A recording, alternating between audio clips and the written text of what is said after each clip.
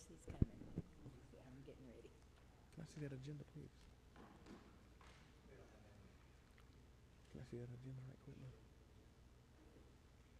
Sir, Can I see the agenda right quick? Let me take a glance at it. you should have one, honey. Here's one in case you don't. No, I Here got you one go. right here. I Here you got go, one. here you go, right here. They gave me two. It's one. It's two right there. No, it's two different meetings. Well, this is You got the 5:30. Yeah, Uh-huh. yeah. Good evening, everyone. Good evening. Good evening, everyone. Thank you guys for being here. We're going to go ahead and open up with our workshop today. If you don't mind, go ahead and officially call this meeting to order tonight. If you don't mind, let's pray together. Father, we thank you for this day. We thank you for another opportunity, Lord, to come before you and give you glory, give you praise and honor. Lord, thank you for allowing us to be in a community, this community that we call home, a community that we love so much, Lord. Open up our hearts and our mind, touch us, give us understanding tonight. Bless everyone that's here. Bless everyone that's on their way. In your son, Jesus' name I pray, amen. We'll have a pledge, please. I pledge allegiance to the flag of the United States of America and to the republic for which it stands, one nation, under God, indivisible, with liberty and justice for all.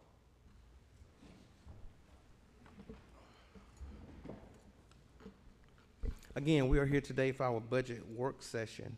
I'm going to turn it over to Ms. Brittany. Ms. Brittany, would you please lead us in, please? Good evening. Tonight we're going to use our time here at the budget workshop to discuss the pension plan that we have kind of mentioned before. We were going to talk about it during the regular budget workshop, but with there not being that many commissioners there that afternoon, we decided to utilize this time. So today we have two representatives from ACCG here with us, Mr. Kel Hodges and Mr. Trey Johnson, as well as Amanda Shoemaker, our Human Resources Director. So I'm going to turn that over to them. Thank you so much. Good evening, guys, and welcome tonight. Thank you, Chairman. Good evening. Hello, Commissioners. Chairman, Ms. Jackie. As you are aware, this process actually started last year when HR Finance, along with the chair, solicited the help of ACCG in bringing forth us numbers as it relates to a pension plan or defined benefits plan with the county. One of the things that we hear over and over again from our employees is that Newton County is a great place to work. However, the one thing that it is missing is a defined benefits plan. We hear that from current employees when we have employees that have left to go to other counties. That's one of the things that has been mentioned in terms of other counties have offered them the benefit of having a defined benefits plan. So in this role, what I did was continue the communication with ACCG. You have Kel as well as Trey in terms of what can we do in order to bring what the employees are requesting in order to make that a reality. And so here we are today. Kel and Trey are going to talk to you all about bringing a defined benefits plan to the county. Thank you. Great. Good evening. Good evening. Thank you, Mr. Chair. We'll spend a little bit of time talking to y'all today about the options that you've got. But before we get into the plan that we've designed and want to put up for your consideration, we think it'd be a great idea if we kind of set the stage of what you're competing against with some of your neighboring counties. Because at the end of the day, I mean, you're out there looking for employees, looking to retain employees, looking to hire new employees, looking to retain those. And we see lots of times that counties are competing with their neighbors, and it can come down to what benefit package. I mean, you're offering comparable salaries, but then you start looking at benefit packages, and County A has a little bit richer plan than County B.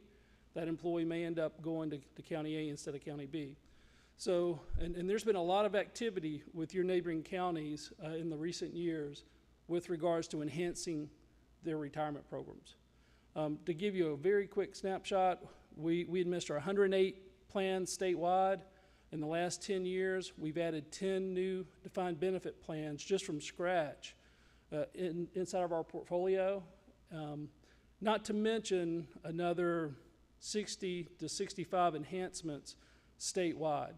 So there's been a lot of activity in the retirement space on specifically the defined benefit plan level.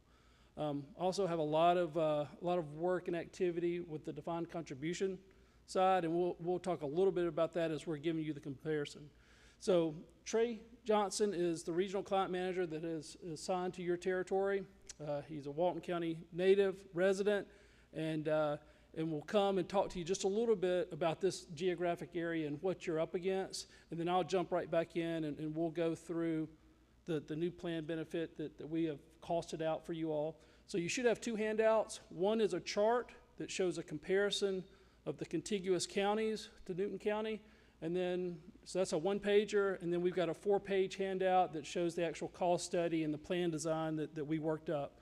So with that, I'm going to let Trey kind of walk you through the comparison, and he can talk about each one of the counties and what they're offering their employees, and then we'll jump right back into the new plan that we've drafted. All right, so I'll be going over this spreadsheet right here. Thanks for having us again today. Thank you for being here. So, like Kel said, my name is Trey Johnson. I am y'all's regional client manager here in Newton County, and my job is to come out and meet with employees, help them understand their retirement plan, their options, do a little bit of financial planning, and even when they go to retire, help them put together a plan for drawing their money out currently with the 457 you guys have here, and sometimes it even goes beyond that in some situations. But to go over the plan comparison here, so we'll start with just explaining a little bit about this left side and the different components, and just keep in mind these plans can be drafted a million different ways, and Kale's probably seen them done and helped draft these plans thousands and thousands of different ways. So we just put together a list of surrounding counties, like Kale said, and the general components of the plan. So if we start over here with Walton County, you can see that they do have a defined benefit plan, and they have a pretty unique plan because they also have a 401A defined contribution plan. So if we look down to the two things I want to point out is the multiplier and the colored section over there where it says unreduced early and reduced early. Those two things right there can enhance the plan as the multiplier increases, the plan increases. It gets better for the employees. Their benefits get larger. So the higher the multiplier, the better the benefit is. Walton County has a 1.25% multiplier. The way to look at that is for every 1 year of service an employee gives the county, that is the percent of their income that will be replaced when they go to retire. So if we look down at the very bottom where it says income replacement for a 30-year employee, what we did was say, okay, if an employee comes to this county, works for 30 years, what will their income replacement look like? Everybody's goal is to replace their income 100%. A defined benefit plan's job is to replace a portion of that. So for every 1 year of service at Walton County, an employee will get 1.25% of their income replaced in retirement. If you look at that along with their defined contribution plan, they have a employer base, so the employee and the employer are required to make a contribution of 2%. In addition to that, if an employee contributes 3%, they get a 100% match of an additional 3% into their account. So what I did was I projected those numbers out, because the difference in this defined contribution plan and a defined benefit plan is the employee has a lot more flexibility. So when they get to choose their investments, they get to choose how aggressive or or conservative they want their investments to be, so they're going to grow differently. So what I did was I used an assumed interest rate of 6% growth. Some employees might get a better return than that over 30 years. I hope they do. Some might not, depending on how their investments are set up. So what I did was I did a 6% growth rate for 30 years. And then the other thing that is pretty variable on this is when they go to retire, they have a lump sum of money sitting there. So how do they choose to draw it out? Some people can draw it out a lot faster than others. So I assumed a 4% withdrawal rate, and I did that across the board. And that's a general rule of thumb to help the money last longer. And then with all that in mind, with the defined benefit plan, Walton County's income replacement goes to 37.5% for a 30-year employee. If they take full advantage of the plan that they offer in the defined contribution, they would get around 36% income replaced. That brings them to 73.5% total income replacement for a 30-year employee. That's really good, especially if you consider they also have Social Security sitting there waiting to come in and hit their bank account. And if taking advantage of the full plan, there's no reason why an employee shouldn't be over 100% or at least right at 100% income replacement. And then Trey, go ahead. And so this is what we call a three-tier plan, Mhm. where you've got a pension, you've got a 401A, and a 457. All Right. three are working together to create retirement income sources once you reach retirement age.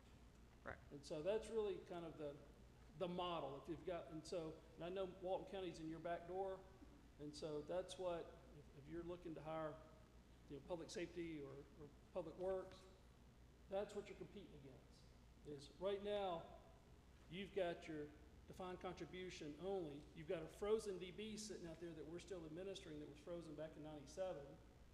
But new employees coming in the door, when you look at your DC plan versus, let's say, what a Walton's offering and its comparable salary, where are you gonna go? Unless you just really want to work for Newton County, when you start looking at benefit packages, their benefit package is a little bit stronger. Yeah, and all that with 7% of that coming, or for the employee to contribute on that, no employee is going to complain about that when they know that they can get 73.5% of their income replaced in retirement. So, So did y'all see how we get to the 7%? They get the 2% they gotta put into their pension. mhm. They got the 2% that's mandatory they gotta put in the 401A. And then if they put additional money into the 457, they get matched at 100%. So if they put 3% in, they get 3.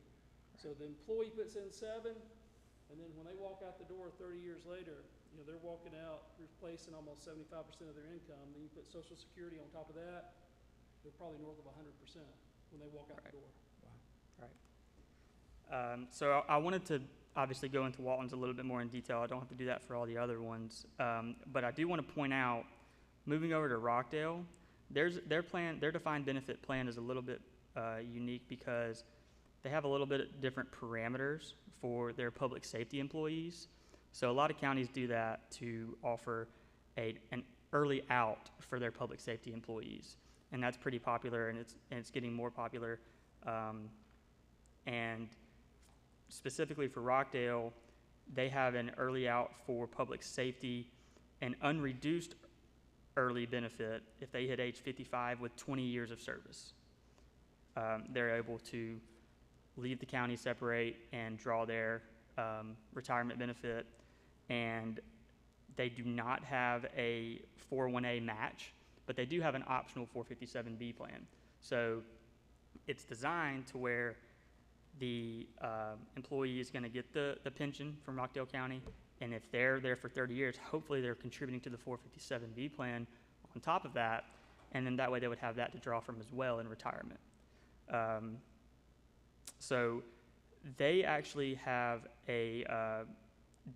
two separate contributory sections. So the general employees contribute 4% to the defined benefit plan, and then the public safety employees contribute 8% to the defined benefit plan. And the reason there's the difference there is they're offering that unreduced early for the public safety, So if someone goes out at age 55, all of a sudden you got 10 extra years that you're now paying a monthly benefit. Yeah. So they're paying for that increased cost. Yeah. And so with a governmental plan, you've got a lot of flexibility. You can require employee contributions. You cannot require employee contributions. It's completely up to you. If you take a look at our 108 plans across the state, roughly a third of those have employee contributions. The other 66%, the county, you know, they handle the full cost of the pension plan. Yeah, and that, like I said earlier, the multiplier and any early outs are going to drive the cost of the plan up. So to offset that cost, they require the employees to contribute to that.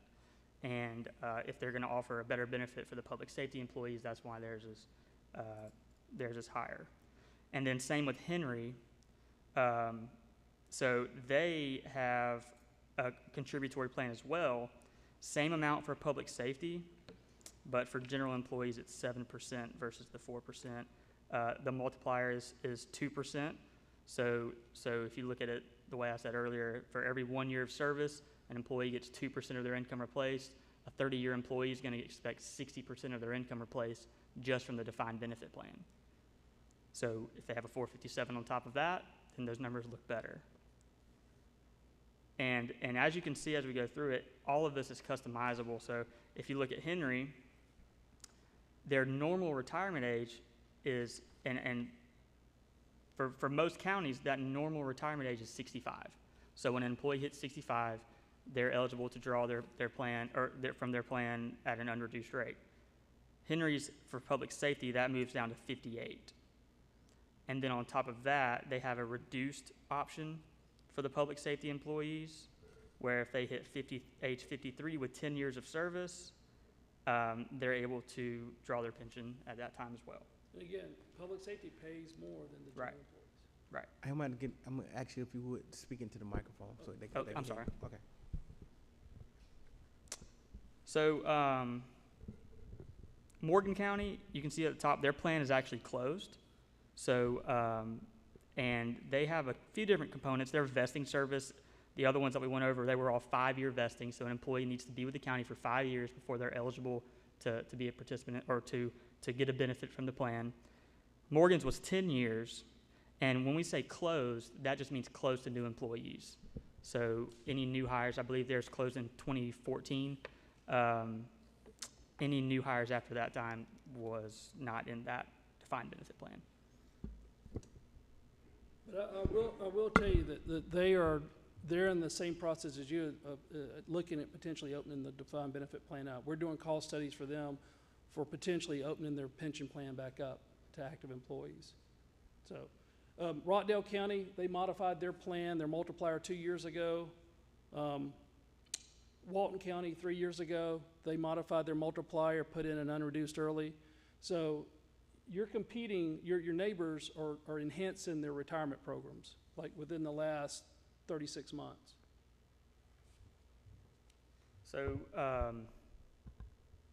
with Morgan's closed benefit plan, what they did when they closed it, they opened up the defined contribution 401A plan, and again, it's all customizable. So their match is actually 200% up to 2%. So if an employee does 2%, they're getting a 4% contribution from the county. And taking full advantage of that plan, well, it would be a 12% total plan with everything everything that hits the account would be 12% total, and that would be with only 5% out of the employee's pocket. So then the rest of that would come from the county. And then that comes out to about a 44% income replacement just from that defined contribution plan. And the reason why I wanted to point that out is to compare that defined contribution plan to Newton's defined contribution plan now. So if we look over at the very far end, here at Newton we have a 4% base, so the employee is able to get 4% from the county just for being a full-time employee, and then addition of 50% match up to 4%. So they can get additional 2% from the county with 4% contribution from the employee. And that comes out to around a 37% income replacement for a 30-year employee that takes full advantage. Some contribute much more than the 4%. Some don't contribute at all. So that's something that really is on the employee to make sure that they're on top of taking advantage of the plan versus a defined benefit plan. It's set in stone. So I guess, are there any, and then we've got the other three that are south of the county. We've identified those two. But you kind of see each county, it does it a little bit differently. And at the end of the day, you really need to know kind of what your budget is and what you want to allocate towards retirement. And then we can help design it a lot of different ways, because you want to incentivize your employee to put away as much as they can for retirement, so when they do end up hitting retirement age, they can gracefully transition into retirement. So are there any questions over that chart before we go into what we're proposing based on the feedback from HR? Any questions, guys? Commissioner Cowell? Thank you, Mr. Chairman. Okay. I suppose this is going to be a trust put together. It's part of an omnibus trust that all the assets are within the omnibus trust, but they are not commingled with other county funds. Right now, we're at $2.3 billion in assets. Okay. Who holds the money? It is custodied at UBS. Who? UBS. Who is that? It's one of the largest investment firms in the world. Okay. So the money's being invested, the corpus of the trust is being invested to help grow that. Is that correct? That is correct. We have a defined benefit pension board of trustees that is comprised of 9 members.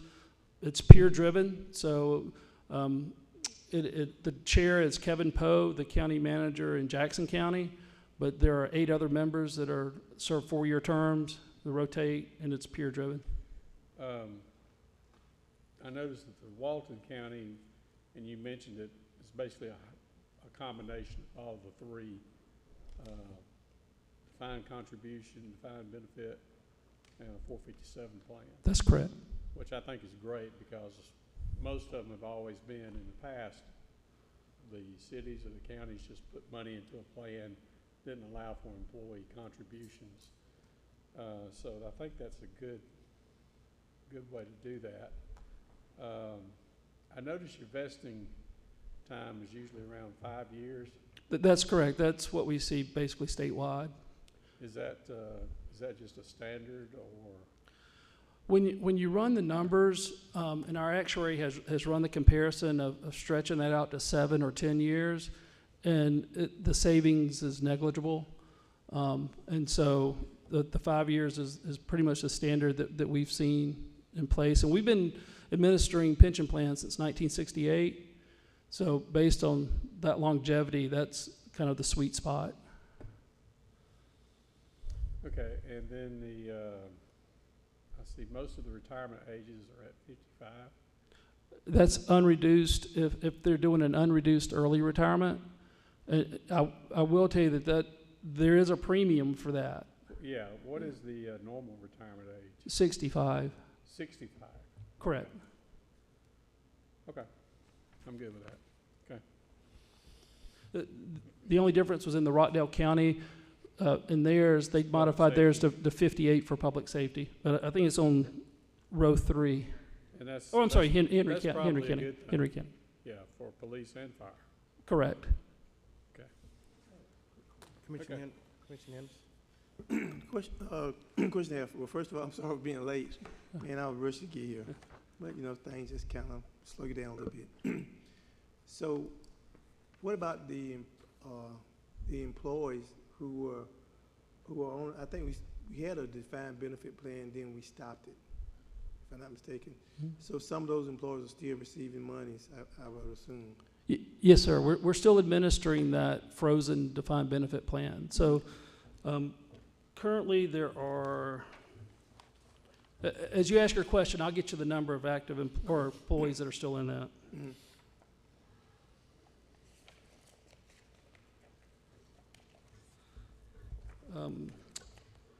let's say 18 active employees, 46 participants that have terminated or left employment but have a vested benefit. And then we've got 74 that are receiving a monthly benefit under that plan. Yes. If my memory serves me right, I think it was back in, I want to say in around 96, 97, that the county, we were given a defined benefit plan, and because I think the county chose to change it, the ones who had just been in it took out some money, they were no longer eligible for that particular benefit. And I don't know how many of those people are still employed by the county.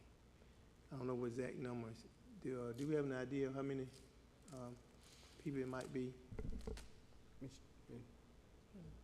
It's 18. Okay, so it was 18 people that didn't get the defined benefit. It was 18 who were receiving it. Okay. Okay, so some people after that, after we cut it, didn't receive anything because it's changed it. So we're no longer gonna do that. There was a list of people who were enrolled in it.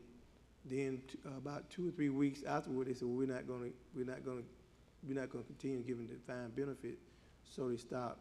Is there any way that we could pick back up those folks? I don't think it's that many, but I think it's, in my opinion, it's not right for them to have been eligible for it, and then we as a county, we changed it, and then if they're still here, we're not gonna, maybe somehow or another incorporate them into if we choose to get the defined benefit, incorporate them into it too as well.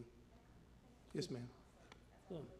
Yeah, so when we look at the plan that we've designed and are proposing, we're looking at any active employee. So you've got to be an active employee right now.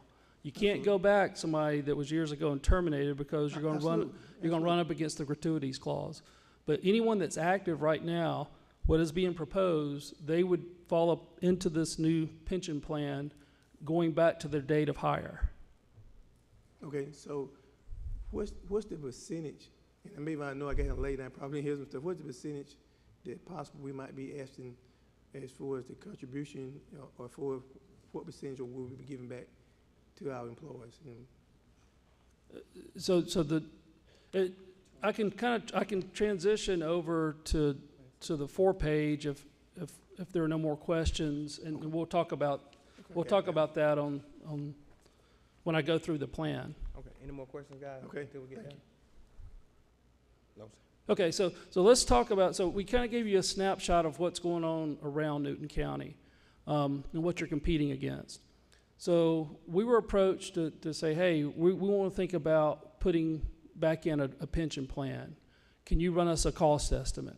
So we requested census data, and we were provided with data, just very demographic data, data hire, age, average salary, because when you look at a pension product, it's a very simple math problem. It's your number of years of service times your multiplier times your final average compensation. And it's that simple. So if you know how many years you work with the county, you know what they're going to pay you per year, what that multiplier is, and then whatever your final average earnings, whether that's the highest 60 months out of the last 120, or it's the highest 3 in a consecutive. There's a number of different ways you can look at comp. But once you've got those 3 pieces of information, you can then calculate what that annual benefit will be. And you just divide that by 12, that's your monthly benefit. And so the data was provided to us. We sent it to the actuary. And let's look at the stapled handout that I gave you. And rather than look at the cost first on the first page, let's go to page 3, which is the summary of proposed plan provisions. Because the data that we had was as of the end of the calendar year, that's why we had the January 1, 2023 effective date. I don't want you to think we were presumptuous that you were going to approve this. That was just based on the date of the data that we had. We're proposing that anyone that's a full-time employee would be eligible to be in this plan. We would look at the plan year as January 1 through December 31st. That's standard across all 108 plans that we administer. The service, we would look at all the service going back to their date of hire. So, you work a day, you get a day of service. Average compensation, we, in the analysis, looked at the highest 60 consecutive months over the last 120. So it's your highest 5 years over your last 10 years of working. Whatever that average is, that's that one component that I talked about. That's one of the 3 pieces that we need to calculate the benefit. Normal retirement age, age 65 with at least 5 years of service. We had in there our standard disability language that if you're at least age 50, you get hurt on the job, you get an award letter from the Social Security Administration that you are disabled, you can draw that benefit, and you can draw it until normal retirement age, until at that point you then convert over to just your normal benefit. 5-year vesting, pre-retirement death benefit, that's if you're an active participant and you pass prior to starting your drawing, that we would have a pre-retirement death benefit as well as a post-retirement. If you flip over the multiplier, remember I said there are 3 components. You've got your average comp, which we're proposing highest 5 years out of the last 10. The multiplier is 1%. So you get 1% for every year of service. So if you work 30 years, normal retirement age, you're getting 30% of your highest 5 years out of your last 10, times your number of years you work. The normal benefit, the normal retirement, it's a payable annuity that would be paid, and there are a number of different options. We've got lifetime only, which I would only be paid to the participant. We got joint survivor options. We got pop-up options. So we got a number of different options that would be available to your employees.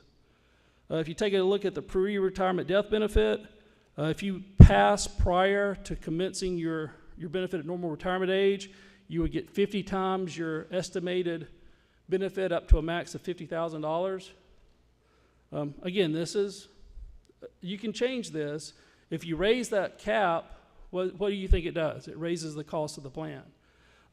So what we did was we developed a very generic plan that is consistent with the majority of the plans that we administer statewide. Post-retirement, same thing. If you pass, after you start your benefit, you can, if you check joint survivor, then your survivor would continue receiving your benefit, but there would also be a post-retirement death benefit of $15,000 that would be payable to your estate. So that's kind of the design. So you're probably wondering, well, what in the world does that cost, right? So let's look at the front page. And there are 2 columns. The first column is future service only, and then the second column is all service. So let's focus on the all service. So going back to the date of hire. If you put in a 1% multiplier, it would create an estimated liability of $23.3 million. Under state law, you can amortize that over 20 years. So you're not taking the full hit in year 1. You'll reflect it on your balance sheets, but it is amortized over 20 years based on state law. The normal cost, which that's the cost of the benefits in the current year, will be $1.4 million. The term cost would be the estimate of any term throughout the year, $19,000. The administrative fee, that's what it would cost to have the plan administered, and that is a set. The administrative fee is a set formula that's prescribed in our administrative services agreement. That fee has remained the same for the last 20 years, even though we've had significant upgrades to our technology, to our resources. At the end of the day, ACCG is here to provide a service to you as a member. So Newton County, you own 1/159th of ACCG Retirement Services. And so Trey and myself, we're salaried employees of ACCG. We're not making a commission. Whether you decide to put a defined benefit plan in here or not, it's not going to affect our salaries or any type of bonus or anything like that. We're just here to offer our service to our membership. And you will find that our cost, I mean, that's the all-in price. That's your investment. that you're legal for drafting the documents to maintain compliance with IRS regulations. That is the benefit statement preparation. That is having an online portal that's 24/7, 365 for your employees to log in and can run estimates as much as they want. So that's you're not going to get a separate invoice from us. I mean, that's the all-in price. So if you work your way down, you're talking about changing the covered payroll. So line 6, under your frozen plan, it's at 1.2 million. So those 18 active employees, you add up all their payroll, it's roughly 1.2 million. If you put this plan in, you're talking about adding 645 more employees to the plan. So naturally, the payroll is going to increase. So then you're at 35.5 million. Your cost, so what you're currently paying, and y'all have done a phenomenal job of paying the recommended amount to help pay down that unfunded liability. Your current frozen plan is at 87% funding. That's increased almost 20% over the last 3 years because you've been paying more than the required amount. So the increase from what you're currently paying to putting in a 1% multiplier for all service, you're talking about an additional $3.1 million per year in cost. And if you take a look, that comes out to be roughly 10% or 10.5% of covered payroll. So in those scenarios that we laid out before with the plan description with all the different counties, to give you a percentage of payroll for your competition, Walton County, to fund their DB plan, 8% of covered payroll. And part of that is they're getting 2% from the employees. Rockdale County, 13%. And again, they're getting help from the employees. Henry County, 15%. Morgan, 15%. Jasper, 3%. That's kind of an outlier. They've got Putnam, they're at 18%. So roughly, they're coming in the neighborhood of 15% of payroll. So with this 1% multiplier, you're looking at about 10% of payroll to fund this. Now, if you wanted to say, well, gosh, Walton County's got 1.25. We want to do 1.25. We don't want to do the 1%. It's a linear factor, so you just multiply that additional, the 3.1 addition times 1.25, that gets you to 3.875 additional. So that's the cost to put in a plan, because what you're doing is you're now taking on that investment risk, and the county is taking on that for the employee. But remember, you can have 0 employee contribution, or you can have as high as Rockdale County, which we're not recommending that. Right now, everything we've recommended is the 0. But as a governmental plan, you've got the ability and the authority to put in a mandatory employee contribution if you see fit. So are there any questions on what we've proposed? Let me ask you this. Our employees currently have a 403B plan or 401A plan. They do. I think it's administered through Mission Square, formerly ICMA. Okay. 401A plan, they got a 457 plan. Correct. We administer the 457. Yeah, and they've got money in that. Mm-hmm. Does that money become frozen at that level, or can it be rolled into this over a period of time? So as what's been 'Cause proposed, they're all pre-tax. right? As what's been proposed, nothing would happen to that money in the employee's account. So it's It would basically stay, and it would It continue stays to. frozen as it is. Yeah. Now they could Because continue. any contributions in the future, if we choose the hybrid, I call it a hybrid Mm-hmm. plan. If we choose that, then the new money goes into that plan. Mhm. But the old money stays where it's at. So Yeah. they'll have that. Mhm. They won't lose that. And then the new money will go over here into the defined benefit plan. Well, the new money. Well, it depends on how you design What it. they would normally put in their 401A plan and their 457 plan Right. would go into that. if So- they wanted to. If, They could put it back in the old plan, I guess. right, so if you said, if we're going to put in a hybrid plan, let's say. Yeah. So you got your defined benefit plan, and let's just say it doesn't cost them anything. And then you put in a 401A with it.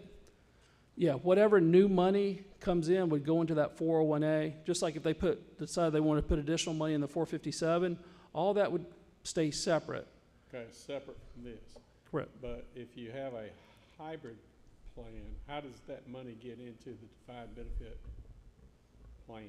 Okay, so it doesn't get into the defined benefit plan. So under the high, Okay, so then basically at retirement, you got a defined benefit check, you got a 401A check, and a 457 check.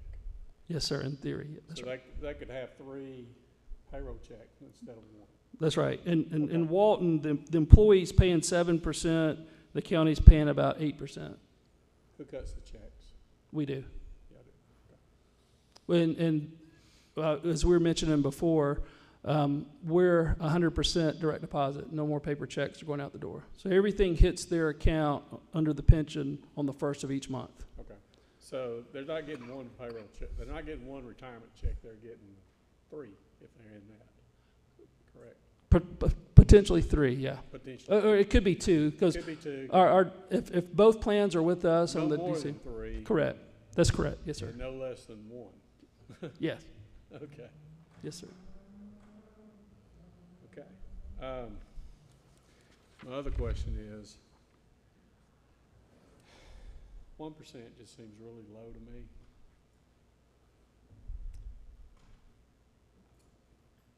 You know, even if it's at 1.5% of 30 employees, you're only Mhm. talking 45% of pay. We've asked them to also run numbers and we're waiting on those numbers. So we asked for 1% initially, and we've asked them to run numbers for 1.25% as well as 1.5%.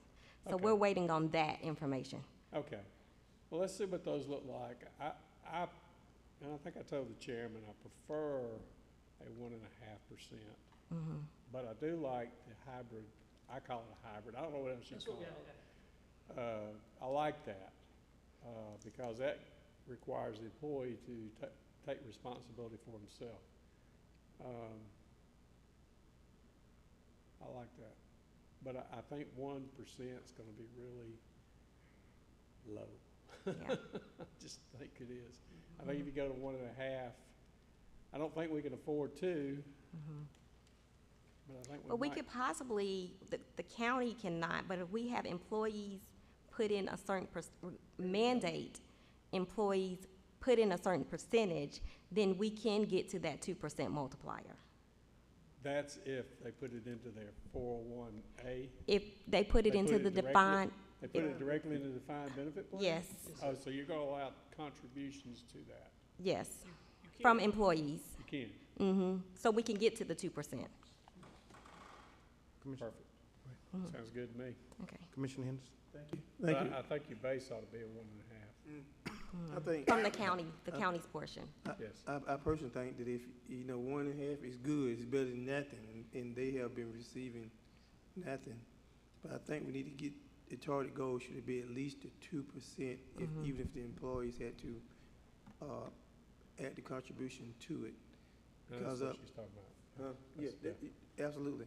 Because I never forget the whole story, back when I first came on the board, a gentleman who had retired. And the chairman at that particular time, he was talking, and I believe it was Davis, and he was talking, he said, and he was feeling awfully sad. And I said, what's going on? And he told me that, one of the road department employees had retired and only got $17 a month. And he couldn't live off that. And that makes you feel bad. It does. But if we can set up to give our employees, not one, but all our employees, a better retirement, I think that's what it's all about. Absolutely. Absolutely. And quick question, so all the other proposals that you showed us today with the surrounding counties, all of them had employment and, contributions, is that correct? Not all. Not all of them? If you look on the line, the last line under defined benefit, the last row, it'll show you what the employees contributed. So Walton's 2%, Rockdale's 4 and 8, Henry's 7 and 8, Morgan 0, Butts is 0, Jasper's 3, Putnam 0. And like I mentioned, if you look at statewide, we administer 108 plans. About a third of those have employee contributions. The others are fully funded by the counties. And I can tell y'all from the conversations I've had with employees, they do not mind contributing to a defined benefits plan. So they see the value in it. So I don't expect us to have much pushback if we required our employees to participate in the plan. If I could add one thing, back a couple of years ago when we increased the multiplier in Walton County from 1% to 1.25, and they also put in an unreduced early, but they went from 0 contribution to 2% contribution of the employee, and we held meetings at every single department. We made mandatory meetings, and it's all about how you educate the employees, and they know what that 2% is buying. We had got 0 pushback. I mean, 0. And as you see, I mean, we're touting them as one of the strongest plans that we've got in the state. It's just they're in your back door. One more question. Go ahead, Commissioner Cowan. Survivor benefits, So- surviving spouse. Yes, we have a number of different optional forms. Okay. And so from, 100% joint and survivor all the way down to 25%, 10-year pop-up. So a number of different options. Or you could do the life only, which is going to be your highest benefit, but once the participant passes, then the money stops. Okay. Those are all that's our standard Well, I know at offering. the city, here's some of the problems I had. One of the problems I had a guy that left his wife, but he never got divorced, hooked up with another woman, said that she was his wife, but he never married her. Tried to leave the surviving benefit to her. She came down, got pissed off at me, and cussed me out because he was still married to the other lady. We I just want the other lady. we do from time to time have issues with similar type situations. Okay. So I want to make sure those survivor benefits forms are clear and make sure people get divorced. Surviving spouse benefit is spouse. This is how you define it. I don't want And under a governmental plan, I hate for a man to get jumped on like Well- I did. and with that, under our plans, both on the defined contribution and the defined benefit plans, we do not recognize quadros. And so we only pay out the participant, and then at that point, it becomes a civil matter. If they owe someone else, we're going to pay one check, and it's to the participant or their beneficiary, and that's it. Okay, so you said you don't follow a quadro? We don't. So if there's a quadro that's because of a divorce, we're not going to split payments and do the settlement and all that. We've had this tested in the courts. Our plan documents we don't split those payments. We pay the participant, and then ultimately it becomes a civil matter, and that participant has to fulfill his obligation to whoever that domestic relations order is with through the courts. Okay. Well, that's actually probably better. Because I had to deal with it the other way. Any more questions, guys? Any more questions? Mr. Mann? Thank you. Thank you. Thank you, commissioners. Thank you. Thank you.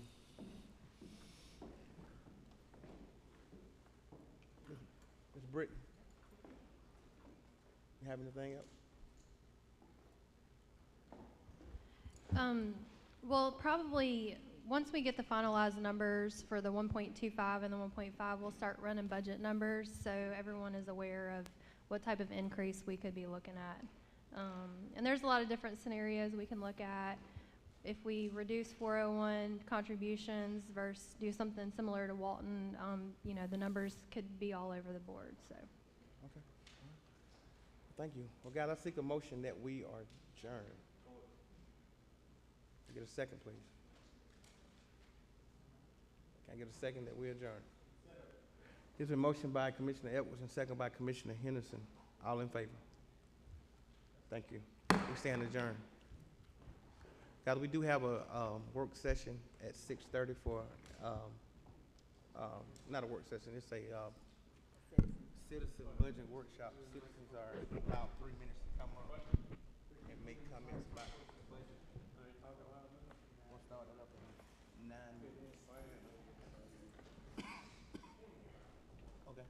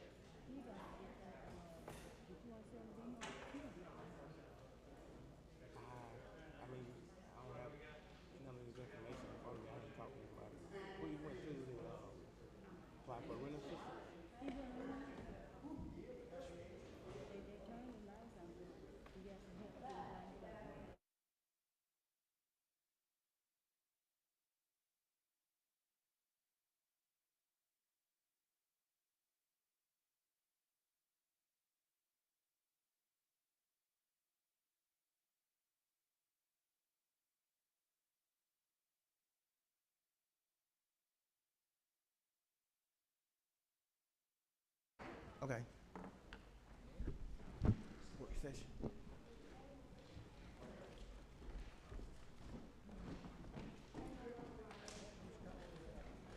Work session, brother. Work session.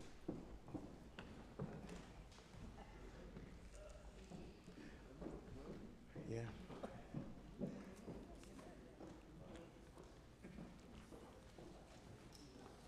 Good evening, and thank all of you for being here today. We're going to go ahead and now we're going to open it up with our work session for the public to make comments about the budget. Ms. Brittany, you have anything that you want to say before we get going? Just to piggyback what you said, this is a time for the citizens to make comments on anything that they heard during our budget workshops, if they want to make any comments on that. Thank you. Guys, I want to give you the protocol. You have 3 minutes to make comments about the budget. If you would, state your name and your address for the record when we call you up. We're going to go ahead and now, thank you, ma'am. We're going to go ahead and now open it up for those that want to make comments about the budget. You have 3 minutes to do so. If you would, please state your name and your address when you get up here, please. You may comment this time. Anyone want to make comments about the budget? Anyone want to make comments about the budget? Are you talking about your budget or ours? About our budget, sir. Anyone want to make comments about the budget? I don't know if this pertains to it, but I got something to ask y'all about. I'm the lead. Sir, want to make sure it's about the budget. If it's about the, if It's it, about my budget. no, sir, it's about, right now it's about the budget. If you can want to make comments at the board meeting, you can have opportunity to do that as well. But right now, we want to talk about the county budget that's being proposed. Is that like the taxes? No, sir. No, sir. It's not that. No, sir. No, it's not. Anyone would like to make comments about the proposed budget? You may come at this time.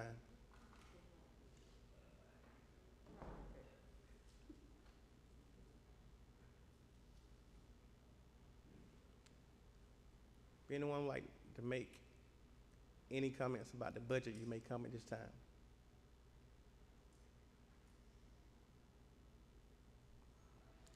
Ms. Brittany, you have anything? Guys, I want to ask again before we close out. Anyone who want to make comments about the budget, the proposed budget, you may come at this time. Thank you. I seek a motion that we close this. Can I get a motion by Commissioner Edwards and second by Commissioner Mason? All in favor? All in favor? Any opposed? Opposed? It passes 4-1. Thank you. We stand adjourned. Thank you.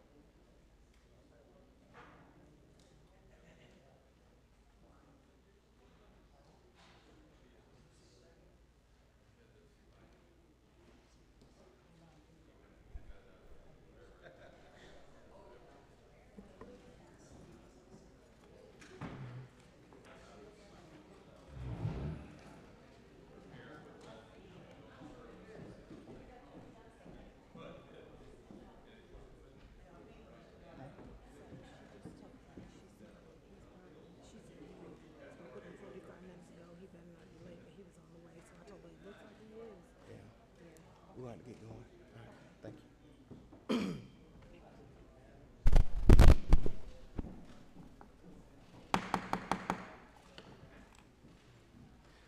Good evening.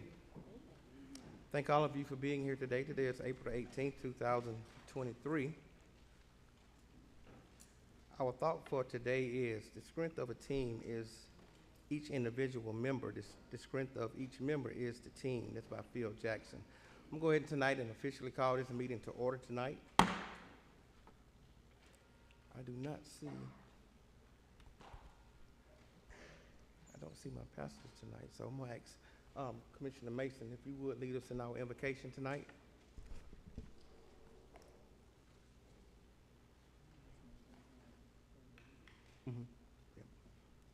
Thank you, Mr. Chair. Let us all bow our heads.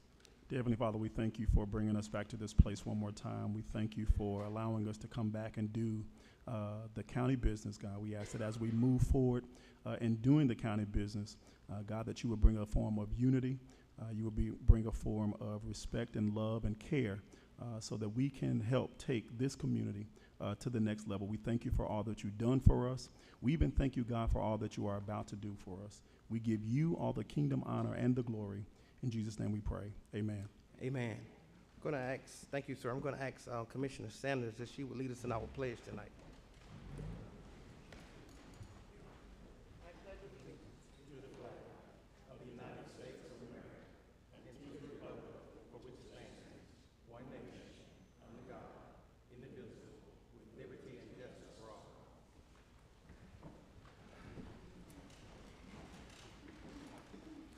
Thank you, ma'am. Commissioners, we're going to have a couple of changes we want to make to the agenda. We want to add 18A. 18A, the city of Covington is asking the county to consider open container on the square. 18A.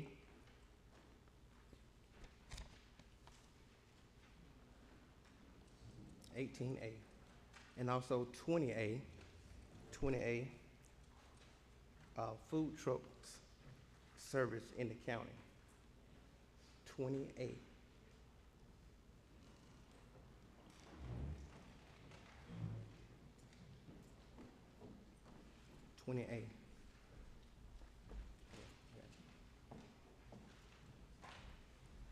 With those changes, I seek a motion that we approve the agenda, please. It's been motioned by Commissioner Edwards and second by Commissioner Mason. Any discussion? All in favor? It passes 5-0. Our pastor did make it tonight, sir. We did already open up, but if you want to come up and just say a couple of words and to the commissioners, you may. Mr. Pastor Baker. Yes, sir. Come on up and greet them. And I know you're new in the community. We just want to let everybody see a face. Pastor Baker is the pastor of the Pleasant View Baptist Church, and he just celebrated his 1-year anniversary. And then we had Good evening. I do apologize for my tardiness. I was driving all the way from Duluth, Georgia. It's okay, sir. But I am indeed a pleasure to be a part of this county. Thank you, Commissioner Bain, for a great relationship we started so far. I haven't had a chance to meet a number of you, but I do look forward to meeting a number of all of you if I can. We're doing great things at The View, is what we call it. As he said, I've been there for just a year. I'm a native of Georgia, come through Decatur, Georgia, by way of Lithonia through Concord, Pike County, and now I'm in the great state of Covington. And so we're grateful to do kingdom business, and we're grateful for all of your assistance. And we'll continue to do the work, and any way we can partner with the community, we'll definitely continue to do those things. Thank you so much. And again, I mean, you've been here a year, and you already is expanding your footprint of Pleasant View. So thank you for what you're doing for the community. Thank you so much. Thank you, man. Thank you. God bless you.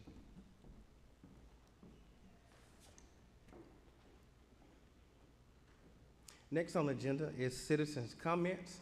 This is an opportunity that we allow citizens to make comments about agenda topics only. At this time, agenda topics only. I know there's quite a few you want to make comments, about your taxes tonight. You will be able to do that at the second citizens' comments. But this particular comments is about agenda topics only. If you would, please state your name and your address for the record, please. You have 3 minutes to do so. Archie Shepherd, down 169, British Drive. I'm concerned about Agenda 10. I'm hoping tonight that you all will make a good decision on picking the next county manager. Because the last yes man y'all picked, he did everything y'all wanted him to do and whatnot. But I hope y'all don't get another yes man this time. I hope y'all would pick the best candidate. And we seen the resume of each one. So we're hoping that y'all will take time to pick the right candidate tonight. Someone that have some kind of experience. Because we hoping y'all don't come back 6 months later and then have to change again. So I'm hoping that y'all will make the right decision tonight. I know it's flying over some heads because y'all already done made up the mind, but we expect more out of y'all than we've been getting. So I hope y'all make the right decision tonight. Thank you, sir. Anyone else want to make comments about agenda topics only? Agenda topics only. Please state your name and your address for the record, please. Barbara Morgan, 2158 East Street, Covington. Now that you have added an agenda item regarding the proposal from the City of Covington about an open container ordinance, I would like to speak in favor of that. I did last night at the Covington City Council meeting. I understand there is a difference, however, in all the successful ways that cities around the state have adopted this open can ordinance. It's been successful, it's been safe, but I understand there is a slight difference because the county owns the square. The city doesn't own the whole square. Nevertheless, I think it's a valid concept. I think it would be worth a trial, and I hope you will consider that. I believe there are considerations built into the ordinance that would make it safe. Certainly, it's got to be evaluated, and if it doesn't work, it doesn't work. But I think it's a valid try. Thank you. Thank you. Anyone else? Agenda topics only. You have 3 minutes to do so.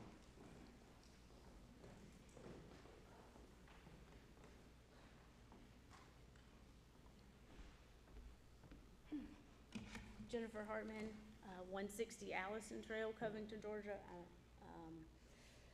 I'm actually also here to speak on the proposal for the City of Covington, which is, I guess, agenda item 18A.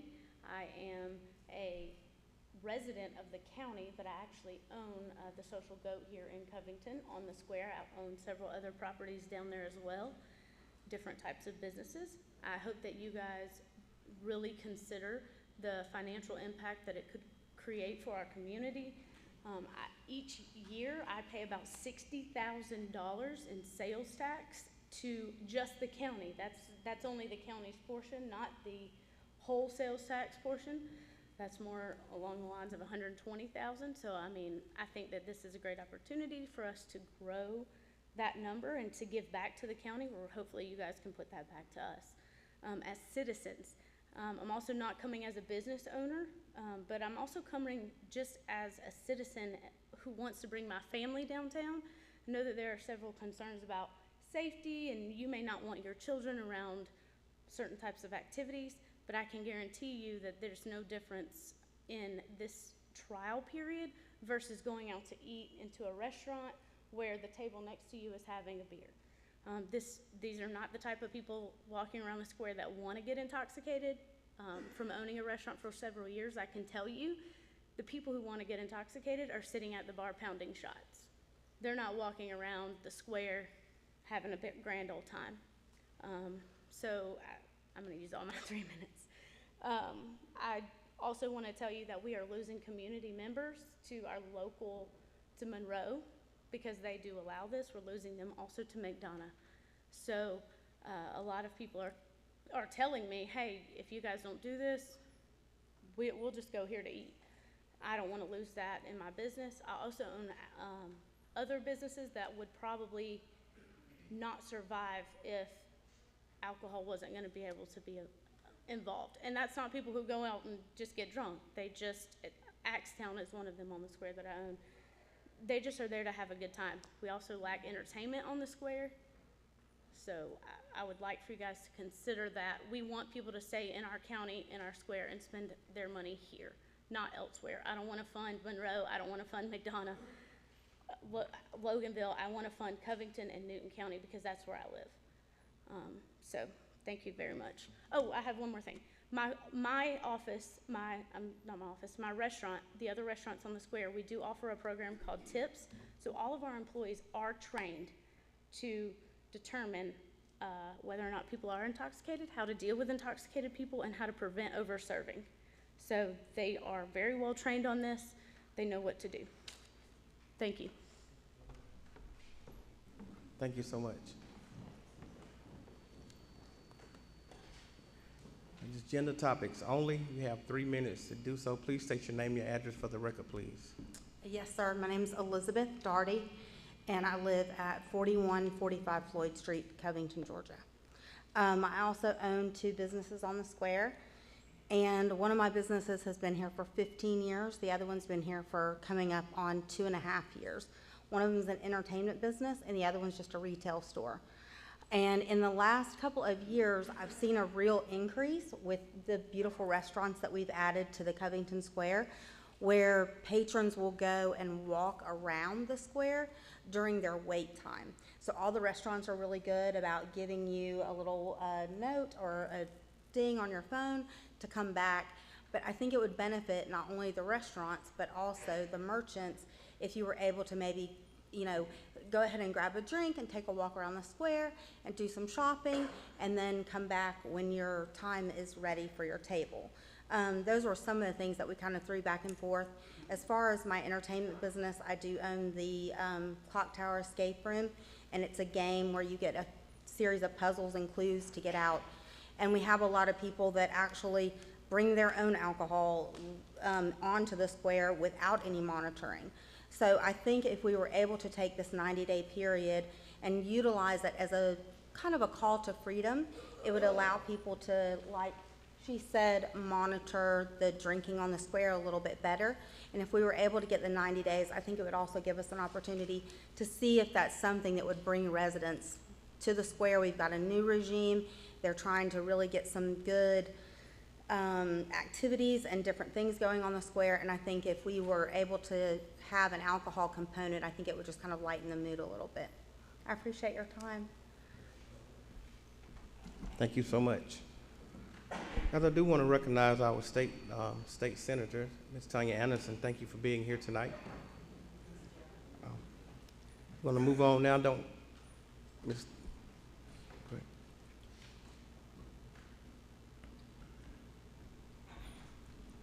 Good afternoon. My name is Thelma Starnall. I live at 3163 Starmount Street. I'm opposed to people walking around the square drinking alcohol because I believe those are public sidewalks. So if you're going to let them walk around the square and drink on public sidewalk, then let them walk around town on every sidewalk and drink. Because if somebody have too much to drink, somebody get hurt and killed, who's going to be liable? All the money in the world won't bring a family member back. So I'm opposed to it, but I know y'all going to do what y'all want to do. So sometimes think about what the citizens want here. Thank you. Thank you.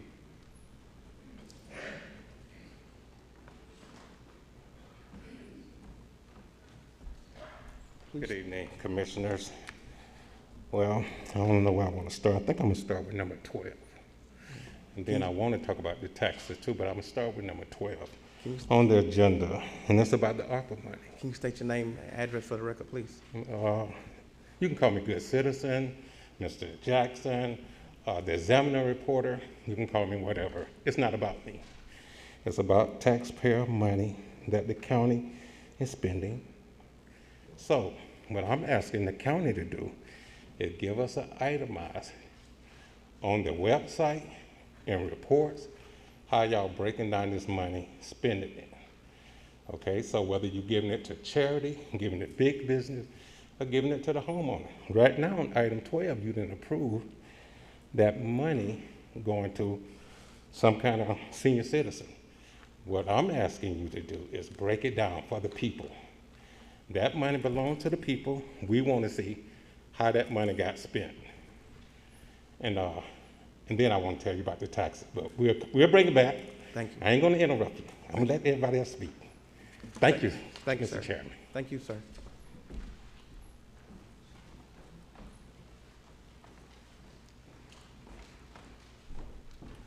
Good evening, guys. My name is Anthony Henderson, address 1011 Fieldcrest Walk, Covington, Georgia. I'm here to talk about item 17, about the Nelson Heights audit. So I think you guys may have already saw the audit. So I just want to kind of comment on some things that we saw. So some of the recommendations that they're referring for us to do, we thought that we had hired our tax accountant to resolve at least pretty much resolve a lot of the stuff that they're recommending. And so we're just asking for some more time for us to kind of get back with the tax accountant, also with the auditor, to confirm a lot of things that they said are missing. And so once we get all that resolved, I think everything will be straightened out. But in the meantime, guys, right now we have a county facility that you guys are not funding, and so we're having a hard time as far as keeping utility things and stuff like that on. So if you guys can please take that into consideration, that it is a county facility. And right now, we're not receiving any funds to operate it, so just keep that in mind. Thank you. And I do want to recognize, I didn't recognize City Councilor Henderson as well. Thank you. Guys, we're going to agenda topics only, please. You got 3 minutes to do so. Please state your name and your address for the record. My name's please. Steve Springer. I live at 104 Green Street, Oxford, Georgia, right down off City Pond. I'm here tonight basically for the tax order, but I see this lighting number 18, almost $500,000, $430,516.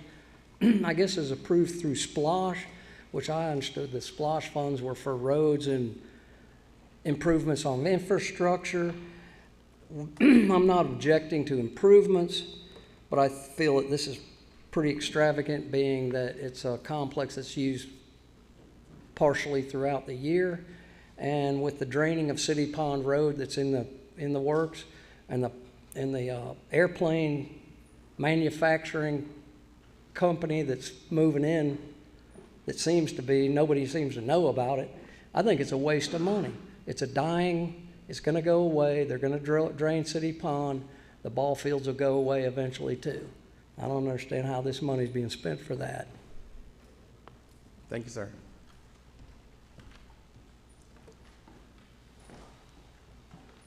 Anyone else? Thank you. Next is the chairman's report. I don't have anything to report tonight. Item number 7, old business. Mr. Chairman, number 7 being old business, it's regarding Piedmont Newton Hospital is requesting approval of ARPA funds. This was tabled from the March 21st BOC meeting, and we do have Dr. Norris Little, the Chief Medical Officer, the interim CEO is present to discuss.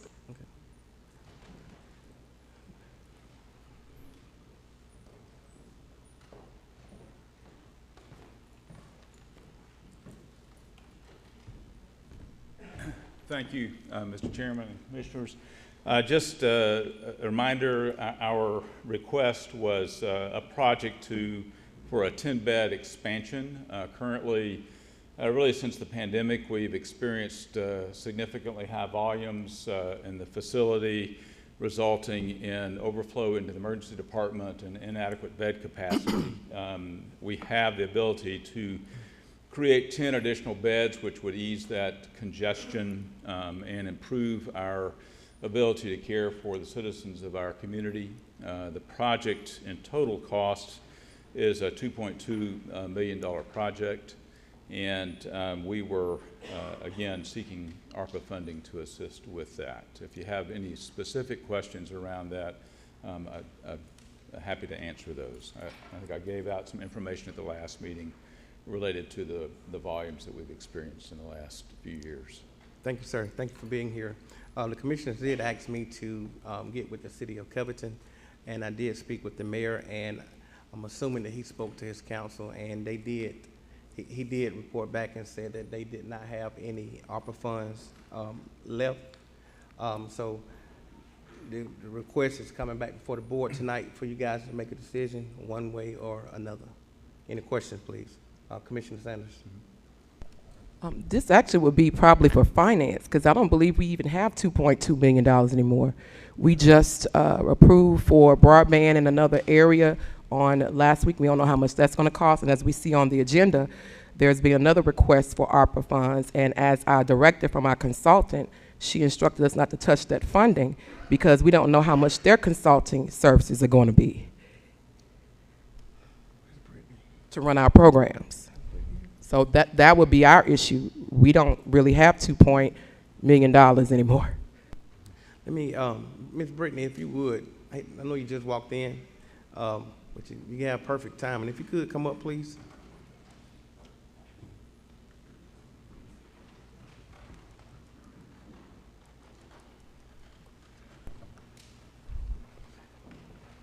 Do you know off the top of your head how much is remaining in the ARPA funds? It's a little over 2 million. I can't think of right off the top of my head, but I think it's around 2.2, 2.3. Yeah.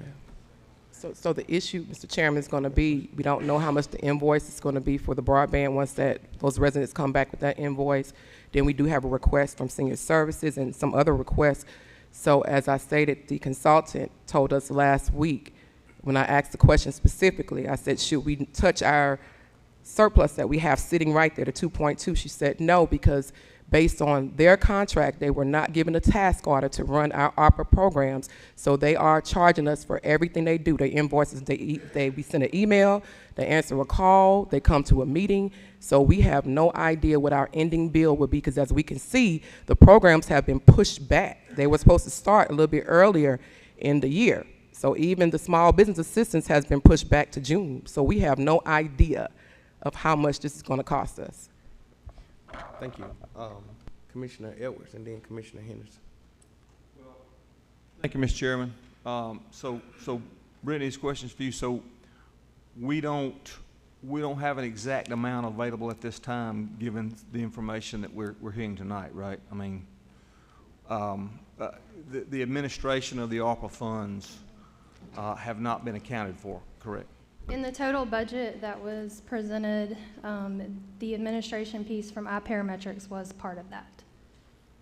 Okay, so we don't know if there's going to be, so are the change orders going to cost us any more money? Do we know of any change orders?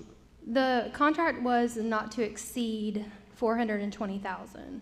Current to date, I think there's around $170,000 in task orders that have been assigned. So there is some additional money to give them more task orders if we wish to do so. Okay. With that, Mr. Chairman, I'd like to make a motion that this board allocate $1.75 million to Piedmont Newton Hospital for 10 additional beds, please. Is there a second? I'll second it for discussion. It's been motioned. Hold on. I got you. Hold on 1 second. It's been motioned by Commissioner Edwards and second by Commissioner Cowan. Discussion, Commissioner Henderson. Mr. Chairman, I'd like to offer up a substitute motion, and this is to ask Brittany, can we find another pool of money to get that 2 2.1 million? Yeah, is the question, can we get the additional funds beyond that? No, I was requesting to the board, and I was asking that Ms. Brittany if she could find another source of it of other funds. Maybe it come from our fund balance, some of that sort, in order to achieve that objective. I think the $2 million that we were talking about spending from ARPA funding will really hurt a lot of people who are in need, and I don't want them to be more put out their homes. Their utility bills can't be paid, their mortgage can't be paid because we don't have other funding in order to do that. So the substitute motion is there another source of monies that we can draw from, to give the hospital that money from? Can it come from fund balance? Let's see. So, no, I got you. No, I'll I make got it- you. Let me make it more clear. I like to, my substitute motion is to see if that whatever the amount of money that he's requesting, 2.2 come from fund balance that we already have. I think it's about 36 million to go to the hospital for those 10 beds. Is there a second? Let's get a second first, then you can. Thank you. It's been motioned by Commissioner Henderson that we direct our director to go back and look for other sources to provide this funding to Piedmont Newton. And it's been seconded by Commissioner Edwards. Commissioner Cowell, discussion. Okay. Patrick, can we take money out of the fund balance to provide money to the hospital since we made that change a few years ago? You can. We will have to create a contract to go with it, but it is an achievable I goal mean, if but that's it's legal, right? We can make Okay. it work if that's the decision the board makes. Okay.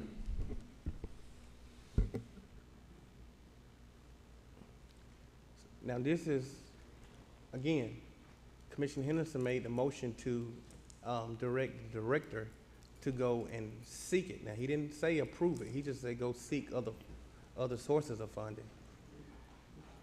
If I could clarify, we have about, if you correct me, Ms. Brittany, we have about $36 million in our fund balance. That's what I call it, it's the old term, fund balance. What's the exact number? It's closer to 44 million. Okay, 34 million. So I'm asking that we take what's needed for our hospital, where our citizens go to, and a heap of people who can't afford it go to the hospital, to create those 10 beds for our hospital, Piedmont Newton. And I don't think... So you're amending the motion to approve it? Yes. Thank we you, want sir. to approve that money to go to them. Will you still second that motion to approve? No, not for this. Commissioner Henderson made a motion to approve that $2.2 million when Ms. Brittany finds it. Are you seconding that motion? I'll second that motion for discussion. Okay. All right. All right. Any more discussion? Commissioner Edwards. Thank you, Mr. Chairman. So, okay, Brittany, we have the X amount in the fund balance, correct? So, take me back. How many? You have to, real simple terms for me, right? How many months is that in our fund balance? Or budget? We're right around 7 months. Okay.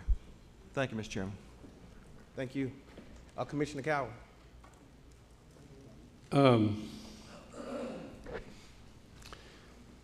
I'm not opposed to a combination of using some of the ARPA funds and a draw out of the fund balance. If Brittany, if you're okay with that, whatever those numbers may be, I mean, I think you ought to pull half from ARPA and half from the fund balance if possible.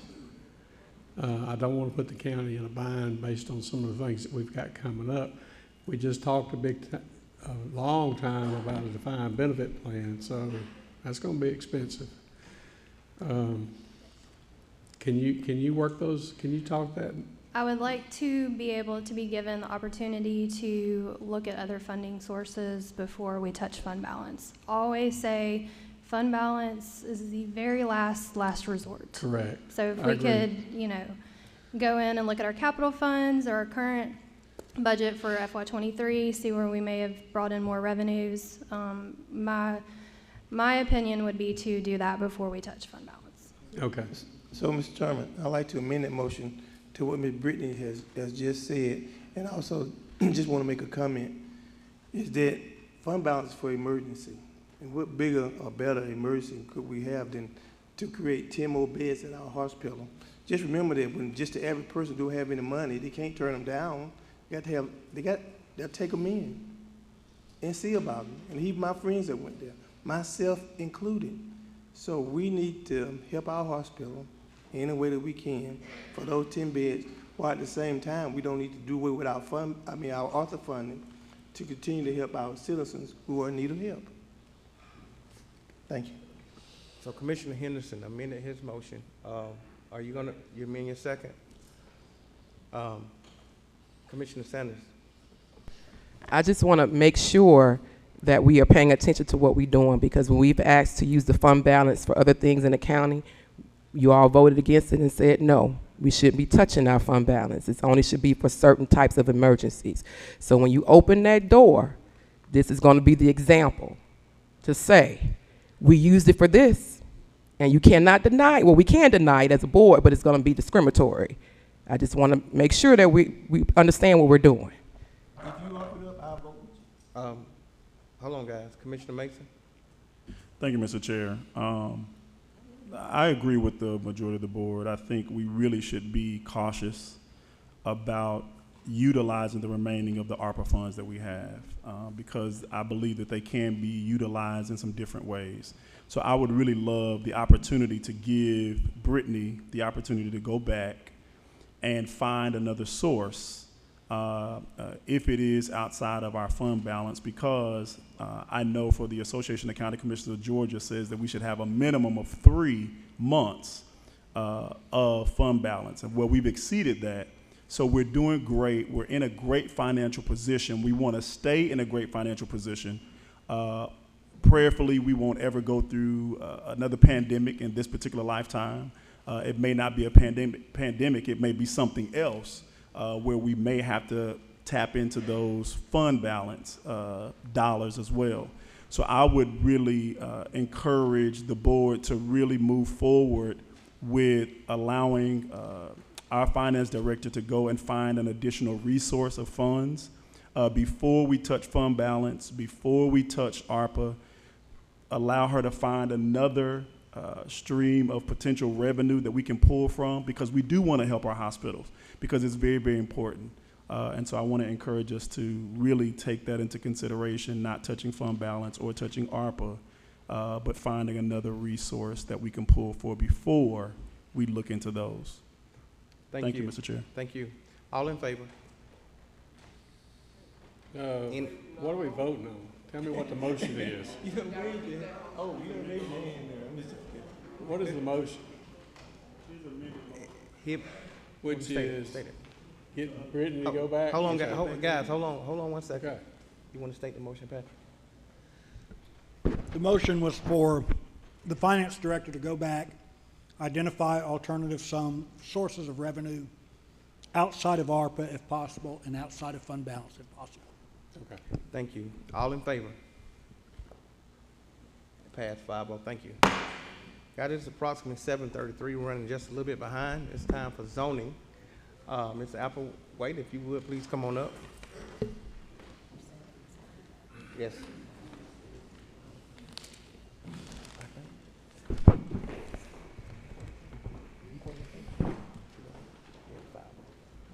Thank you, Chairman. Good evening, Chairman and Board. We have 3 zoning items today. First, we have 2 rezoning cases and an ordinance. So the first case, it is REZ 23-000001. There is a companion case right behind it, REZ 23-000002. This is a request to rezone this parcel. The existing land use map is Parks, Recreation, Conservation. The current zoning is Office Institutional and General Commercial. And the proposed zoning tonight would be for agriculture just for 84.8659 acres of the total. And the total acreage is 114.36, so they're not rezoning the entire parcel.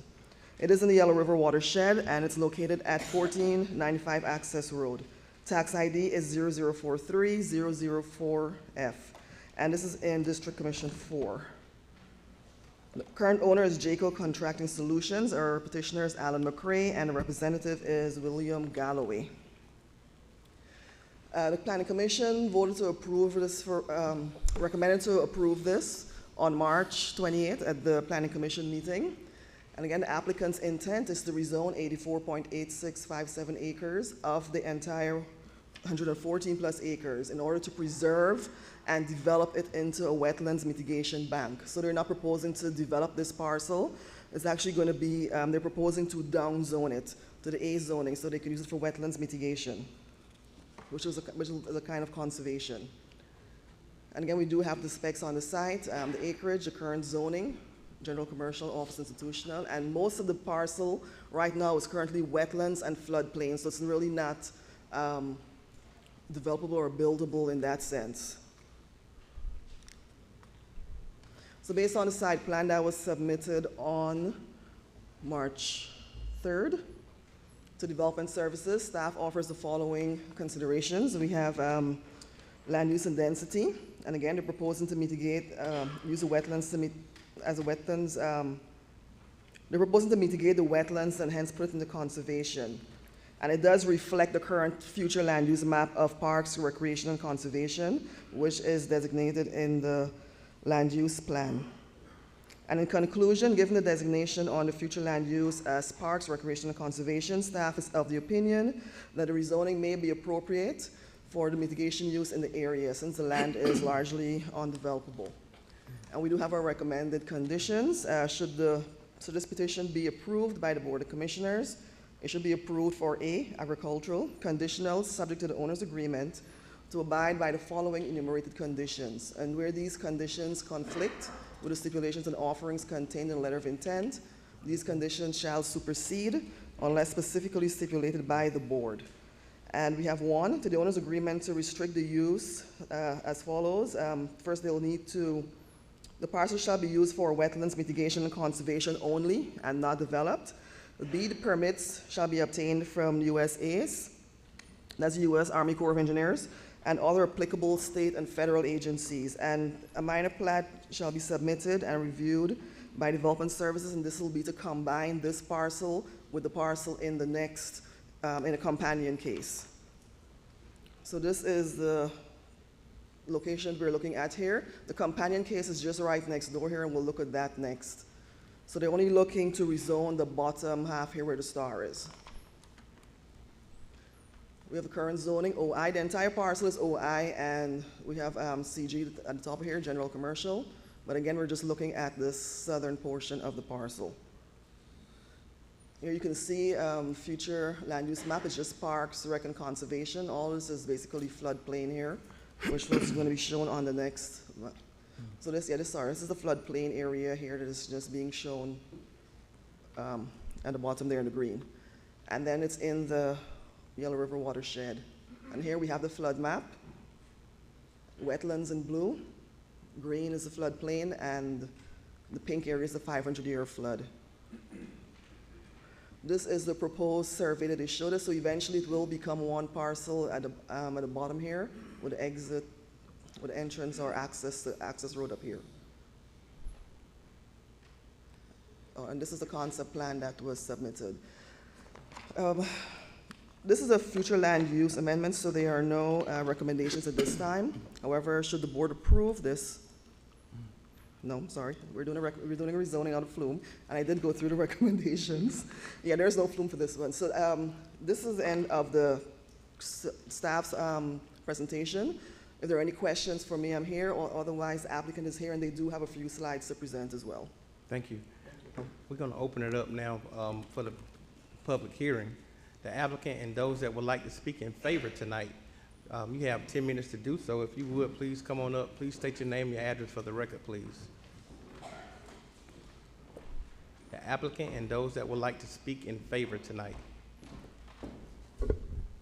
Hey, members of the board, my name is Woody Galloway with Galloway Law Group. I'm here representing the applicant in this rezoning request. This is a pretty straightforward application. We're dealing with the southern side of property that is usable. The northern side is usable, the southern side is not. It's contained virtually, all of it is contained within the floodplain.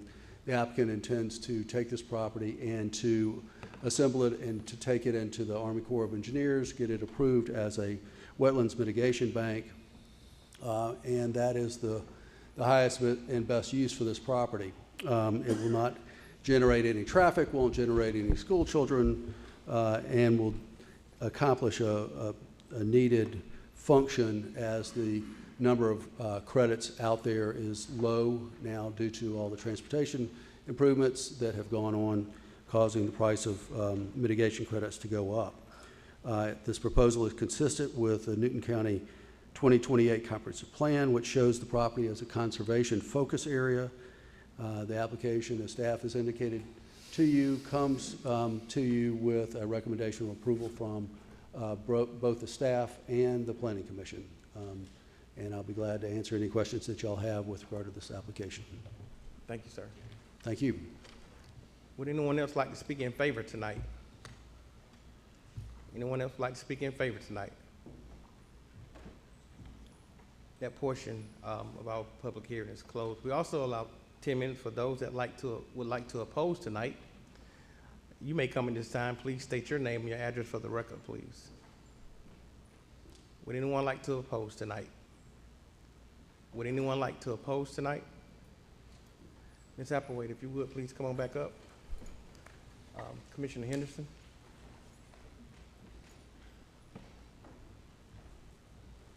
Well, well, first of all, I just want to thank, I think, I'm not sure was the gentleman just came up or somebody, but he called me and we had a lengthy discussion about this particular piece of property in District 4.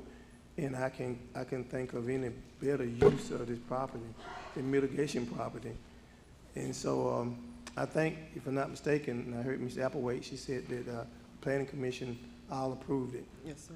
So, Mr. Chairman, having said that, I'd like to make a motion that this property be approved with the staff recommendations. Thank you, sir. Thank you. It's been motioned by Commissioner Henderson that we approve this. It's been seconded by Commissioner Mason. Any discussions? All in favor? It passed 5-0. Thank you. Ms. Applewhite. Thank you, Chairman.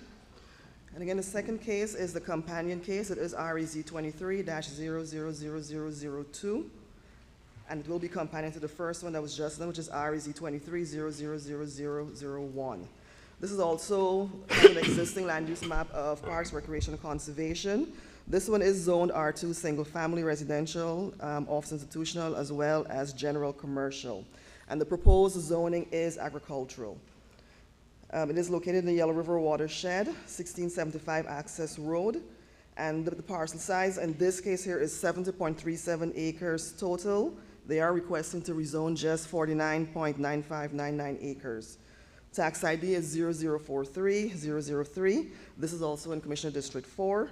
The owner is Chauncey Stacy. Petitioner is Alan McCray, and the representative again is William Galloway. And this is similar to the last one. Just for time, I won't read through every single thing unless there are questions from the board. But it's basically the same future land use. We have the zonings that are similar, and it is adjacent to the current parcel. And the objective is the same. Right, their intent is to preserve the 49.9599 acres, to preserve and develop it into a wetlands mitigation bank. And we have the information here on the subject site, the site plan analysis, and the land use density.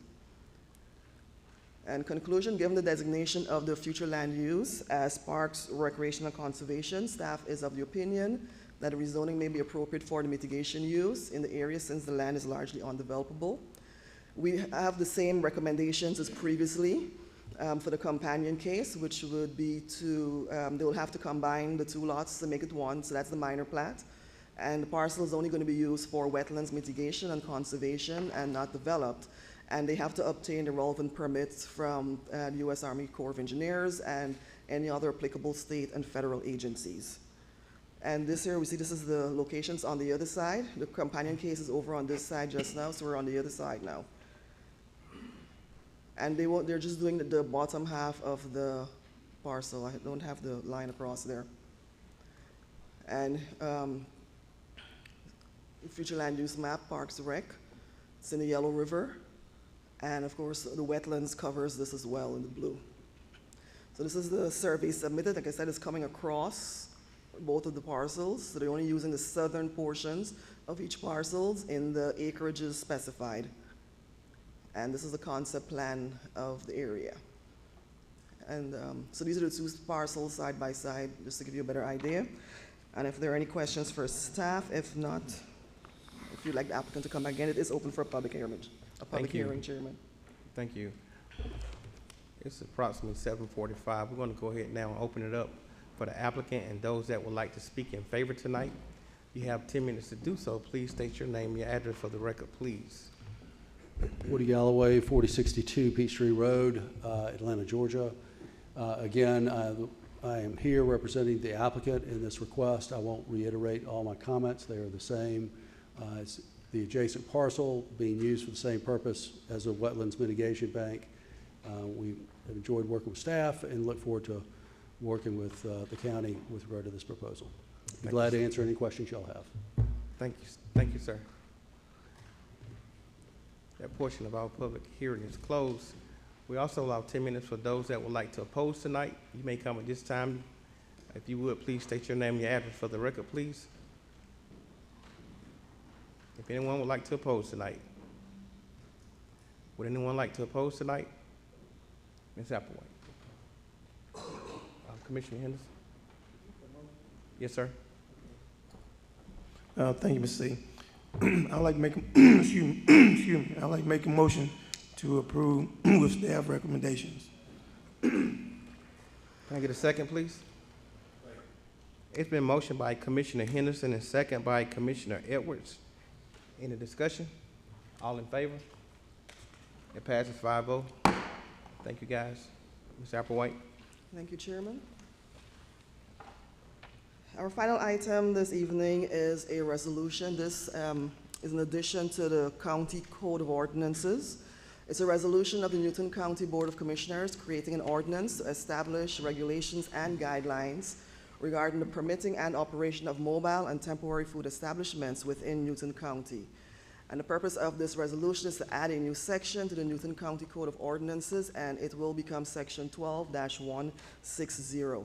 And commissioners, in your packet, you do have a copy of the ordinance. It's about 5 pages. It's a very brief ordinance that was submitted for your review. And I'm just gonna do a summary bullet points for that. And I think it's shifted. So just a brief summary of it. So any licenses or permits that are required by the Department of Public Health or Department of Agriculture, those will also be required, or by us, or they'll be required to present those. No mobile food vendor shall be located within 150 linear feet of the property line of a lot containing a single-family home or townhouse without a special event permit. No mobile food vendor shall be located within 500 linear feet of an entrance to a restaurant. No mobile food vendor shall be located within 15 linear feet of any street intersection, pedestrian crosswalk, driveway, fire hydrant, alleys, handicap parking spaces, or building entrances. Mobile food vendors shall not be located within 100 feet of gas pumps, underground gas storage tanks, and vent pipes. The mobile food vendor operations, they shall be limited to the parking areas of privately owned, non-residential property. And mobile food vendors may be allowed on privately owned residential property in conjunction with a small gathering or a nonprofit event with a minimum of 5 acres. And only one vendor will be permitted at such an event. And we also do have an allowance in the clause on privately owned non-residential properties. We're allowing up to 5 food trucks to gather on those. And the hours of operation, they shall not be allowed to operate between 10 p.m. and 7 a.m. So that's just a synopsis on the key points in the ordinance. And if there are any questions, if not, Chairman, this is a public hearing as well. It was advertised as a public hearing. Thank you. We're going to open it up now for those that would like to,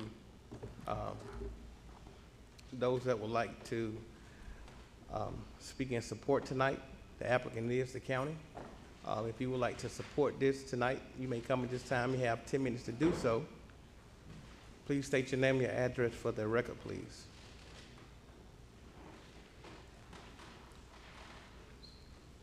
Would anyone like to speak in favor tonight? Would anyone like to speak in favor tonight? That portion of our public hearing is closed.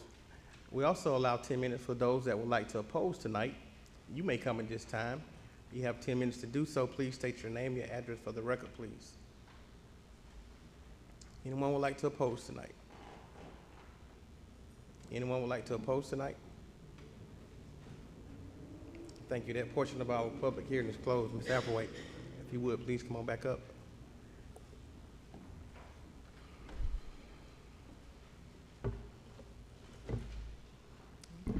Commissioner, seek a motion, please. So moved. Can I get a second? Second. It's been motioned by Commissioner Mason and second by Commissioner Cowan. Any discussion? Commissioner Sanders. I just have a question, Director Applewhite. Wait, I'm sorry. The cost, you said is any license or permit that's required by the Department of Public Health. What is Newton County offering a permit? And I apologize if I missed that portion, and how much does the permit cost? Yes, so they would have to present their state licenses, and then they would have to get a permit from us for the event that they are doing. And I apologize, Commissioner, I don't believe I have the amount here. Okay. But we are working on updating our fee schedule, and it will be included in there for approval by the board. So does the permit consist of a certain location that they have to get it, or just a permit for the whole entire Newton County, no matter where it's located? Is there a certain area? It would be a area? permit for the event, yeah, that they're requesting it for. Okay, thank you. Commissioner Edwards. Thank you, Mr. Chairman. So, Ms. Applewhite, can you tell me what the impetus behind this? I mean, what got this discussion started, and how do you, give me an example of how you see this playing out if one of these food trucks, food vendors? Yeah. We've had a lot of inquiries over at least the past 2 years from citizens, requesting to permit a food truck to have at an event or something like that. I know that we've had at least a couple of big events last year that asked to do food trucks, and we could not allow that in our temporary permit. So we were able to permit everything else except the use of the food trucks. We've had larger vendors wanting to come and locate their food truck business here. So even though so the demand was there for it, to move forward with this. And that's why we brought it before the board for consideration. All of the surrounding counties are already permitting it. I've checked with Zwolle and Rockdale, Henry County, of course, DeKalb, so they're already doing that. So it was just Newton, and the inquiries kept coming. So that is why we decided to take a look at that. We have limited it to just one food truck if you're going to do a private event on your home, and you'll have to have 5 acres or more, because we want to make sure there's enough room for that. And then on non-residential locations, as long as you have the permission of the owner, you can be allowed up to 5 trucks. Because we are trying to for safety reasons, just to limit it, not to have too many trucks out there at one time. So anywhere from 1 to 5 on non-residential properties. There will be no cooking on the trucks, so they'll have to prep the food, like how it's normally done, and then bring it with them for sale. Does it have to be in conjunction with an event? Or let me ask that, can I set up a food vendor, if a church on 278 gives me permission, can I set up a food vendor truck in that parking lot of that church just any day of the week? You can. So it is for events as well, and then for non-residential properties, as long as you've got the permission of that owner. So we just limit the number of trucks you can have out there. And there are other restrictions in place to manage it, if you read through the ordinance, but yes. That is what we're proposing, if the board is in agreement.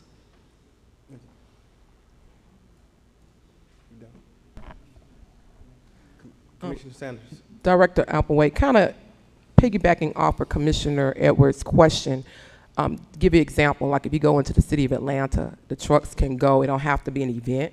It could be a certain area where the trucks are allowed, and like for instance, I want to say Peachtree. They're there probably during noontime because they know the worker's going to come out at a certain time for lunch, and those food trucks are there. So is there an exception for that? Are we only allowing food trucks in Newton County just for event purposes? No, ma'am, it is outside of events. It does allow that. That's where the total of 5 food trucks come in at in one non-residential location. So yes, they can set up outside of an event if it's like you're saying, to cater for employees or workers, as long as they have permission from the owner. It has to be only on non-residential property. Okay. And then my last question, I see no operating hours from 10 p.m. to 7 a.m. What if there are events that go past the 10 p.m.? Is there going to be exception or additional fee, or are they just not allowed, period? Because I know we have some events that go over 10 p.m. So what would be the ruling from Development Services? They're going to come to us and ask. So I want to make sure we put this out here on recording on what Development Services' suggestion is in regards to that. So right now, for if it's going to be a county event, it is those are exempted from that rule. For some of the rules, including that one. Yeah, but right now we do have the time of that. I guess we can just look at it on a case-by-case basis as it comes up. Again, we're just trying to be able to manage it, as best as we can. Commissioner Henderson. Thank you, Mr. C. So these events, is just an unincorporated, or here will be in the city of Covington? Could I buy a permit and park my truck anywhere in the city of Covington, whereas the patron, people own the business or property will allow me to? So this particular ordinance will govern just properties in an unincorporated Newton County. Yes, sir. Unincorporated. So how we police them? In other words, I got a truck, and I'm in Newbern, and they pull the truck up and sell food. How would they get a permit from us, or who would maybe check it out, or maybe pass by and see it? Who would enforce that permit? We do, code enforcement will eventually, if we get any complaints coming in, but again, because it's going to be on private property, on non-residential private property, right? They would have to agree to whatever terms that owner, allows them to. But if a complaint comes in, code enforcement will respond to those. Any more questions? Any more discussion? All in favor? Thank you. Pass 5-0. Thank you, Chairman. Chairman, this brings us to the end of the zoning cases, but I would like to make an announcement for our comp plan if possible. You can, go ahead. Thank you. So we're having, there's going to be a meeting on the 24th. I believe Ms. Jackie pushed these flyers out last week. So I just wanted to remind the board and everyone here that's present, it's going to be at Eternal Lake Park, just down the street. And it's going to be a hybrid meeting where we will have a presentation as well as, to get feedback from the citizens, and it will go on till 8 p.m. So I just wanted to just remind everyone that we are having that. First one is another opportunity for citizens to come out, give feedback, comment, and to see what information we've gotten so far, and to just give us feedback on that as well. And then it will go to the Planning Commission on the 25th and come before the Board of Commissioners on the 2nd. For approval, and then it goes up to DCA, and then we'll come back to the board for adoption in June. Thank you. Which will conclude that portion. Thank you so much. Thank you, Chairman. Thank you. Ms. Tanya. Mr. Chairman, we've returned to number 8, the consent agenda for A, B, and C. Thank you. I seek a motion that we approve the consent agenda, please. Can I get a second? It's been motioned by Commissioner Edwards and second by Commissioner Sanders. Any discussion? All in favor? It passes 5-0. Thank you. Mr. Chairman, we are on items for discussion and consideration. Our next item on the agenda is number 9, Dr. Karshik Sims Alvarado, the CEO of Preserve Black Atlanta.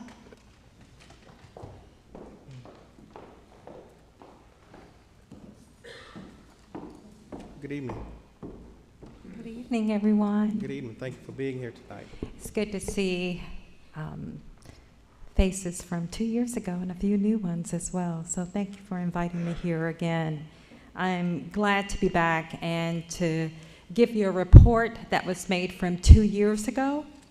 Let me begin by first sharing what is Preserve Black Atlanta, my role with the organization. I am the CEO, and this organization was formed actually in 2015, and we've grown very quickly within that short amount of time. Just to give you a few highlights of what we've done, our goal, our mission is to preserve the history and life and culture of African Americans and to identify cultural and historical assets that can serve as a catalyst for stimulating economic growth. So that's one of the things that make us different when we start looking at preserving the history and life and culture. How can we actually use the culture and historical assets to stimulate economic growth? In other words, how do we create the creative economy and looking at culture and historical assets? So this is why I want to come here today and present before you. We're not just limited to doing work in Atlanta. Our reach goes as far as, our reach expands to Sweden. One of our first projects actually in Atlanta began with creating a 4-mile outdoor walking exhibition, a walking trail exhibition that tells the story of the civil rights movement along the Atlanta Beltline. It actually came to be recognized as the longest outdoor photography exhibition on the civil rights movement, and it attracted over 2 million visitors within 1 year. After that, we were contacted by the Nobel Prize Museum in Stockholm, Sweden, to work on creating an exhibition on their most celebrated Nobel Prize laureate, Dr. Martin Luther King. Just recently, I just came back from Accra, Ghana. I'm working with David Adjaye, who is the architect for the Smithsonian African American Museum in DC. And we are working to preserve the life of W.E.B. Du Bois by preserving his home, which would actually serve as a catalyst for economic growth and celebrating his history and his legacy.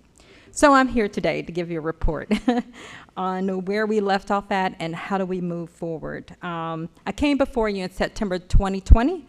For those who are new to the commission, the Board of Commissioners actually approved a resolution to preserve the site of the undisturbed burial ground where 150 enslaved persons were interred over 150 years ago on the 837-acre site that's owned by the county at Myrtle Creek Farms.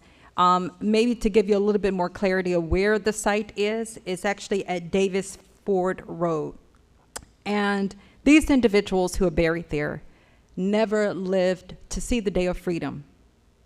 So it is my goal, and I hope it is your goal as well, to learn the names of these individuals who are buried there. How do we learn the names of their descendants as well? How do we humanize them? Through research, through preservation, and memorialization. And I keep asking myself this question when I think about them. How did the enslaved bury their loved ones respectfully and with dignity when they own nothing? I constantly think about that when I walk into the woods and I see the indentations in the ground where you see that their bodies have returned to the earth.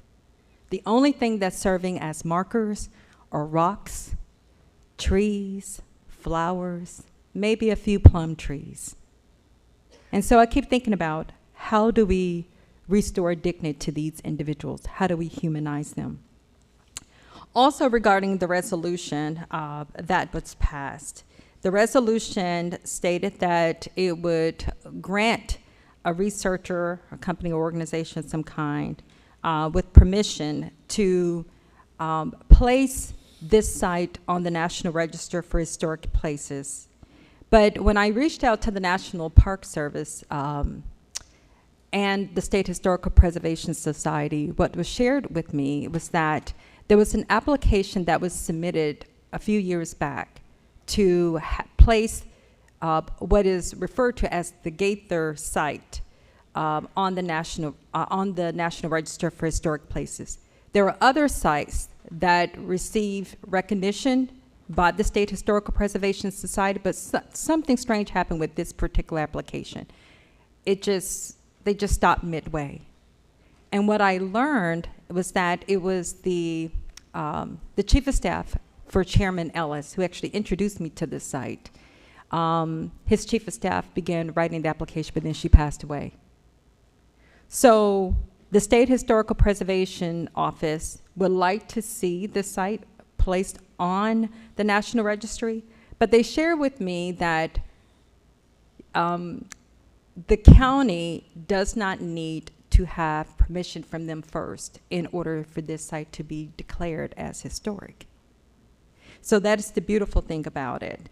So it got me to thinking about, okay, what are our next steps?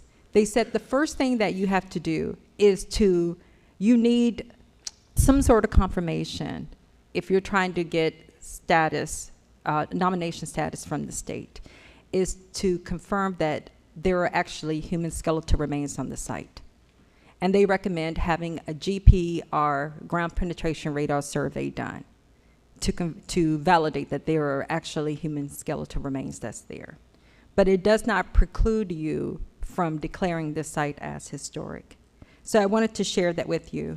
I presented a PowerPoint for you in looking at next steps. I stated some of these things already, that the county, I'm recommending that the county, it's my suggestion that the county actually declare this site as historic and sacred by the Board of Commissioners. That you establish some sort of ethical standards to espouse good stewardship. How do you secure the site? How can you clear the grounds under the supervision of an expert so that you can get a sense of how many human beings are actually buried there? And I stated before that you can perform a ground penetration radar survey to confirm the number of interred persons at that site. But you may be surprised that there may be more than one burial ground that's on this 837-acre site. And then the next step, once you learned that you have human beings who are buried there, how do you conceptualize a plan in order to honor them, to memorialize them, to perform the research, and most importantly, humanize them and restore their dignity? So if you can go to the next slide. Okay. So one of the things that I recommend, in addition to performing the research, when you are creating these type of sites, they can be burdensome for the county to take care of them.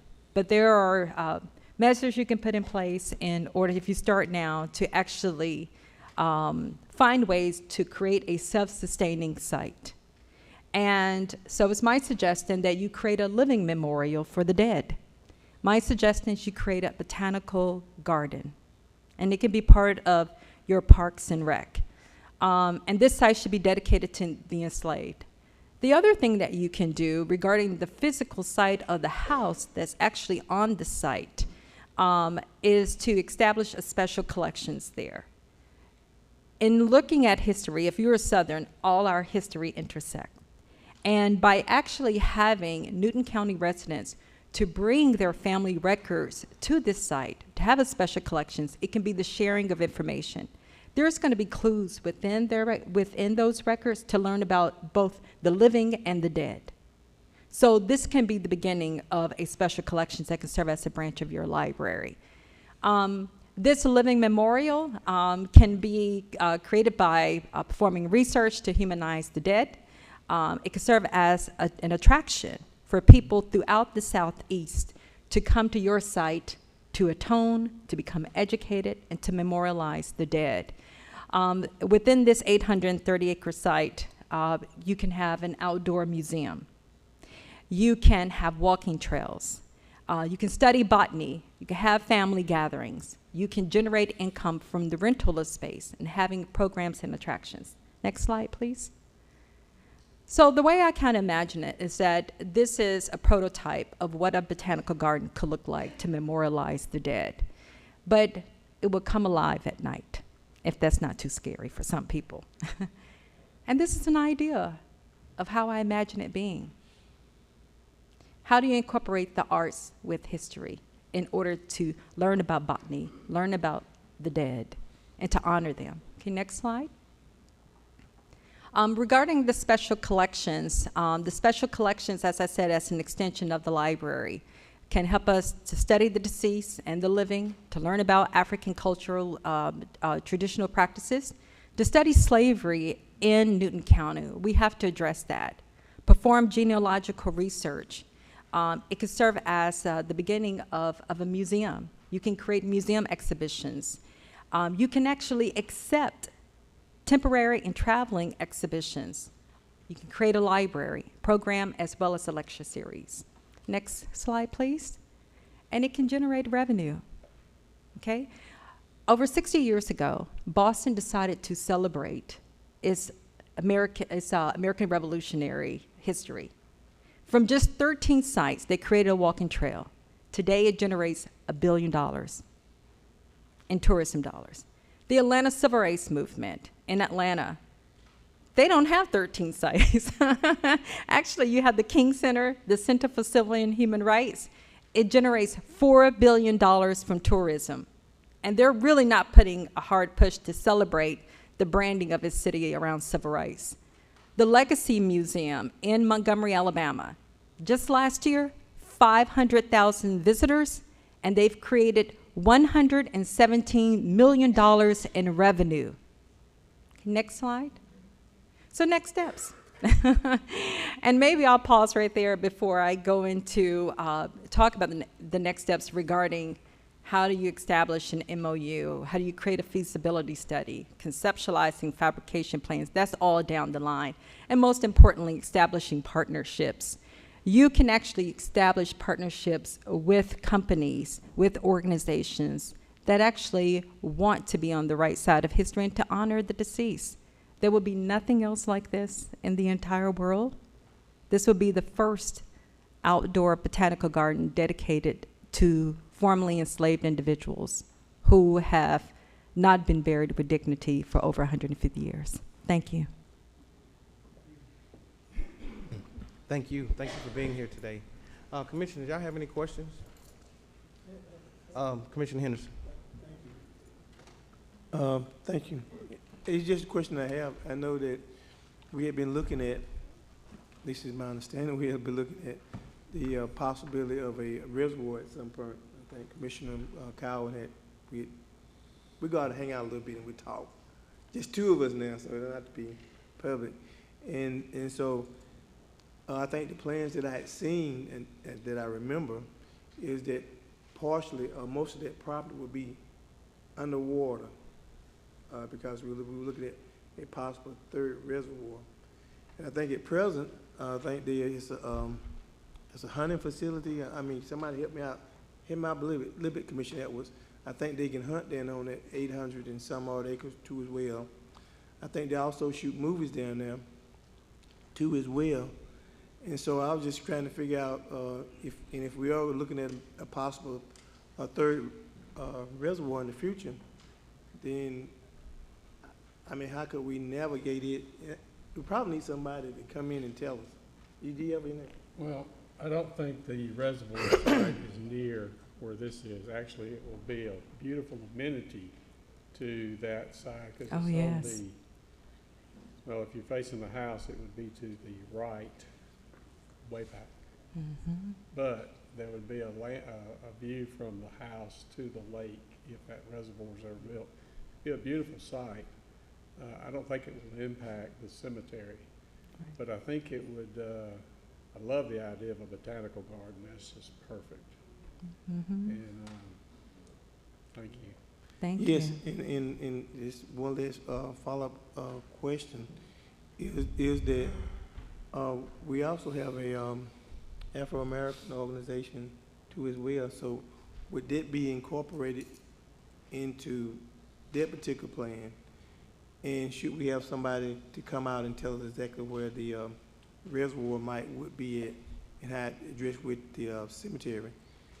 We also have reenactments there, or at least I was familiar when I first came on the board, where you know you go out with the Confederate flags and reenact stuff over there too. We ain't done that before. So y'all haven't did it in a while. Brandon said they haven't did that in a while, but they also have that going on there too. So it's a mixture of stuff that's going on down there that we probably need to have somebody to probably take a look at how much money are we taking in at present from the movie industry? How much money are we contributing? I think it was about, what, 80,000 in the budget? About 80,000. Did you get my, Mr. Chairman, 80,000? I'm sorry? Was it just about 80,000 in the budget that we contribute already to Gators at Myrtle Farm? And how would, lastly, would we pick up and think about the slave children? And I know one story that comes to mind about the little boy who the children had learned how to read. And when the master learned about it, they cut 3 of his fingers off. And so how would we commemorate those people who lived there and died there, and to make sure that they're not forgotten? I think it probably need a work session, I would think, on it in order to just raise our hand and move forward and make sure that the community is involved in it, to make sure that if we do that, that it will be well represented. Thank you. Commissioner Sanders. Thank you so much for your presentation. I agree with Commissioner Henderson speaking in regards to, I believe the community needs to be involved before anything is done on that property, because I'm not from Newton County and I've heard the stories. There's actually a book called Lay This Body Down that a commissioner in Jasper County just told me about that talks about what happened on that Gaithers property, and it's unbearable to read. So it needs to be able to have the residents involved, and we do have an organization, a nonprofit here in Newton County that already preserves the history called the African American Historical Committee of Perseverance. Please forgive me if I forgot, I don't have the whole name correctly, but I think that needs to be done. And my other concern is the cost. Looking at Gaithers property, the Gaither plantation, I mean, they changed the name, but changing the name does not change the history of what happened on the property. It's just putting a Band-Aid on it. It is what it is. And so I did see that there was actually a petition some years ago to defund it, because the residents in Newton County did not want the counties, their taxpayers' dollars, paying for something that was a plantation, that had something that did cruelty to human beings. And I completely understand it. Like I said, I'm not from Newton County, so there's history. I've been here almost 17 years, but there's history. So I would like for the residents to be involved in that process before anything, the cost, and as the taxpayer said, how much is my money being invested in something that my ancestors had some history on there, or may have lost their lives on that plantation. Most definitely. Commissioner Edwards. Thank you, Mr. Chairman, and thank you for coming here tonight. I've been to that slave cemetery many times. This will sound wrong. It's an awesome place. It's a very reverent place to me, and you're correct that to have rocks representing humans is inhuman to me. So I look forward to hearing your suggestions in terms of you know, to present to the board and what we do to commemorate those folks. And I know Commissioner Henderson asked about the reservoir. It's the slave cemetery is would not be in the pool of water. It's up on a high hill, and actually very little of that farm would be actually in the pool if we built a reservoir tomorrow. So, but thank you for coming here tonight. Thank you so much. Thank you. Commissioner Mason. Thank you, Mr. Chair. Thank you, Dr. Alvarado, for coming and giving this presentation. I think so many tragedies in our history have occurred. For example, I'm from Tulsa, Oklahoma. So when you look at the history of Black Wall Street, those streets of Greenwood, Archer, and Pine, which if you're familiar with the Gap Band, that's where they got their name from. The Gap Band came from the streets of Tulsa, Oklahoma, Greenwood, Archer, and Pine. And what I have seen over the years is that a lot of the things that have occurred that may not have been as positive, a community or individuals or band or group will take that's something that wasn't as positive and turn it around and make it into something that's educational, that it is positive, and preserving a culture. And so I think this idea of having a botanical garden, when I go back home to Tulsa, Oklahoma periodically, they have now revitalized that entire area of Greenwood, Archer, and Pine. There are a lot of people that come to see the cemetery there, to see the historic churches that were built there. They now have a huge, beautiful baseball field there. As a matter of fact, there's also a newly built and established museum that you can walk through, and it tells you all about back in the 1920s, how it began, how Black Wall Street was prior to the race riot. So it tells you and walks you through all of that, and at the very end, it gives you an opportunity to express your feelings and your emotions about what you felt during that entire tour. And so I think taking things that may not have been as positive in our community and making it positive and educational and restoring the culture, I think is amazing. And I think having a botanical garden to memorialize the deceased because they didn't get a proper burial, I think is amazing. And so thank you for this presentation today. I appreciate it. Thank you. Thank you, Mr. Chair. Thank you. Commissioner Henderson. Thank you. I have just one final comment. See, most of the people don't live down here, wasn't born down here, wasn't raised down here. Don't know about the people who owned that plantation were beat and hung because they didn't go along with the people who are the masters at that particular plantation. So all that I just really asked was that within the community, and I'm talking also all of us as brothers and sisters, and more specifically the Black community, that we come together and see what we would like to see down at the plantation. Let us stop making stuff that is not representative of the community.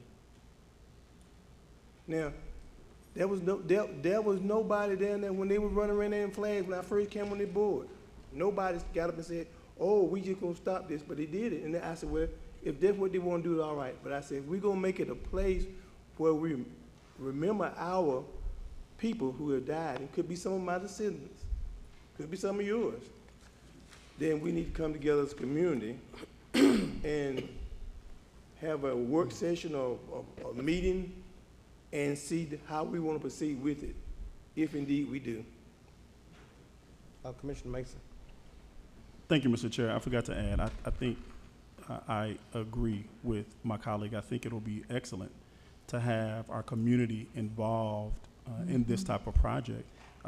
I noticed in your presentation, you put to establish special collections, a branch of the library where those who were born and raised in Newton County, who were here during those times, if they have any archaeological records or archives or anything, that they can now bring those and they can be a part of this amazing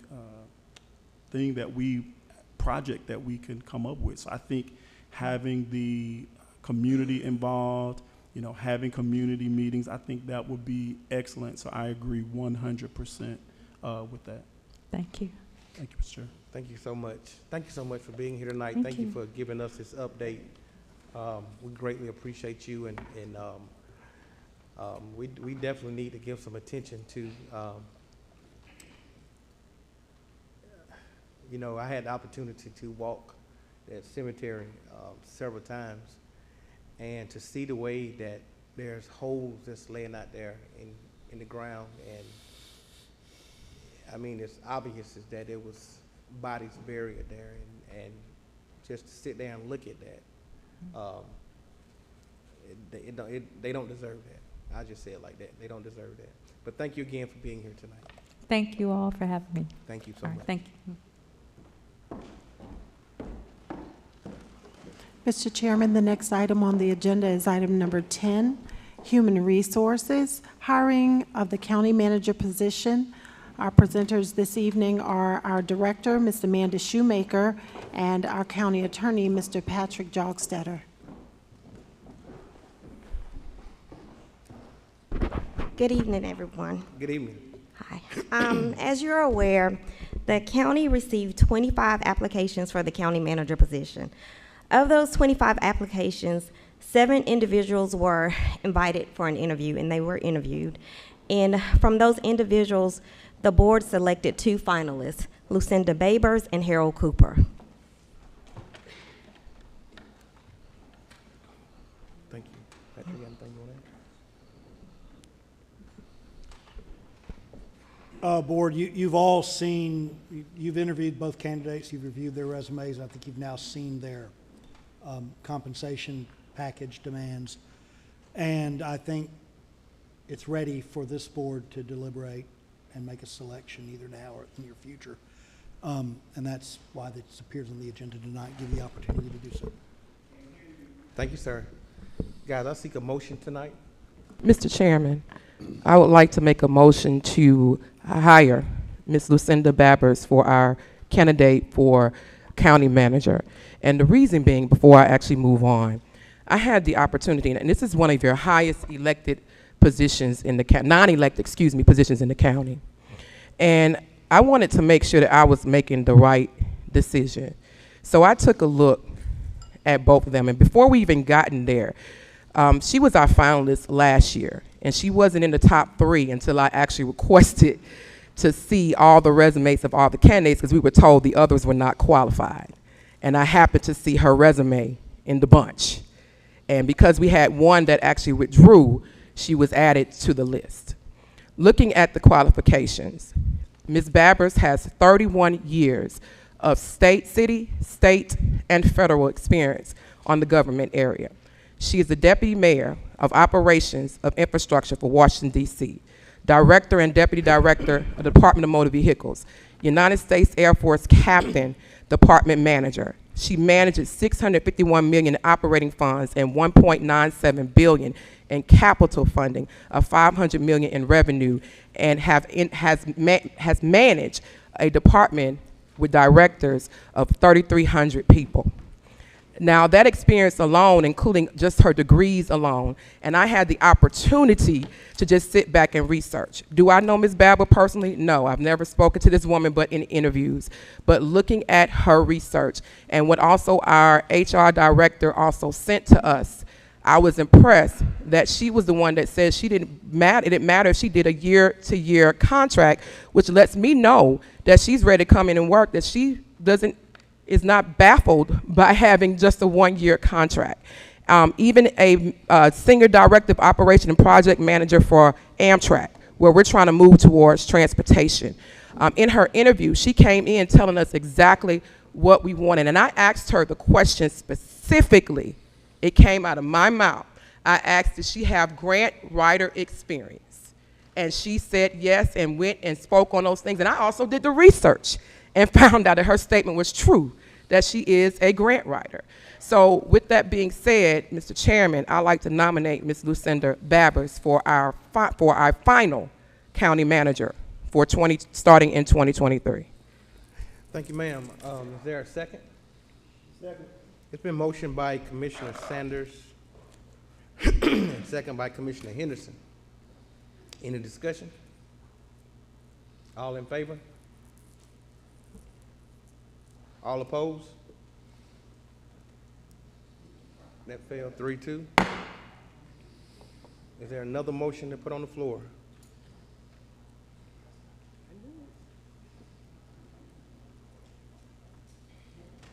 Is there another motion to put on the floor?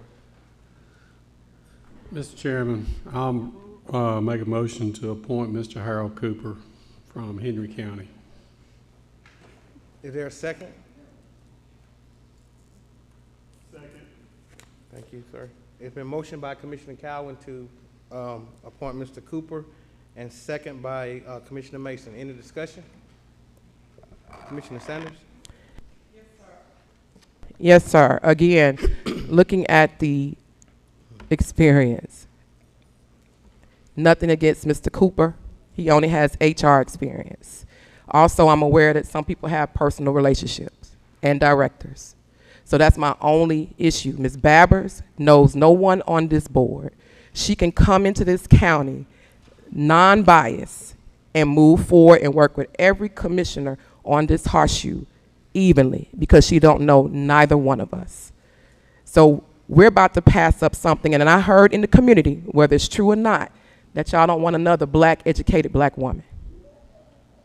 So I'm praying that is not what's happening today. All in favor? All opposed? We passed 3-2, thank you. Thank you, Commissioner. Thank you. Ms. Hamp? Mr. Chair, the next item on the agenda is item number 11, BOC requesting approval of $10,000 for the Juneteenth holiday celebration. Our presenter is Commissioner Elena Sanders. Thank you so much. Just to give you a little history. June 19th, 1865, when some 2,000 Union troops arrived in Galveston Bay, Texas, the Army announced that there were more than 250,000 enslaved black people in the state were freed by executive decree. The day became Juneteenth by the newly freed people in Texas. June 17, 2021, enacted by the 117th United States Congress to amend the Title V of the United States Code to designate Juneteenth National Independence Day as a legally public recognized holiday. 4th of July was established in July 4, 1776. The Declaration of Independence was officially adopted, and America became a free nation, but not Black America. We didn't become free until 1865. So the reason why I put this on the agenda is for fairness and equality. For any organization that's a federally recognized holiday for freedom and independence. It's not a racial thing. It's about being fair. So if we're gonna give $10,000 to the 4th of July celebration, then we need to do the same for a nationally federal recognized holiday, Juneteenth, which is called Juneteenth Independence Day, confirmed by Congress and signed by our President of the United States. And I put that in the motion. Is there a second? Second. It's been motioned by Commissioner Sanders and second by Commissioner Henderson. Any discussion? Commissioner Mason? Thank you, Mr. Chair. Juneteenth is a great holiday and great celebration. I'm just want to put this question out there. Has Newton County actually ever decided or thought about maybe making this a county celebration where the county actually puts on a Juneteenth celebration? I don't know if that has ever been offered or submitted. Maybe that might be a great idea to have the county to have that celebration of Juneteenth. It hasn't never been offered, since I've been here, to answer your question. Commissioner Edwards. Thank you, Mr. Chairman. So I know we've participated in the Juneteenth parade. So if this board designates $10,000, who will be stroking the check to? I mean, what if we want to go through the celebration? Who we stroke the check to? I have Commissioner Sanders. The same committee you approved last year to pay for their permits. That was the African American Historical Committee, nonprofit organization that's in T.K. Adams Building in the county. Okay, so last year we made a check payable. Guys, hold on 1 second. Hold on 1 second. Can't do that. Hold on 1 second. Hold on 1 second.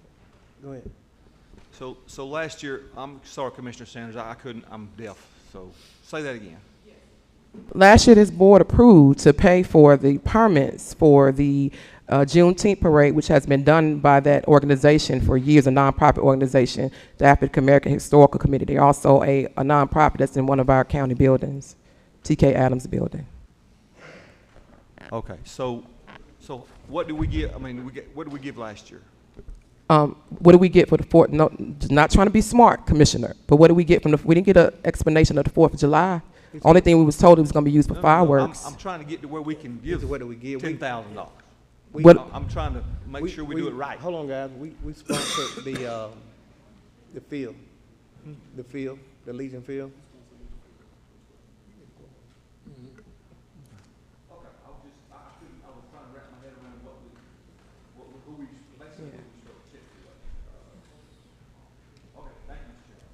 Thank you, Commissioner Henderson. Thank you. If I'm not mistaken, somebody correct me if I'm wrong, the county, we don't recognize Juneteenth Day. I think it's maybe on the calendar, the revolving day. And I said that, it said it's the city of Covington. And they recognize Juneteenth Day and they give their employees a holiday. Now, the county says it revolves, so you can commemorate whatever you want to be. It can be anything. But I think it's very important to us in the community to just say Juneteenth Day. It's a holiday, Independence Day. And why can't we just come together on little stuff like that in our community? And, this is a very beautiful community, and our population in Newton County is growing. And so we're going to have to commemorate days like that. We're going to have to remember people of color and brown-skinned people as what they have done in our communities. We got to remember it. And it just can't, in my opinion, just be a cemetery where you make it look real good and make money. It's just got to be the average person in Newton County. Like, for example, Tyrone Brooks, who serviced in Mooresville Bridge. We got to remember him. People like Forrest Sawyer Jr. We got to remember people like him and others who have did stuff in this county who stood up for us, marched for us, marched out here in the march from our cousin on the Black Easter March from our cousin up into the square when it wasn't popular to do, when people would call them all kind of names. So I don't think what I'm saying, let's not forget the people like those people. And the ones who are still living, like Miss Terry James, let us not forget her too as well, because she's been fighting and fighting and fighting for just the right to have people recognized in this community to be remembered. Anyone else?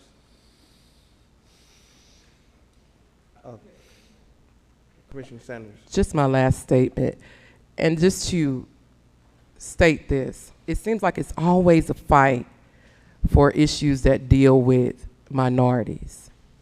I don't understand it. We all are equal. I believe that everybody in this county deserves equality, no matter your color, race, background, or culture. I grew up around everyone.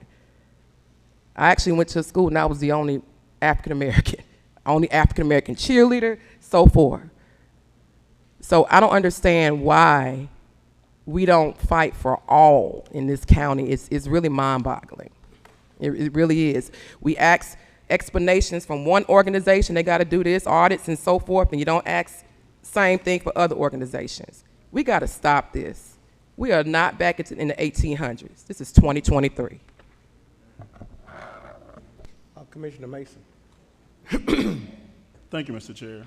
I'd actually like to make a substitute motion that the county actually put on this Juneteenth celebration and allow our historical committee to be a part of that putting together of that county celebration for Juneteenth. Is there a second? It's been motioned that the county sponsor Juneteenth. That you mean financially and everything, right? Financially. And work with the historical. Okay. All right, it's been seconded by Commissioner Edwards. Any discussion? Commissioner Henderson. Thank you.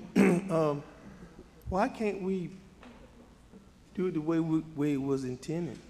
And that was for Miss Terry James, who had brought it to us and ran it for all these years. And rather than have at a board meeting, the county takes over. It's about, to me, about working in the community with folks who, and we walk with her, in the parades. it was good. And now we're taking it from her and we're gonna let her run it. So, you know, I can't understand why the county would want to take it from her, rather than, if anything, funding her, letting her organize it, and then you work with her to make it even a bigger celebration than it already is. Commissioner Edwards. Thank you, Mr. Chairman. So this would be in the hands of our new special events coordinator, is that how, director, is that how we would do that? Yeah, we have to. Yeah. Okay. Thank you, Mr. Chairman. Guys, I want to make a suggestion. And I think the county should be involved. I agree with that wholeheartedly. But to put it on her in such short notice, now if you want to do it for the next year, let the county be a complete sponsor, and maybe ask the city of Covington to partner with us, and let our special coordinator work with the Historical Society. I think that would be a better motion, because I mean we're about to be in May, then you got June, yep. So I want to tell you how to make your amend your motion or nothing like that, but I will tell you to consider that because you will be asking a lot for her to do in a month's time. So, Mr. Chairman, I would like to make a substitute motion that would, for us to sponsor Ms. Terry this year with $10,000, then work with her the next year, see if there's something that we want to take on the responsibility as the county on as a Juneteenth Day, as we look forward to it in the future. Second. it's been motioned by, substitute motion is on the floor. It's a motion by Commissioner Henderson and second by Commissioner Sanders. Any discussion? Any discussion? Commissioner Kyle? We'll make another substitute motion. All right, I'm still struggling with this right here because I know Ms. Terry has done a great job with that program. I'm not interested in taking anything away from a private citizen who's engaged their time into providing an event for the community. Not interested in that. Question comes down to, what do we do? At this point in time, I think we ought to agree to do what we did last year. And then I think we ought to table the issue of additional money because I don't know what her ability is to handle money, accounts, and stuff like that. I know I've made some donations to that. It was just because I wanted to. But when you're talking about county money, I think we need to have a little bit of research into how that's going to be accounted for and everything. And just somebody sit down and talk with her about it. That's my thoughts. And that's a substitute motion. That's a substitute motion. Yes, I'd like to make that as a substitute motion that we not take it away and take it over from by the county, but we allow Ms. Terry to handle that. We'll go ahead and agree to what we did last year, and then we sit down and we think through about the money issue. I want to make sure that it's properly accounted for. There's a proper way to handle it. So I think the county agreed last year to handle all permits. Yes. All Right. permits. Right. That way we know the permits and stuff's taken care of. Is there a second? Second. Any discussion? Commissioner Edwards. Thank you, Mr. Chairman. I do want to move forward with designating $10,000. For the county, for the county to put on the Juneteenth celebration. That's what I want to do. I don't want to lose sight of the $10,000 tonight. If we table it, we're running out of time. Okay. So those are just my thoughts. Thank you, Mr. Chairman. Okay. Do we want to make sure that she's got the ability to handle that kind of money, computer-wise, report-wise and stuff? I don't know. So guys, hold on, guys. Ms. Terry James, if you would please come up, please.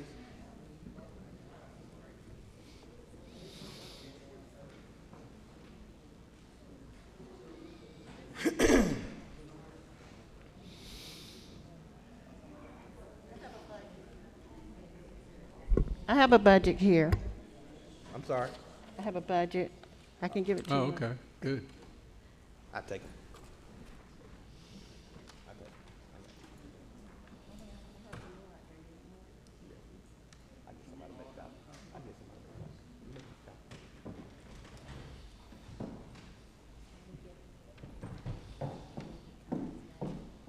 So while they're making copies, can you kind of talk to your, towards your budget, please? Yes, last year, the county and the city partnered together to pay for the parade. That's the only thing they did.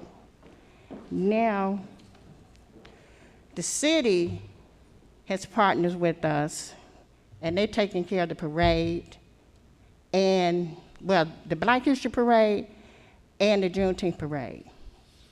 The city is doing that. Mr. Ken, he worked with us, so he's taking care of that. This budget here is breaking down everything that we could do with the $10,000. So when you say the county and the city is, I mean, the city, they making a donation and paying for the parade and the Black History Parade? Yes. Okay, all right. Mm-hmm. Okay, go ahead. Okay. Well, this paper, well, I don't have my glasses, but that's why I brought this for everybody to see a copy of what we'll be doing with the $10,000. Okay. Yeah. Okay. Okay. So any questions for Ms. James? Commissioner Sanderson first. They're paying for the permits. Is that what you're speaking of? They're paying for the permit for the parade, for Black History and Juneteenth. Okay, And only thing we're paying for is the insurance. So that's what I want to make clear, because when you're saying paying, people thinking they're donating a whole lot of money. Oh, no, so no, it's no. only the permits that you Yes. have to do the parade. Right. Not the actual putting on the event itself. No, no, no. No. Thank you. No. And you do have a board that manages your operation, am Oh, I yeah. correct? Mhm. Okay. Yes. Well, Commissioner Calvin. my question is, Ms. James, do you have a bank account for this money going into as a Yes, sir. as a nonprofit? Yes, sir. Okay, as a nonprofit, you're going to have to be listed as an appropriation. So at some point, you're going to have to provide some financial documents to the county. Are you going to be able to do that? Yes, sir. Okay. Then I'm fine. As long as you're able to do that, I'm good with that. Commissioner Henderson. Thank you, Mr. C. I would just like for the board to finally, from the county standpoint, to recognize Juneteenth Day and make it a official holiday of the county. Juneteenth Independence Day on It is. that day. It is. Okay, so I It know is a one holiday. part we changed the revolving. No, So we made it permanent. Remember last year, you guys asked to make that a permanent holiday, and we did. We made it Okay, a permanent holiday. that's great. Make it a permanent holiday, and that's good. And one last thing, it just hit me. She had been having such a hard time with getting a lease agreement from the county for the TK Adams building, and I don't know why it's been so hard. So why don't we just do what we need to do? If there's some more other information that she may need, make sure she provide it for the county. And let's just get off of every chance, every time I go out in the community, people saying that they're gonna put out and they're gonna do this, and I'm just tired of it. And I want to come to an end so we can all be peaceful, live peacefully here in Newton County and recognize some of the people of color. We know all who made our county so beautiful, who worked together. I'm just say one last thing. We used to have a lot of pictures when you first come into the historic courthouse. And on the picture, you would see the old guys, who had the muse and holding the comments in the back, and then you would see maybe what I thought was their master ran the square. But they made Newton County by the hard work that they done, and I don't remember nobody who worked any harder than my grandfather, who was a sharecropper farmer, John H. Henderson. And up until, and I'm just gonna tell you a little bit about me, and I'm gonna close it. Up until I became a teenager, I really thought my granddad was a white man. And so my point being is, there was a lot of things that were going on in my life that I didn't know, but I found out once I got grown. Thank you, Mr. C. Any more discussion? No, I'm fine with everything now.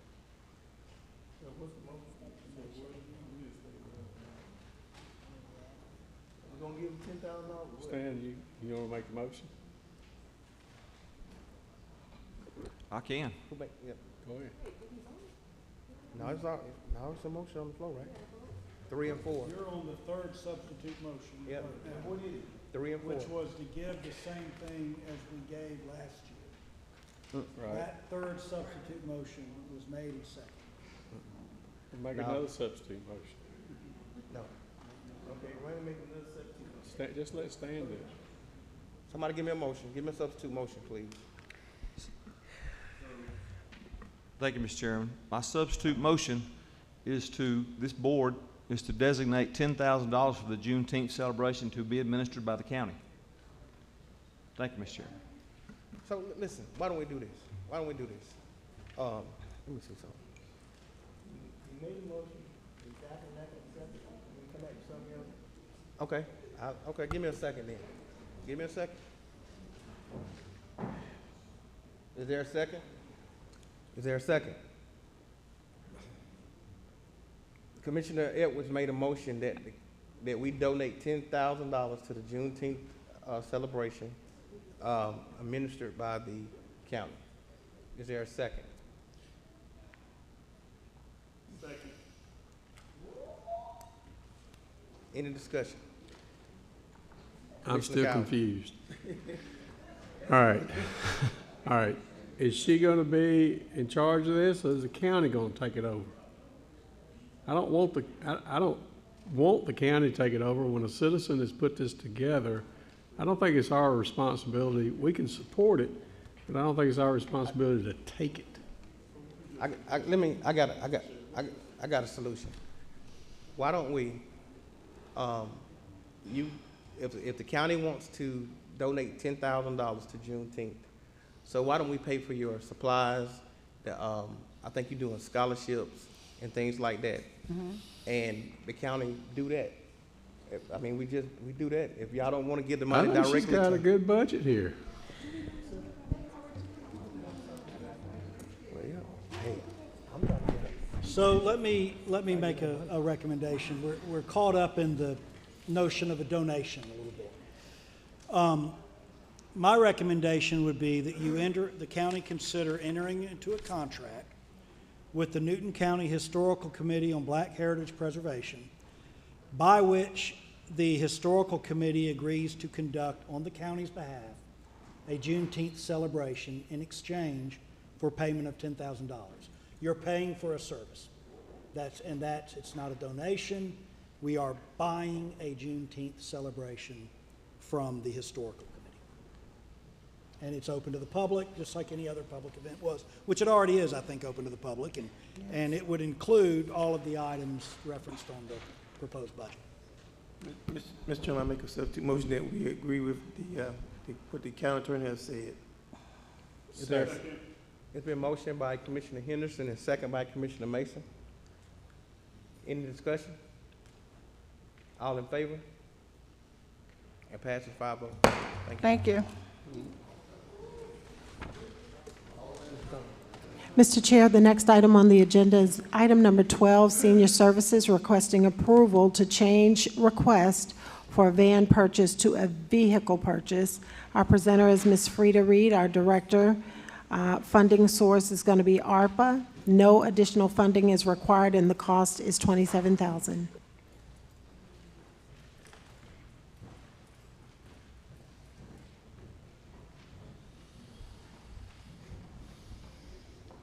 Good evening.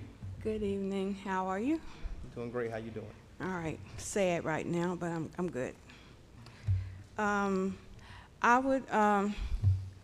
We did a good thing. We were good stewards with our money that you gave us, ARPA. So we went out and we found a cheaper price on our van, on our shuttle van, and we saved ourselves $27,000. Because of the wording of our ARPA, it said that we wanted to purchase a van. However, we cannot find a van for $27,000, but we can find vehicles like an SUV or a car, and this is for our Meals on Wheels. Our cars are 10, 12 years old, 200,000 miles. They keep breaking down and out of service, so that means we can't provide meals. We have to use our own vehicles, or we have to use a shuttle bus that requires a lot of gas to get from place to place. So we're just asking the board if they would allow us to change the word in the ARPA from van to vehicle. Thank you, ma'am. I seek a motion, please. It's been motioned by Commissioner Edwards and second by Commissioner Mason. Any discussion? All in favor? It passes 5-0. Thank you. Thank you. God bless. Thank you.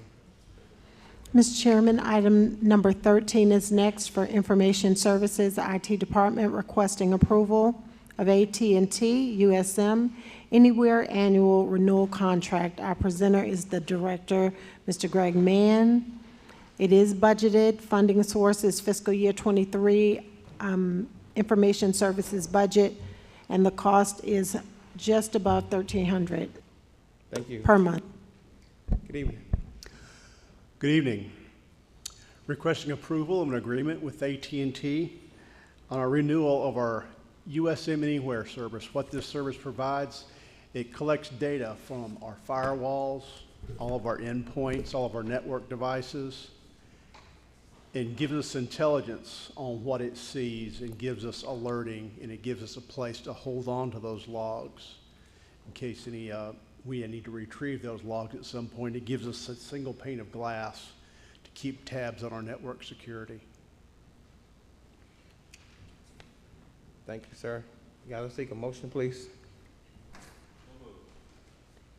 Can I get a second? Second. It's been motioned by Commissioner Edwards and second by Commissioner Henderson. In the discussion, all in favor?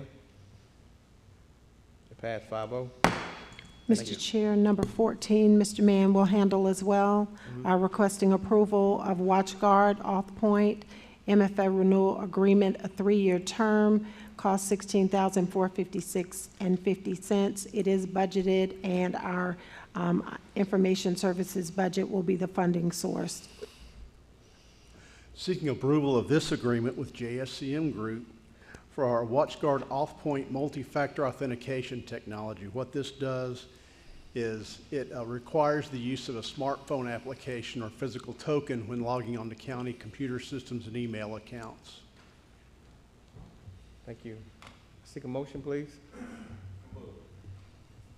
I get a second? Second. It's been motioned by Commissioner Edwards and second by Commissioner Mason. Any discussion? All in favor? It passes 5-0. Thank you. Thank you. Mr. Chair, we have Ms. Brittany White, the Director of Finance. She'll be handling number 15, 16, and 17. 15 is the March 2023 financial update. 16 is requesting approval of the fiscal year budget amendments. And then 17 is also going to be the final one for her, Nelson Heights Audit 2019 through 2021. Good evening. Good evening. Tonight I will be presenting the March 2023 financials. March is the 9th month of our fiscal year, so that puts us around 75% of the way through FY23. I will start with the general fund revenues. Our revenues to date for the general fund are $75.4 million, which is 89.18% of actual to budget. And these two graphs just show the revenues by month and then the revenue of actual to budget. Our general fund expenditures to date We are at 61.9 million, so that puts us at 72.59, so we're trending really close to that 75% number. And these two graphs just show by months revenue or expenditures and then our actuals to budget. So the general fund totals at this point in the year, our revenues are 13.5 million over our projected amount, but you will see that decrease as we go throughout the year. We have 3 enterprise funds. The water fund, they have currently brought in 7.3 million to date in revenues. Their expenses to date are 5.1 million. The solid waste fund, their revenues to date are 5.5 million. Expenses to date are 4.2 million. And our Gaithers and Factory Shells fund, revenue to date 221,000 and expenses to date 179,000. We have 2 active SPLOST. The 2011 SPLOST has 1 active project, which is the historic jail. Our 2017 SPLOST, several of the projects are active, and there's currently 37.1 million in that budget. Our collections to date, we have collected 90.1 million, so that does put us 29.8 million over what the original estimated collections are. And we have, we'll collect with this SPLOST and through June, and then starting July, we'll start to collect on the 2023 SPLOST. And then our impact fee fund, we currently have 4.6 million fund balance in that fund. And that wraps up the financials. Are there any questions? Any questions, guys? Thank you.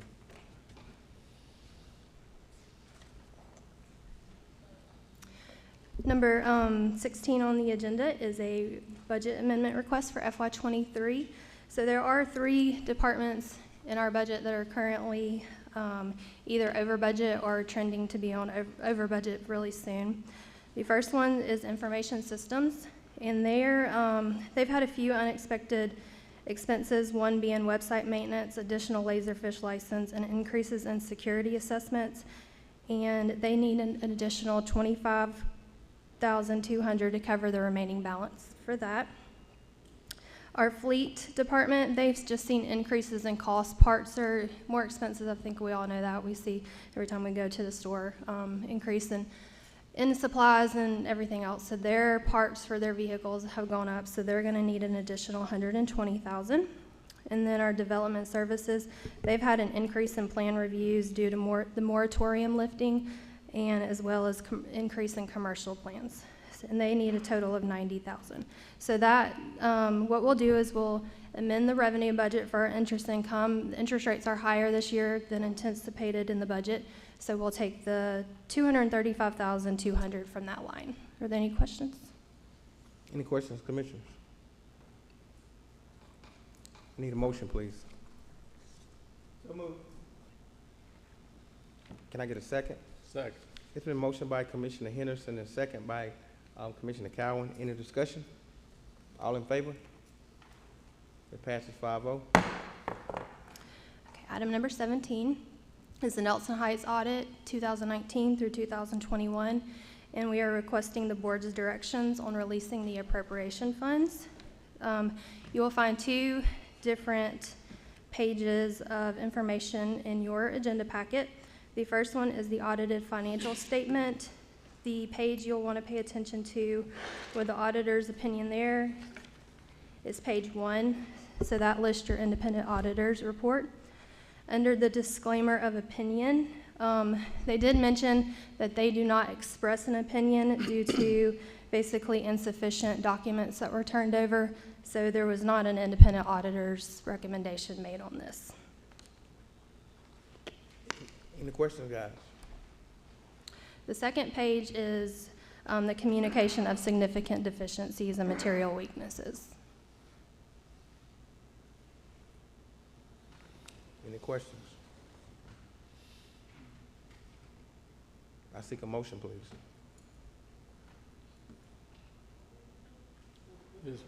I'm sorry? Councilman Henderson here?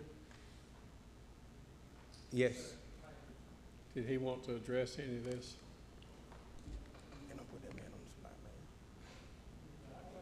man. You like to come up? Yeah.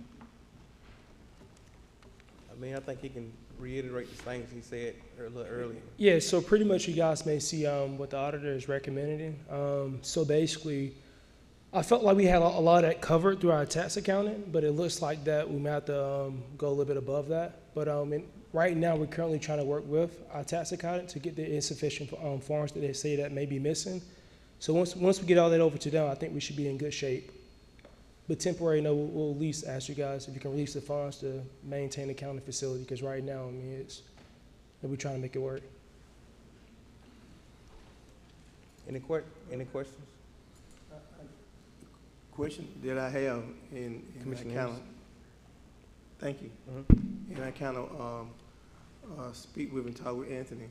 So what were, since we wanted public, I believe in being transparent. So what was the deficiencies as far as the funds?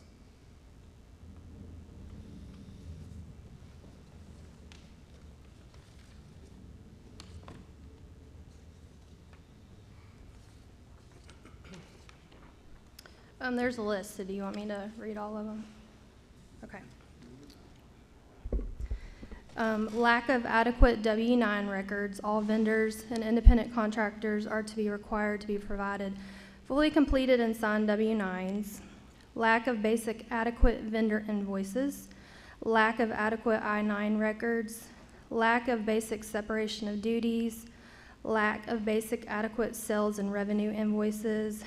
Lack of adequate rental lease agreements for tenants, and lack of adequate grant funding agreements. So those are the deficiencies in the internal control section. Then in the significant deficiencies, there are duplicate check numbers and checks not written in sequence. All checks are to be written in sequence with each check having its own unique check number. Inadequate check payment records.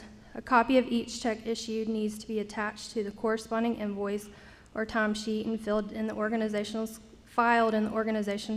clerical files. Inadequate independent contractor tax filings.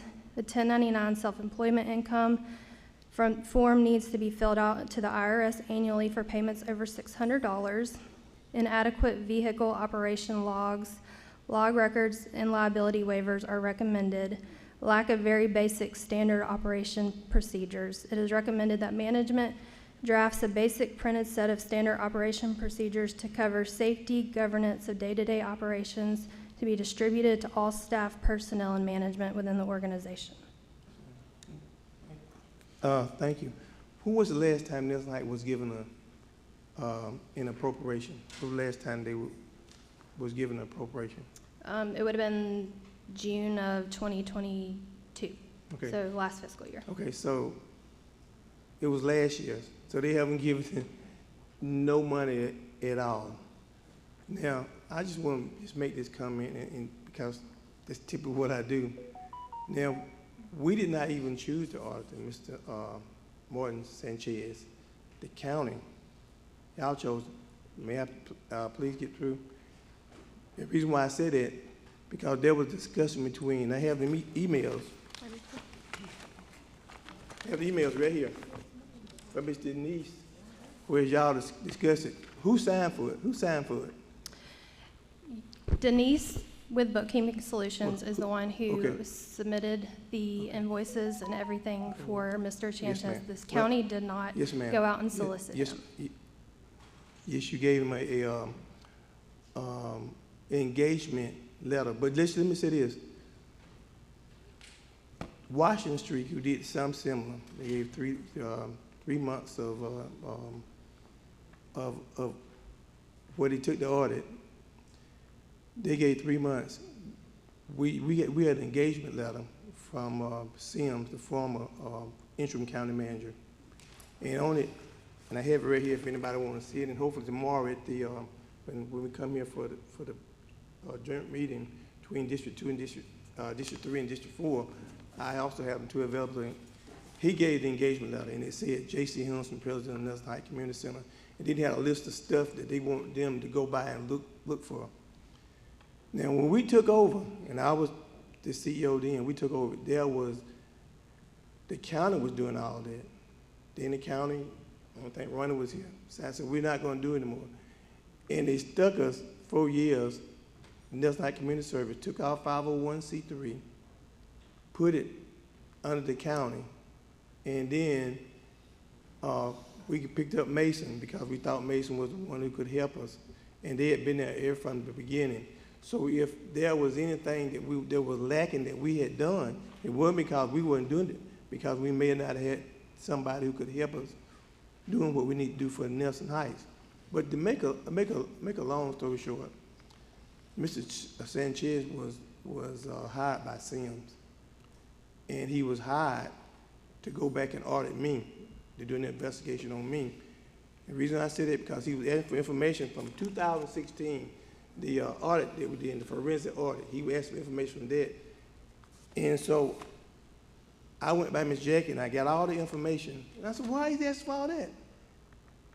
Because he said that's what they told him to do. And it wasn't supposed to be about me. It was supposed to be about Nelson Heights. And it was supposed to us figuring out a way that we could make sure that the children in that community and all over Newton County, so we could do the similar to the same as we had did for other communities, outside moving, or having a whole summer of activities that we had planned for the community, more Anthony than myself.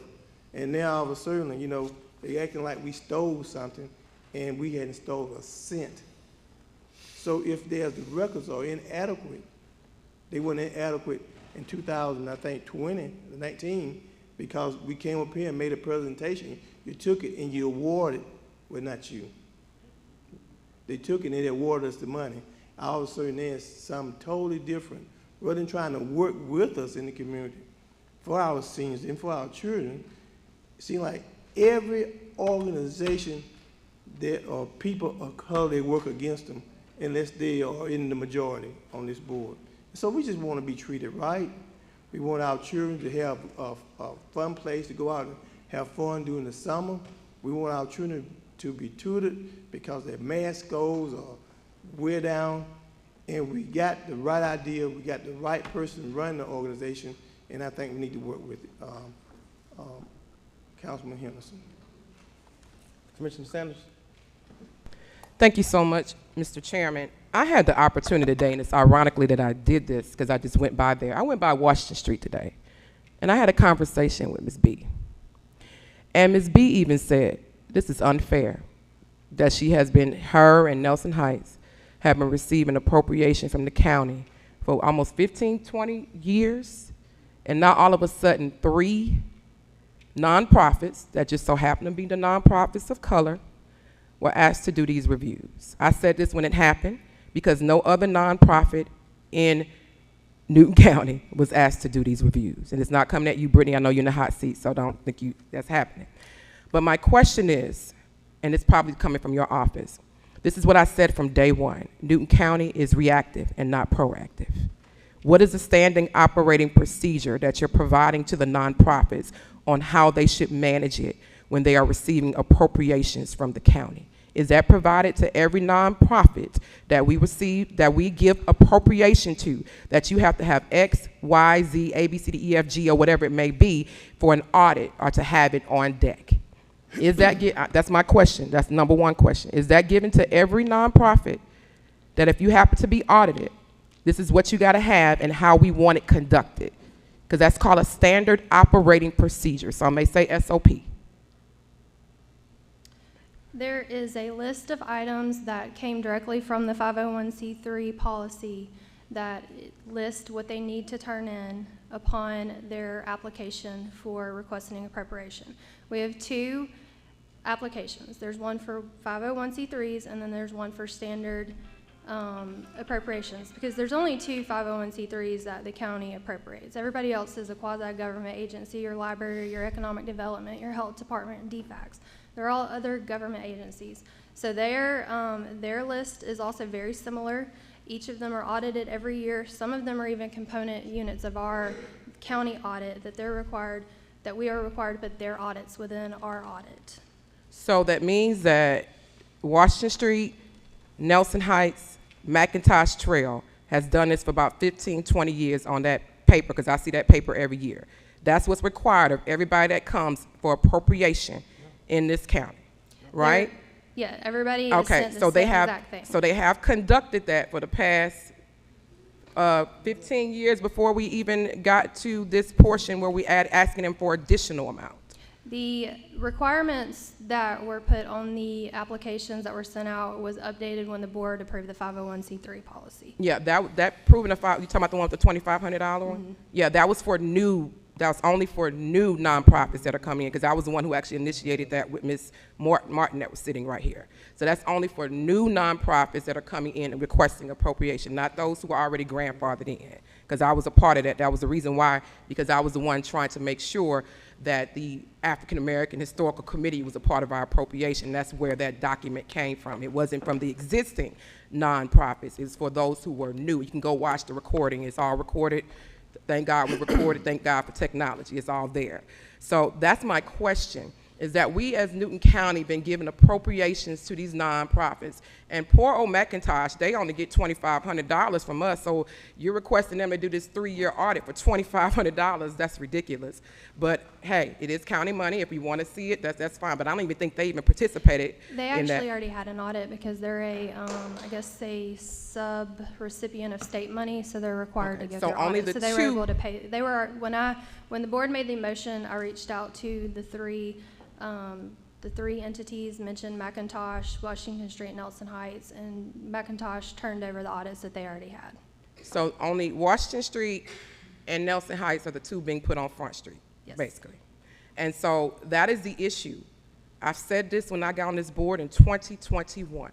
Newton County does not have standard operating procedures in place, and we do things after the fact or based on feelings and emotions, or if somebody makes us mad, we're gonna put a policy in place. That's ridiculous. So if we have been granted, and it's not coming at you, Brittany, you just happen to be the finance director, so please, I just don't want you to think that it's happening. But if we have been given appropriations to two organizations, like I said, I sat and talked to Ms. B, and she even said it was unfair. And she said if she knew what was going on, she would have not agreed to do an additional audit. Because I'm telling you what it looks like to the people of Newton County, that we're putting two black businesses against each other, and they bumping heads. And both of these organizations do great work in the community. I think I know Ms. B is doing wonderful things over in the area where she's located. And you have Nelson Heights, which is in the most underserved area that's working with kids. I've been out there myself to see the kids playing in the playground. So my thing is this: if we're going to do certain things, we need to be more proactive than reactive in Newton County, because we do things on this board based on emotions and feelings, and that's what it looks like. And so if you've been giving someone appropriation for 15 years and now you're doing a deep tissue audit and it has not been done, well, what about the 15 years? And my thing, and as I stated, I said everyone needs to be audited. Quasi, whatever it may be, they are still nonprofits getting money from this county. Everybody needs to be audited. Everyone. These are taxpayers' dollars that are given to everybody that these taxpayers pay. This is taxpayers' dollars. I'm a taxpayer. I was a taxpayer for 16 years before I became a commissioner. I want to see what they're doing. So I think everybody in this county needs to be audited. Even if you have to do audits on your commissioners to make sure we're accountable for what we're doing in this, I don't have a problem with that, because you're not going to find no kickbacks and no sidebacks from me. So I think that everything in this county needs to be audited. We have to stop operating on emotions, and that's what we do here as this board, and it has to stop. Go ahead. Well, my final comment on this is that Mr. Sanchez was working for the county, because Anthony didn't sign anything, because he was not going to sign any document, because he knew that what they were proposing or who they were proposing was not right. Because on December 22nd, Mr. Sanchez came to the community center, and he was telling us, myself and Ms. Broward, he was telling us that, well, this is what the county want me to do.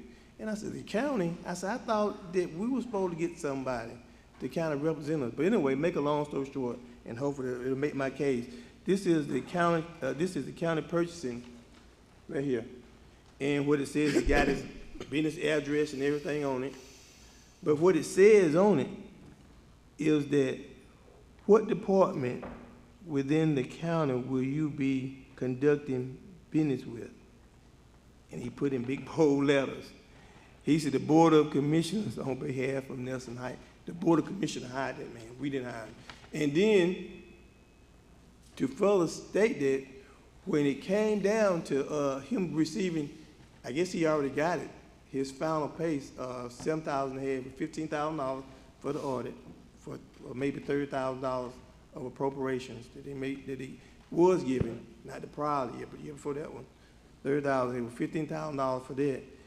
They wanted Councilman Henderson to sign it to give him the money, and he refused to do it. He said, I'm not gonna sign no paper for somebody that the board sent over here to do an audit that we wasn't even comfortable with.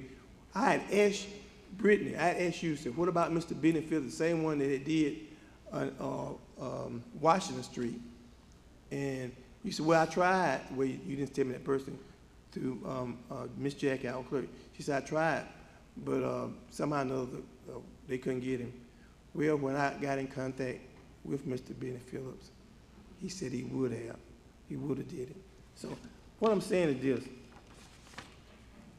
Don't take it out on my community if you don't like me. And it's not, I'm not talking about you, Brittany, if you don't like me. For 4 years and a half, the Board of Commissioners did a forensic audit, paid $240,000 plus additional $10,000 going passed by my yard with an old big van and sent out in the community to see had I moved it. Said he was moving it, and they spent all that 4.5 years. They put it in a seal saying that I had stole 3 rolls of toilet paper and some broccoli. And for 4.5 years, they investigated me. I have never stole anything from anybody. Thank you. Commissioner Sanders. I just have one Guys. last question. Brittany, how much because I know the board voted to pay for these audits, so that's taxpayers' dollars and want to be transparent. How much each one of these audits cost? One for Washington Street that the taxpayers had to pay for, and the one for Nelson Heights? The one for Washington Street was $12,000, the one for Nelson Heights was $15,000. This is why I say we need standard operating procedures in place. We are wasting taxpayers' dollars.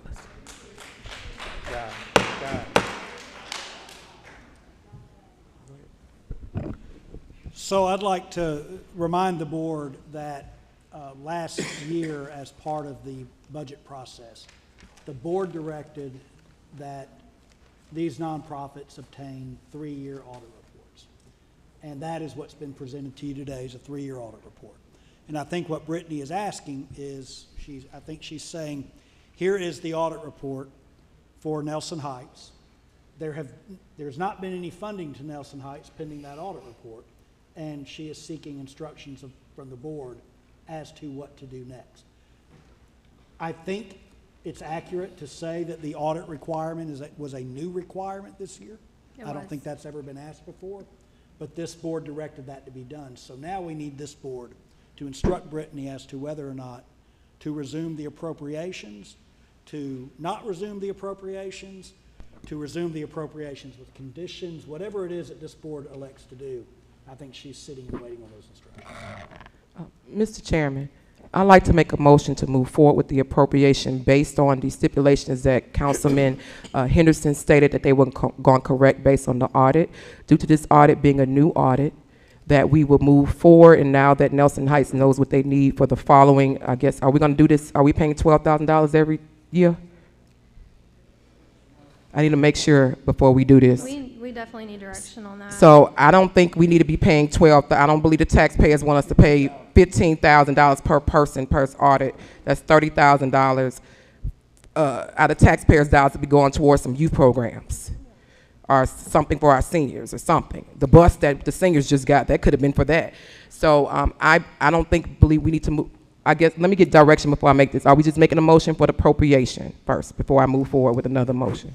The only motion that this agenda item requests is whether or not to resume the current fiscal year appropriations for Nelson Heights. Okay. I want, my motion is to move forward with the current appropriation for Nelson Heights and Washington Street, because I know we paused their appropriation, and Washington Street, to move forward with the stipulations that Councilman Henderson stated that they were going to correct. there a second? Second. All in, any discussion? All in favor? All opposed?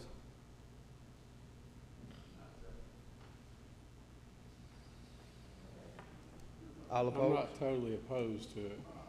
Are you abstaining? But I would like to talk about it. Okay. I open it up for discussion. Okay, can I talk Well, now? no, so Okay. we need to, that motion ain't passed, so we need to get a substitute motion on the floor. The motion, Why don't you just open for discussion? If there's questions that need to be resolved before we make a motion. okay, questions? Okay. All right, some of the deficiencies that you listed out there, and Anthony, JC, they're very easy business things to deal with. They're not hard. But it's like anything else, if you don't know how that works, what that process is, it seems to be complicated, like your I-9 forms, your contractor stuff, your 1099s, payroll, invoices, things like that. All those things are relatively easy for people that have a background in business. I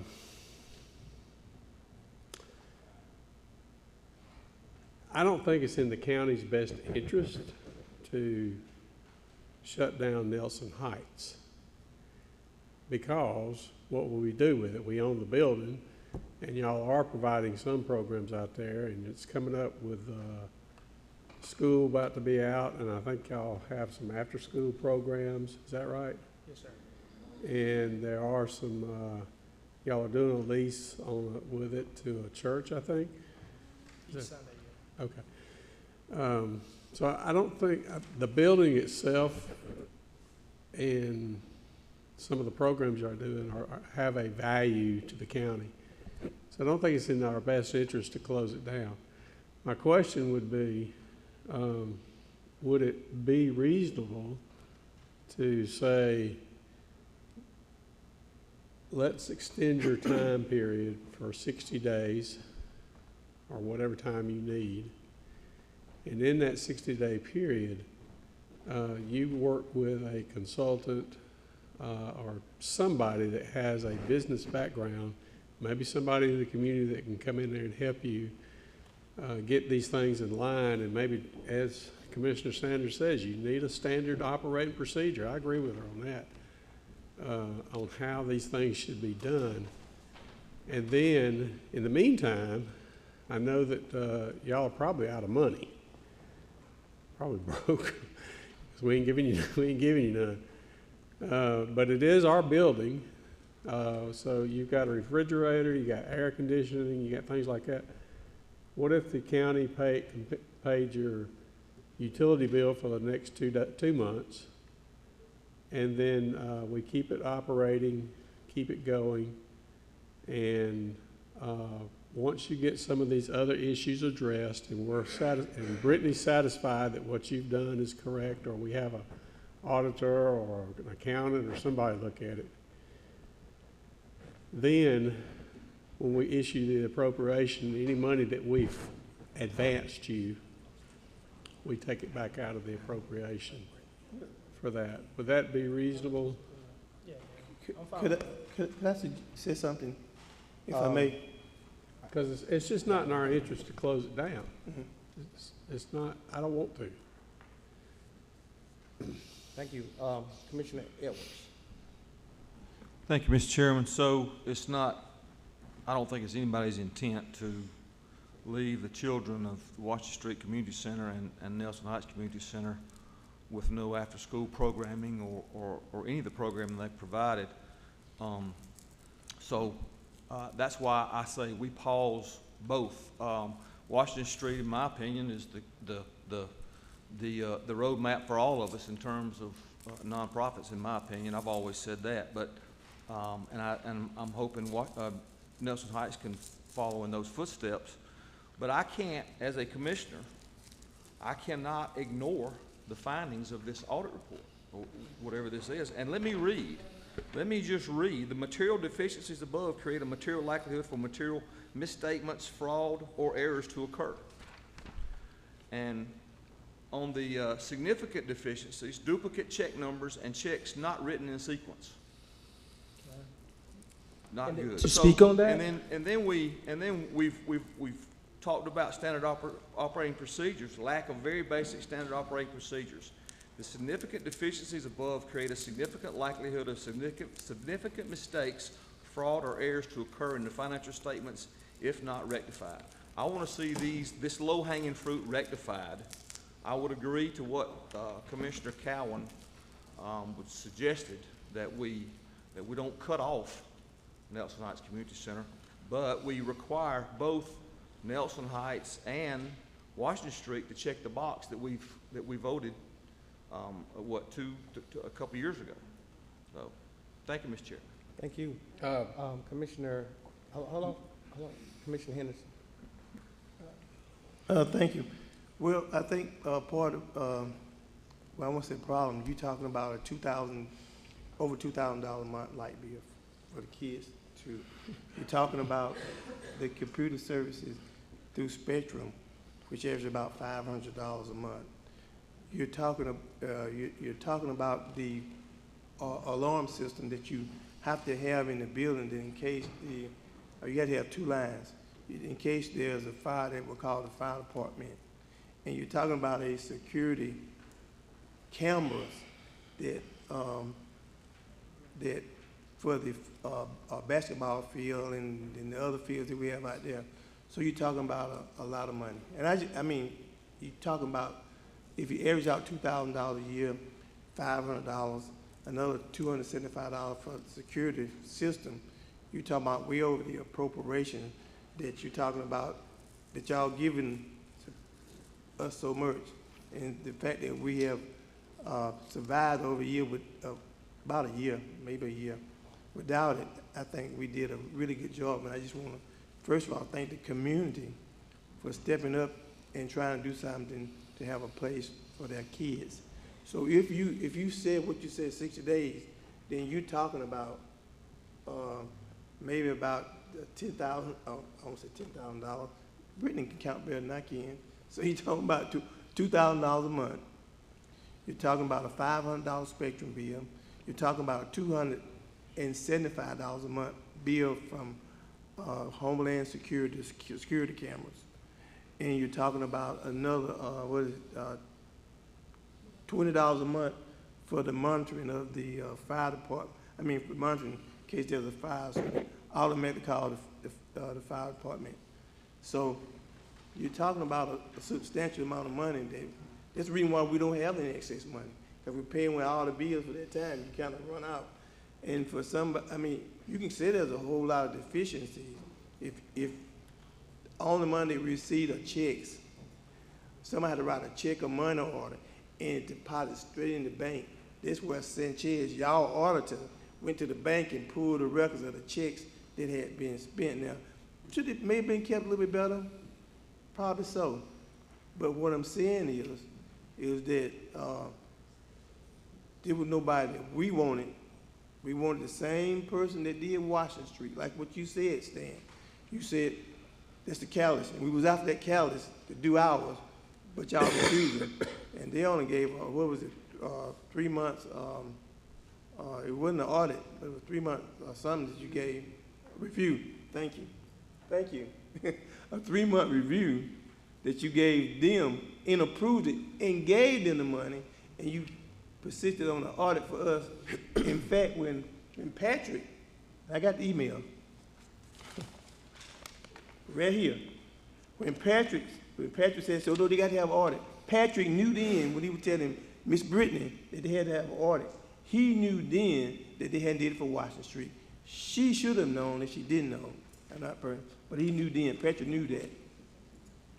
He knew that because they had gave them the money with a 3-year review. And I'm not mad at Washington Street. As a child, I ran up the hill to Washington Street and holes in my shoes. But what I'm saying, it was different. You all made a difference. In fact, at the last meeting when we talked, I remember somebody from this board said that we just go by and look at it, it'll be all right. And that was fine. But there's got to be some kind of standard. And then lastly, and I'm going to just be quiet and do what you want to do. Lastly, down at Berry Tree Farm, my friend Mr. Barry, he's in District 4 now. And most of us know him. He gave the Christmas tree to the vice president because he came over and told him. We were all very appreciative, and we thanked him for doing that. But the county pays all the bills. He takes all the rentals, and there's no reporting of any kind. No reporting. I don't have that read here, but I got that in my car, and I'll be glad to share it with anybody who wants to see it tomorrow at our town hall meeting. And so I'm saying there's too many double standards. And maybe, you know, I go back now, I'm sorry, I feel like a broke record, Mr. Chairman. Maybe I go back and say maybe it's something they don't like me for whatever reason. And that's fine, I can take it. But don't take it out on the seniors and the kids and try to imply that maybe somebody was stealing or not doing what they're supposed to do. There was something that Mason should have done. And then, you know, they should have helped us a little bit more than what they was helping. Now, for the W-9 and stuff, Martin knew that Mason was doing it for them. He knew that. Thank you. Commissioner Sanders. Yes, sir. Thank you, Commissioner Henderson. I completely forgot about Almond Community Center, which is ran by a for-profit. Has anything been turned in for Almond Community Center? Not that I'm aware of. So we are not aware of how much money is collected at Almond Community Center, if checks or whatever's done. We're not aware of anything that's happening at Almond Community Center, because I've been asking this question since I've been on the board. So we have a for-profit running a community center, setting prices, collecting money on county property, and we in an audit. Their information doesn't flow through my department. And I know it's so not, I'm it's speaking not on your, that. it's operations, it's not you, because you're just the finance person, it's operations. So this is the double standard that we're constantly having, the double standard. We have to make sure, if we're gonna do it for one, we gotta do it for all. How much did we allot, since you guys came back and said that Washington Street wasn't supposed to do a review, they were supposed to do an audit, but they were given their funding. How much was already allocated? I think they got 9 months of funding, roughly, this is just a guesstimate, I think around 33,000. So we already, and this has nothing to do with Washington Street, both organizations are doing great, but looking at the double standard, you wanna make sure you do this, if you're gonna do it for one, and you just said it didn't do their audit, and by the way, I spoke to Ms. B today, who also said it's hard getting an audit. Majority of your auditors are booked for tax season. She has called about 6 or 7 of them. All of them said they don't even have time. So we're holding out on their money because they can't even get an auditor. They can't find an auditor. So we're holding out on this youth program in an underserved community on their funding, and they can't even get an auditor during tax season.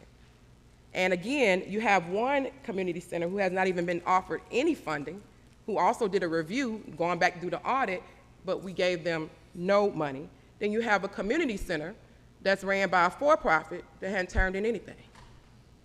So we have to look at that. And when I mean about standard operating procedures, I didn't mean for the actual organizations. I was talking about the county does not have a standard operating procedure to give to those we're allocating funding to say, this is what we want, X, Y, Z. We just put this in place. So we really don't have any boxes to check because we've never done this for 15 years. We've been giving this money to people for 15, 20 years, and there's never been checks and balances. So now we want to come back and say, oh, checks and balances. And I'm hearing that these were 2 different auditors. So that's another issue. So if we're going to do this for one, everyone, we got to do it for all. And if you have for-profits running county business, that's the problem. Thank you. Commissioner Cowan. Thank you. And I agree with Commissioner Sanders as regarding everything needs to be treated the same. I'm not aware of how these things are done, but I think in the contracts, I think there's some provisions in there, but having a standard operating procedure in our operational manual is probably a good thing. Do you have a checklist of what needs to be done for setup for any operations that say, you know, I-9 form, W-4, things like that? Do you have any kind of checklist? That Because we would, I don't that we would think supply they somebody know, else. I don't think they know all the forms that has to be done. And the auditor makes the assumption that everybody knows what they're doing. But a lot of times, I mean, I'm a lawyer, and a lot of times I didn't know the right form wasn't filled out. You know, and I can't expect a layperson sometimes to understand everything that needs to be done. So my question would be, is there some sort of form that we have in place at the county that's kind of like a checklist that maybe we could provide them with that might help them? I'm sure we can come up with something. Okay. Anthony, can you get with Brittany one day? Yeah, that's fine. Okay. And are you okay with that? Yeah, I'm okay with it, I'm fine. You know, invoices, checks, how those things should be done. Yeah, and that's why, that's why we hired Mason, in hopes of they can help us with that operation. He's not writing the checks, and he's not getting the invoices. Somebody in your organization is, right? Repeat that again, I didn't catch that. I said, he's not writing the checks, and he's not receiving invoices. I'll write the checks, so everything Correct. that. But do you get an invoice from somebody, or you just? It's more sort of Somebody right says, according to hey, what needs I to be need done. $25 and you just give it to them? Oh, no, it don't work like that. I mean, it has to Okay. be, something needs to be So done. there has to be some sort of Right. record, receipt, some sort of Mhm. invoice, okay. Right. Just to put this out here, I mean, most of the county funds, it covers simple operations. You're talking about utility, Wi-Fi, that 3,000, that's going right there. So everything that we fund outside of that is through rental funds. And so we can always present that to you. I would suggest there's somebody in the neighborhood down there that has a good business background that could assist y'all. I mean, y'all may know them better than I do. I don't know anybody that could, but somebody could just come in there and say, okay, you really need to do it this way. And then you can set up your parameters, how you want to do that. But I guess I go back to my question, 60 days, would that be enough to get that done? I mean, If I the hope so. If county- I need extension, I'll come back to you. If the county continues paying you utilities and all the other things that. Just commit to paying you, keep the building operating, so pay the keeping utility bills. operation going, because it's a county building, we've Right, got to yeah. keep it going. Right? Yeah, I'm fine with that. Yeah, y'all are just managing it or using it. So if we get this straight, excuse me, can y'all, Commissioner, get this straight, all the bills, we talking about the utility bills, we talking about the surveillance, the cameras, we talking about the the bill for the the system that's gonna call the fire department. We're talking about the Wi-Fi, talking about the phone bill, which is all connected up together, phone bills and all those, all the bills to maintain that building, that we bring it to Brittany and she'll pay it up until we find somebody or get somebody in place to handle those little, whatever. Yeah, I'm fine with that.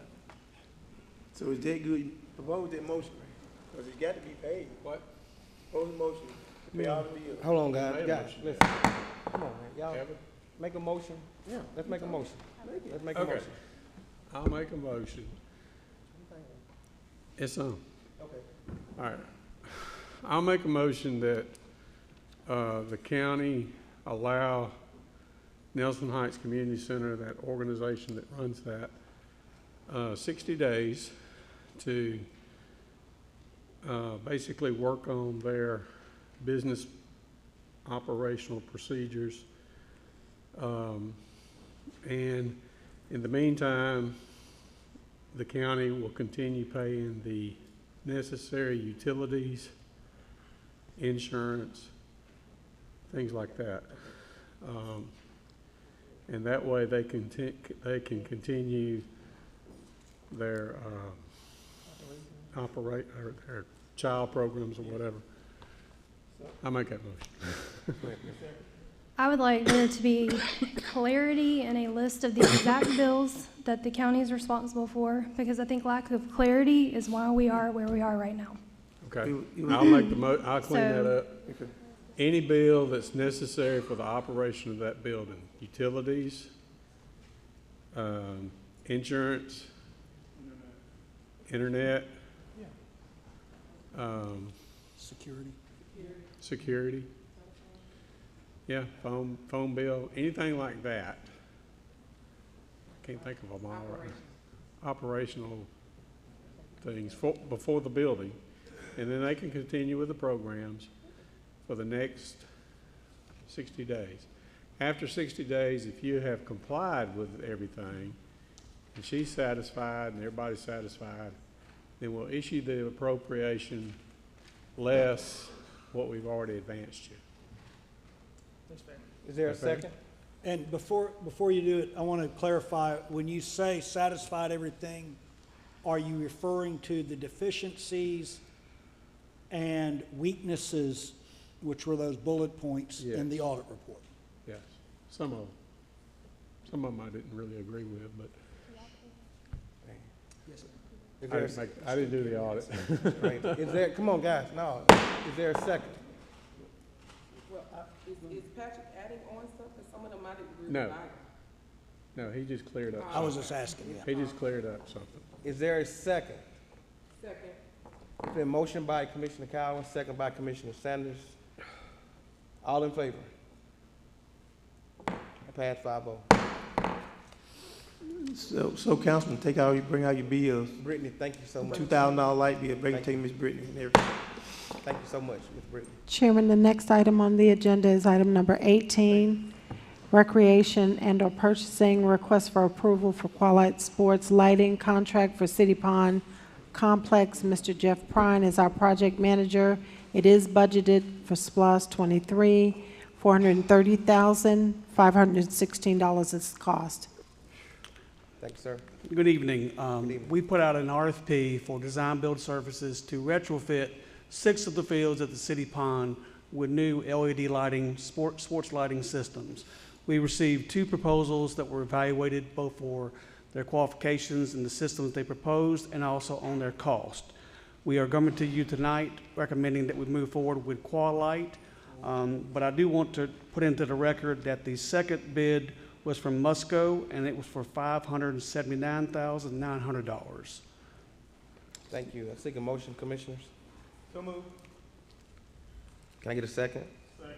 It's been motion by Commissioner Henderson and second by Commissioner Mason. Any discussion? All in favor? Any opposed? Pass 4-1. Mr. Chair, we're at item number 18A, the alcohol resolution, open container on the square.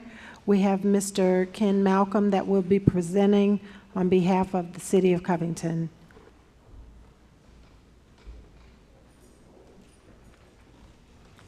Good evening, Chairman and Commissioners. Thank you so much for an opportunity to speak with you tonight. Tonight, the City of Covington Community Development Department, which I head, is asking for a resolution for a 90-day trial period for open container in the Square Park area of our square. Last night, the City of Covington Council approved unanimously a 90-day trial period to allow open container in a section of our historic district. And what I'm showing you here tonight, and you should have this in a packet as well, is an area within our historic district which connects 9 different establishments that can distribute alcohol, can sell alcohol to restaurants, and other merchants that are along that path. This was, again, approved last night by council. I had asked for this to be on the agenda tonight, a period of time ago, in case it was approved, which, again, it was approved. So what is the plan? The plan is very similar to communities around the state of Georgia that are now allowing open container, in a downtown district. Our plan is limited. The plan that we proposed and was approved last night is a time period from 11 a.m. until 11 p.m., only on Thursday, Friday, and Saturday evenings. All participants will be required to purchase a cup, which is, again, is very consistent with what's going on in communities, all around the state of Georgia that allows this. They also have to have a wristband. So the wristband is unique, and again, this is also a handout here where you can see there's a different color wristband for Thursday, Friday, and Saturday night.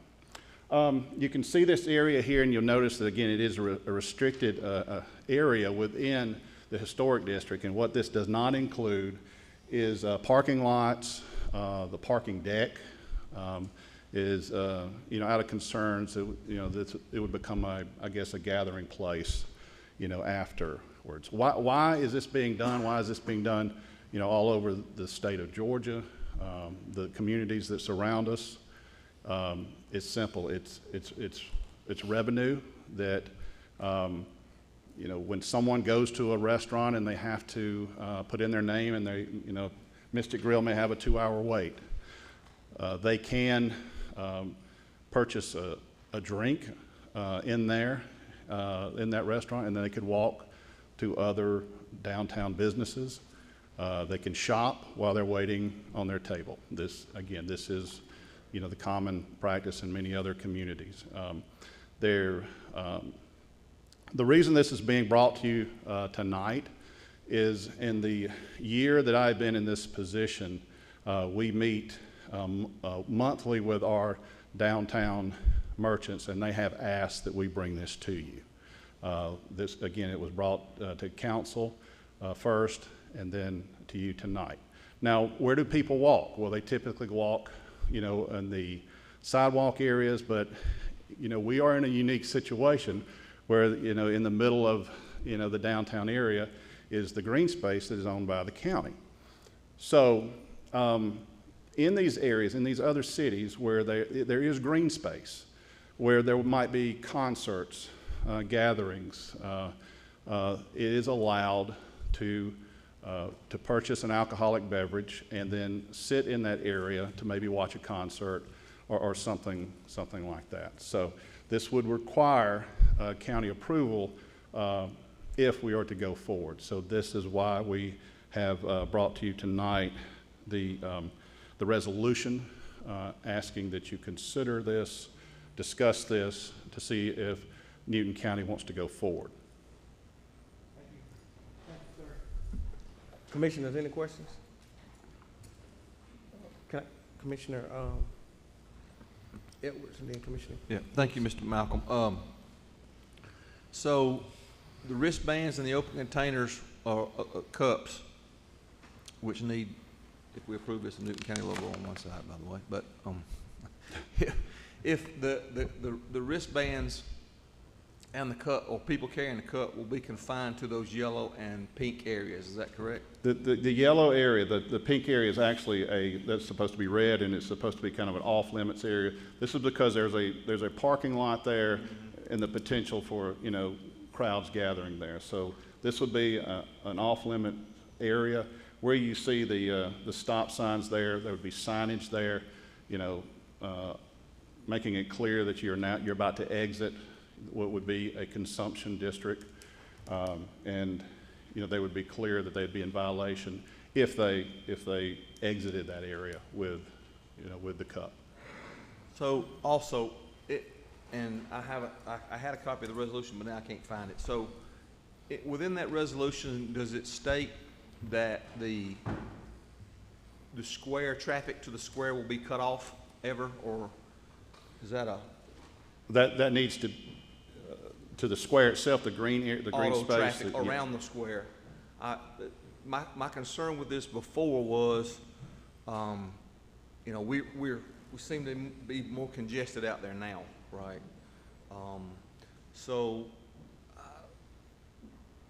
Would the square be cut off to autos? I know we have a shortage of parking spots in the city. So was it any consideration given to shutting down the square for these type events? No, the square will be closed periodically throughout the spring and summer for special events. We have an event on May 5th, Cinco de Mayo, where there's going to be a band playing, a mariachi band. Traditional Mexican dancers will be performing there, on the concrete pad. We will be closing the square for that night, but just on a regular basis, closing it on the nights designated, no, sir. Okay, thank you, Mr. Chairman. Thank you. Commissioner Henderson. Thank you. What is our ordinance as far as on county property? For example, I know that at Gators Plantation, they can sell beer with a vendor. So I know that at Turtle Lake you cannot. Even for a wedding, I know that anywhere at Nelson Heights or any other county facility or grounds, alcohol cannot be served on them now. So, and I guess this is to Patrick. Do we ignore the ordinance that we have about no alcohol on county property, or what's the legal situation? Yeah, you're right. Your current ordinance permits alcohol only at Gaithers. The resolution before you would authorize the outside consumption of alcohol within the square park during this 90-day period. So if you approve this resolution, you will authorize folks to consume their beverages on the square. If not, they won't. Right? Yes. And so I guess the question that I asked, and I live here and I walk out here and around the square, and if somebody's drinking, they take it on in the square too and drink. I wouldn't say nothing. I don't think the city government police would say anything. They would drink it anyway. But my point being is that if we can't incorporate into Turtle Lake for a wedding some wine, or we can't incorporate into Nelson Heights for a wedding, the ones that have wedding, or Washington Street, do we have a wedding, they have a licensed vendor, then we just open it up. We should open it up for everybody who may want it. And that's my concern. And another concern is that you go over on Ivy Street, if you go over on Lee Street, back on the areas, once you pass by the Washington Street and go back in the neighborhood, the people who drinking like that could be locked up for public drunk. If they were drinking and walk and stroll over that way, then they could be locked up by the city of Covington Police Department for being public drunk, if they choose to do that. So I just have a little bit of concern about, first of all, our ordinance, and secondly, about in the neighborhood, and how it would affect the citizens in the neighborhood, who some of them regularly drink, regularly walk the street back up and down. But I just have a concern about that. Thank you. Commissioner Sanders? I just have one concern. I don't know, because part of it is city, and I know you're former law enforcement as well, Mr. Malcolm. But have y'all had a conversation with the sheriff office? Because if something occurs now that we're adding alcohol, then you got to make sure manpower and so forth that occurs. So the sheriff will be handling anything on county property. So I would think that a discussion would need to be had with law enforcement to see what your process is going to be in place to handle it. Because that's what I haven't heard yet. I'm not saying I'm against it, but I haven't heard anything in regards to safety, or heard the sheriff's part, or even the police chief's part in this. I've discussed it, previously with Chief Cotton, and Chief Cotton acknowledges there would need to be conversations, with the sheriff, because this is county property. Yeah. There is a city officer cannot enforce a county ordinance there on those grounds, but there could be discussions between the two to determine how they would deal with issues involving this. Again, it's unique. This is unique because again, we're city and county having to work together on this to determine what is best. This is something that obviously during a trial period, if there's any issues that come up in this area, that would be discussed and reported. And I'm sorry I didn't get to this point, is that with your permission, I would come back in late July and report to you if this is approved, what issues have law enforcement had, any issues at all, any spike in criminal activity or reported activity, this would be something that would, obviously need to be discussed. So it is something that is, of course, of a concern, and it's a typical concern of every community that does this for the first time. I've talked to other police chiefs, law enforcement officials from other communities. There is a common fear that it's going to we're just going to have drunk people, laying out in the street. Where that is a concern, that is a fear, but data does not support that. Recently spoke with Monroe Chief of Police.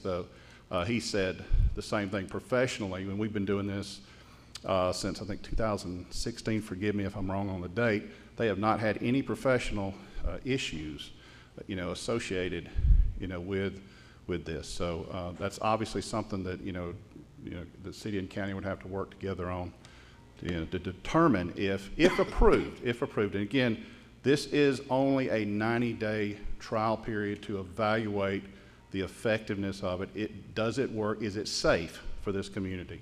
Is this good for business? Is this good for the downtown merchants? I can tell you with great confidence that nearly 100% of them want to see this move forward, to give them an opportunity to see what it could do, for their bottom line. In other communities, it has worked well in that not just the establishments, and I mentioned 9 locations here, right outside here, on a square, but not just those locations, but the merchants as well benefit from this type of project. So, again, I've been asked to bring it forward. That's what I'm doing tonight. We have researched it. Mm-hmm. This is a template that has worked in other communities.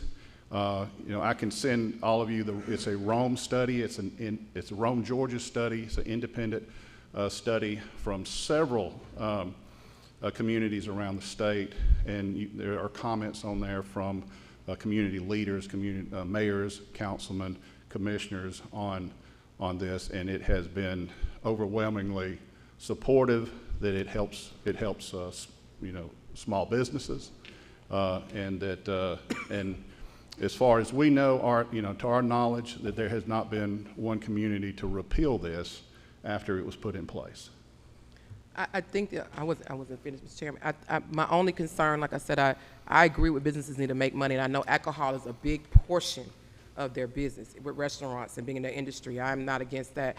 My only concern is I would like for both entities, the sheriff's department and the city, to come together with a plan, because you don't want it to fail. You said the trial period. You want your trial period to work. So you want to make sure there's a process in place with both law enforcement, so if it does work, that it can continue. We don't want to have issues as far as crime and somebody come out there shooting and you don't have enough officers out there. Then we're like, no, shut it down. It's not going to happen ever again, because when they have a law enforcement process, again, standard operating procedure in place. So that's my only concern with that. And just to go back to what Commissioner Henderson said about the code, if we're going to approve this, then we have to look at the other properties, because it's not fair if you have Turner Lake, who's having events, and people who are having receptions and weddings, and they can't have alcohol there as well for a wedding, or various locations, Nelson Heights, Washington Street, and they're renting out, and that's one of the things they can't utilize or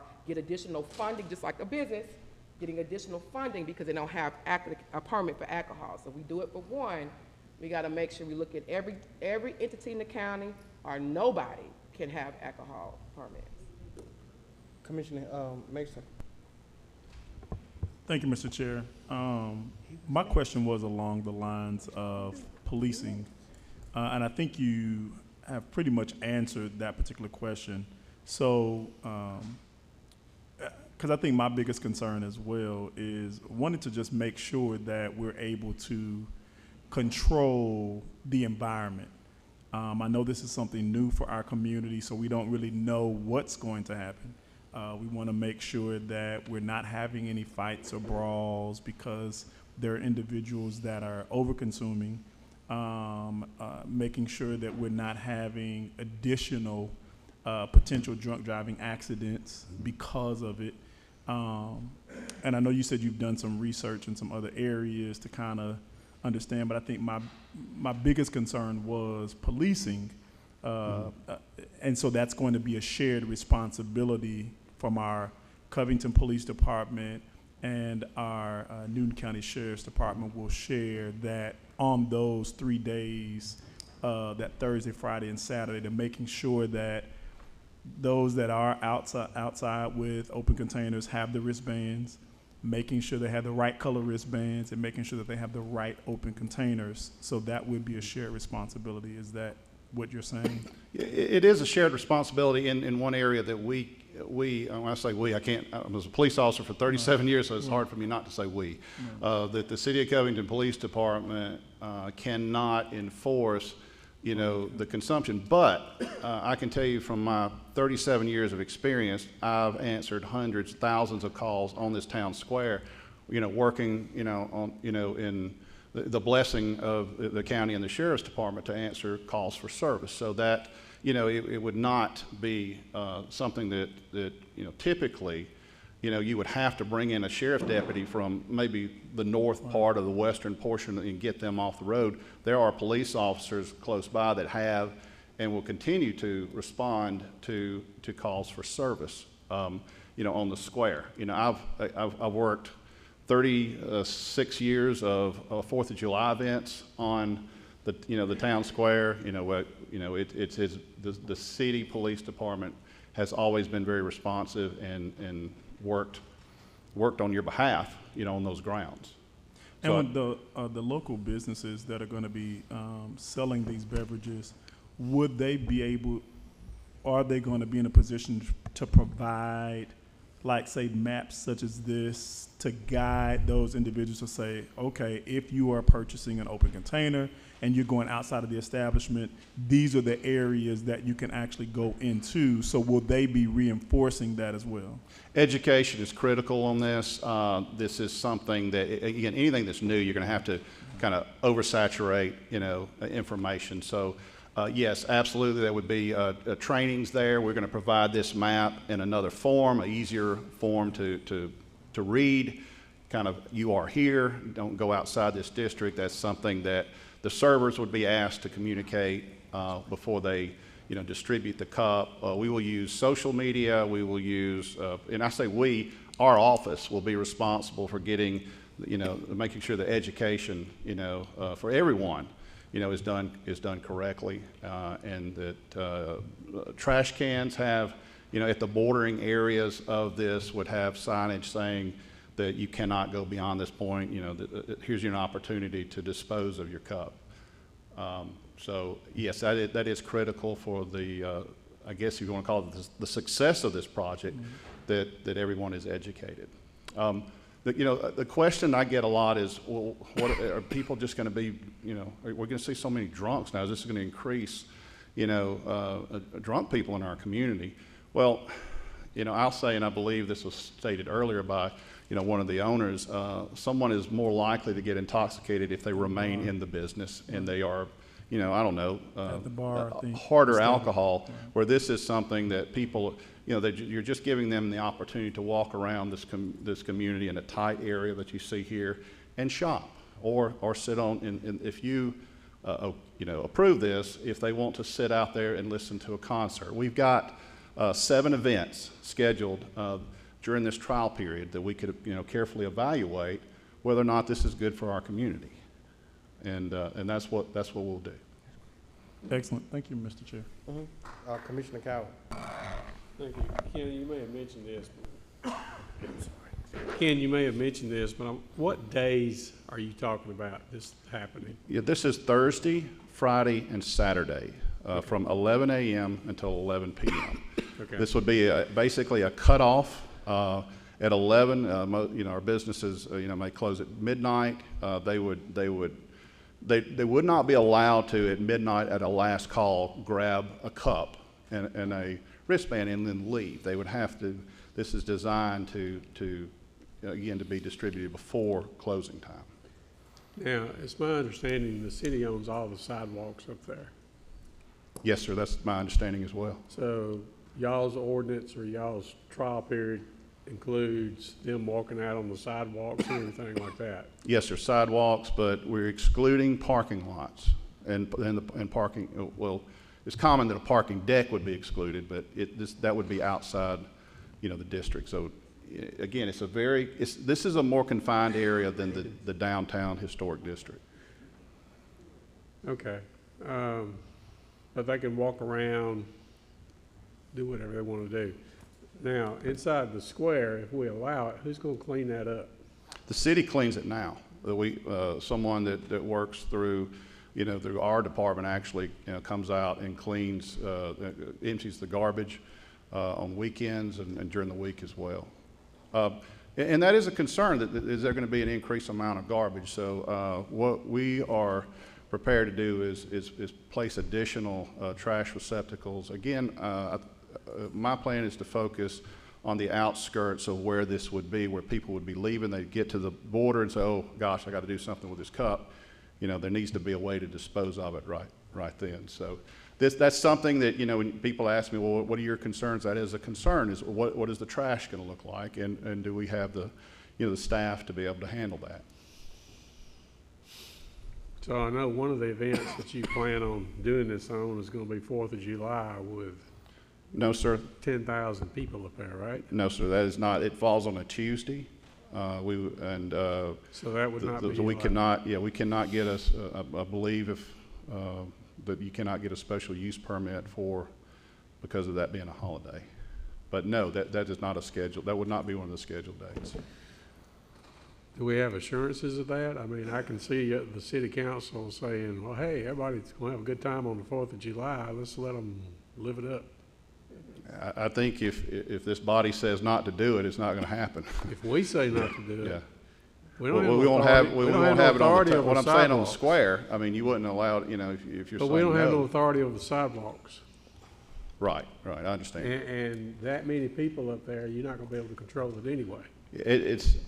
I agree with you. I do not think that would be in the community's, best interest. But the thing we can do, if we say we're going to give you let you have 90 days, they can come back and say, well, we're going to give a special use permit. We got 90 days from the county, and y'all go do what you want to do.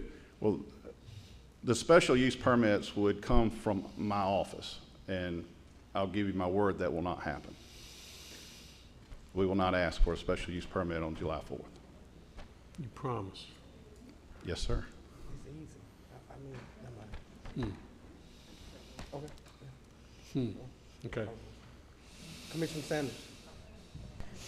I just have two questions, and I'm going to stay off of it. Commissioner Cowan kind of took one of my questions in regards to cleanup. I was concerned because it's on Thursday, Friday, and Saturday. How strenuous are you going to be with cleanup on Thursday night, because county business still is operational on Friday? So the worst thing is maybe they may have some visitors come in, and the county is looking like, I'm originally from New Orleans, for those who don't know, and I grew up around Bourbon Street. I know what happens on Bourbon Street when people are drinking. But there's a lot of security. That's the whole point about it. When we have events, there's a lot of security in the city of New Orleans because of the alcohol, people having a good time. Like I said, when I go home, I'm on Bourbon Street, okay? I'm gonna tell you that. But they have a good time, and because of that, but the security is enforced. It's truly enforced. But they have a plan. So that's why my concern is, I'm not against it, but I want to make sure that both of entities, the sheriff's office signed off on it, and you guys have got to the table to have that safety in place. Because that's my only concern with this being something new in Newton County. I think it will be great in the long run, but you gotta have that safety in place. Also protection for the restaurants, because somebody gets out of order in the restaurants, you gotta have that security in place to make sure that they're there for those amount of people. Because how many people are you allowing to be in this area at a certain time? There's not a certain number. I mean, Exactly. Depending on events, there could be, for the lighting of the square recently, we estimated we had approximately 7,000 people. For the 4th of July, 10,000 people. We don't anticipate anything close to that. on a Thursday, Friday, and Saturday, you may have, like this weekend, for instance, there was 1,500 people in Covington to participate in a Vampire Diaries convention. And Saturday night, if you came through the square, there were 500 that were sitting out on your lawn watching television. We had a big screen, and they were watching episodes, of the show. That was easily managed, by, extra patrols. But there's there was no alcohol. Yeah. There was no alcohol there, and not showing how many. I'm not sure how many of those folks would be that could have purchased alcohol, but there was. It is that is obviously a concern that, we would carefully evaluate during, the trial period. Everyone that has, had a trial period, every community that's tried this has made slight adjustments, because each community is different. There's, we don't have a parking deck, but we do have areas of parking where maybe it's not, lit well, and, so we want to, we don't want those areas to be included. So I do feel like we have, the police department, is okay with this, who would respond to 99% of the calls, So you haven't talked to Sheriff Brown?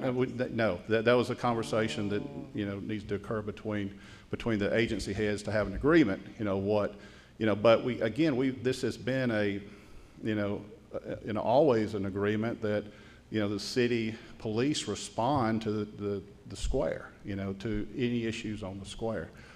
The only issue, again, and it's a valid, point, is it's the ordinance, is it's a county ordinance. My time as a police professional, I could only enforce one unless I was maybe deputized or something, or given, those permissions. But there are other things. If someone is on the square and they're intoxicated, we can still, make an arrest, for public intoxication. If they, obviously get in a vehicle and they are beyond the legal limit, the city of Covington, handles, all of that. But I agree, the conversation needs to, if approved, I'm on board, but I believe out of courtesy, it needs to be done. When are you planning on starting this? Good question. I'm sorry I left that out. This would begin May 4th and end July 27th. So we have time basically to come back and maybe approve it for the first meeting. Out of courtesy, because we are the county and the sheriff represents the county, just like you all represent, well, you're not on the force anymore, but when you were on the force, you represented the city council. So they've had the opportunity to talk to their law enforcement agency. Our sheriff hasn't had the opportunity to even see this. So out of courtesy, it needs to be provided to our sheriff's office. That's my only concern. I'm on board with it, but I just want to make sure out of courtesy, both entities have had that conversation and had a plan, because I don't see any plan in place in regard, and I know you do what you do, but I don't see a plan in place for security. That's my only concern. The alcohol and stuff is not a concern. Like I said, I'm from New Orleans. So, right. But there has to be a talk for those two. Yeah, it's really incident driven too, as far as security that would be, at an event. For instance, like May 5th, Cinco de Mayo, there will be police personnel, there on the square, acting in a security role, assigned to that area during that time. But I do understand what you're saying, and the conversation needs to occur. So we're not, I know we're at 10:18 now. I apologize, residents. So we're not doing that. I would like to just table this until you have the conversation for the first meeting in May, and we can approve it. Y'all can go ahead with your planning. Make sure once that you have everything in place so we can approve it so y'all can move forward. Plan however you need to have the conversation with Sheriff Brown, and then we come back the first meeting in May to approve or whatever the Board of Commissioners want to do. That would be my motion. Is there a second? I'm sorry, Commissioner Sanders have a motion that we table this until the first board meeting. I had a question before she made the motion. She made a motion, put a motion on the floor. Yeah. Is there a second? Is there a second? Okay. If I could mention this, and I certainly understand your, I'm sorry, I don't want to speak out of turn. Hold on 1 second. There's been motion by Commissioner Sanders and second by Commissioner Henderson. Let me get Commissioner Henderson first. Thank you. Thank you, Mr. Malcolm. Remember, we had some good times, you know, when we went out to the Dale Carnegie stuff, and I was trying to learn how to talk a little bit, and you was too, and there was some really good times in every part of my life. But the concern that I have is that the fact that are we setting the precedents that we'll be able, for people to be able to, I know it's been some people want to use the fields, and we granted to them, and I have never known to have a Mother's Day celebration the way we celebrate, and you're not going to have no alcohol.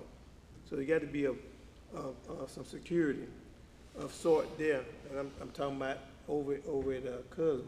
But my point I'm trying to make it is this, is that if we don't have an ordinance, then I think we don't need to be messing with it until we come together, have a work session to make an ordinance in order for us to use it.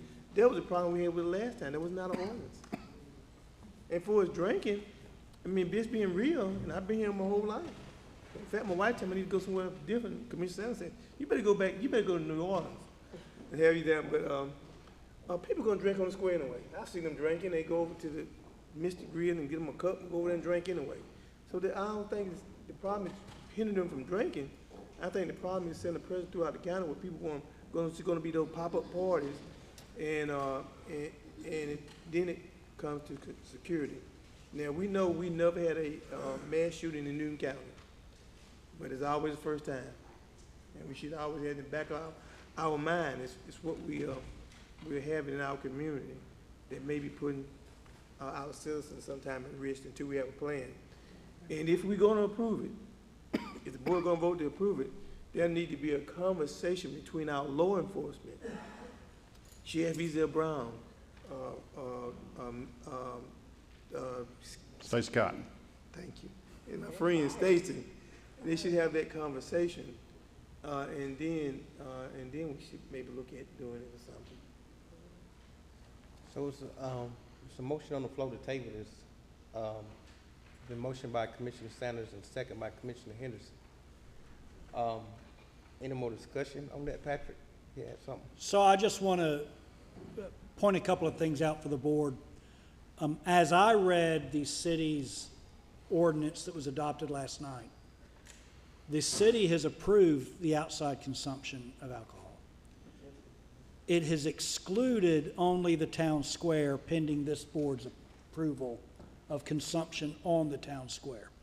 So if this board does nothing, or even if this board were to vote and to say, we don't want consumption on the lawn, the city could still, and I presume would still, authorize the outside consumption on the street. So the only real question, I think, for this board is whether or not you are going to authorize, as a county rule, not a law, because our ordinances have no legal effect within the city of Covington. So are you going to waive the rule that prohibits the consumption of alcohol on the lawn itself, or within the square? It's not something. It's not a law that prohibits it, and your ordinance doesn't really apply to it. It's a regulatory rule, and there's not a whole lot of enforcement mechanism. You can't cite somebody for violating a county code within the city limits. So, you don't have a whole lot of enforcement within the square as it is. But that's really the question for y'all tonight, I think, is whether or not the folks that are going to be authorized to walk around the streets can walk, sit, hang out on the square and drink their drinks as well. I think that's really the question for the board tonight. Correct, and then also, again, the idea here is people can walk freely and go into, visit other merchants. Can they cut across the square? Can they walk across the square to say if they leave out of Social Goat and they want to go to Ridge Avenue, there's a straight path, through the square. Would it be allowed, for them to do that? Or would they have to remain, on the sidewalks to get to that location? Any more discussion? Any more discussion? All in favor? All opposed?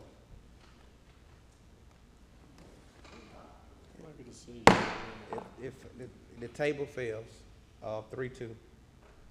Is there another motion that someone want to put on the floor? Commissioner Edwards.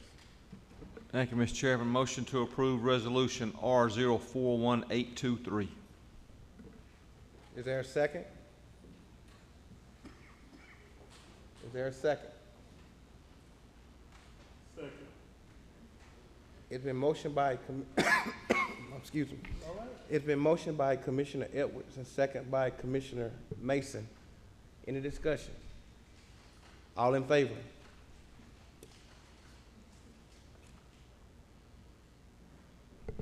All in favor? Let's do it again. All opposed? That motion failed 3-2. Is there another motion that would like to be put on the floor? The last one. Is there a motion that would like to be put on the floor? You will put your motion back out there? I was asked to put my motion back out. I would like to table this into the first meeting after discussion has been had with the sheriff's office and a plan been brought before the board in regards to safety. You all can continue to coordinate or whatever you have to do to get it together, and once we approve, you can move forward with the situation.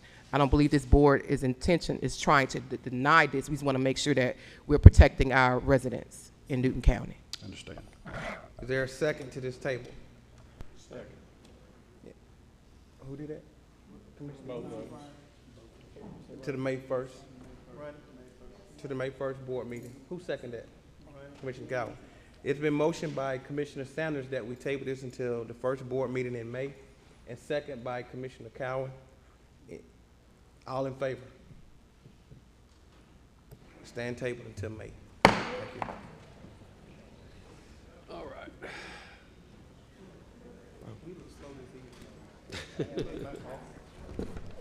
Yeah, I am. I'm tired. I need to go home. Next on the agenda is citizens' comments. This opportunity will allow citizens to make comments. You have 3 minutes to do so. If you would, please come and state your name and your address for the record, please.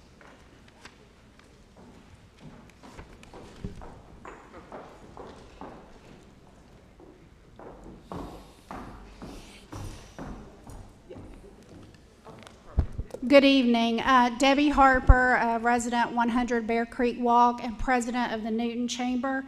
I was not here at the beginning of the meeting to speak in favor of the resolution you added on the open container, but I did want to encourage you to pass that. I would love to see the city and county work collaboratively on this. It was approved unanimously last night at the city. I thank Ken Malcolm and his team for the thorough research that they've done on this. And at the Chamber, our mission is to be a catalyst for business growth, which this is an economic driver, what we're looking at tonight. An advocate for businesses, that's what we do as a chamber, and a champion for a better quality of life. And this is a component of quality of life in many successful communities that we compare ourselves to.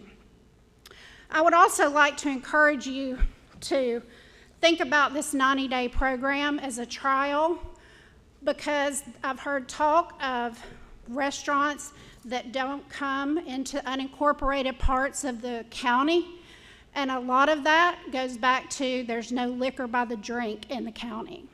That is an economic driver. So I ask you to consider this and vote for this when it comes back before you. Thank you. Thank you. Anyone else?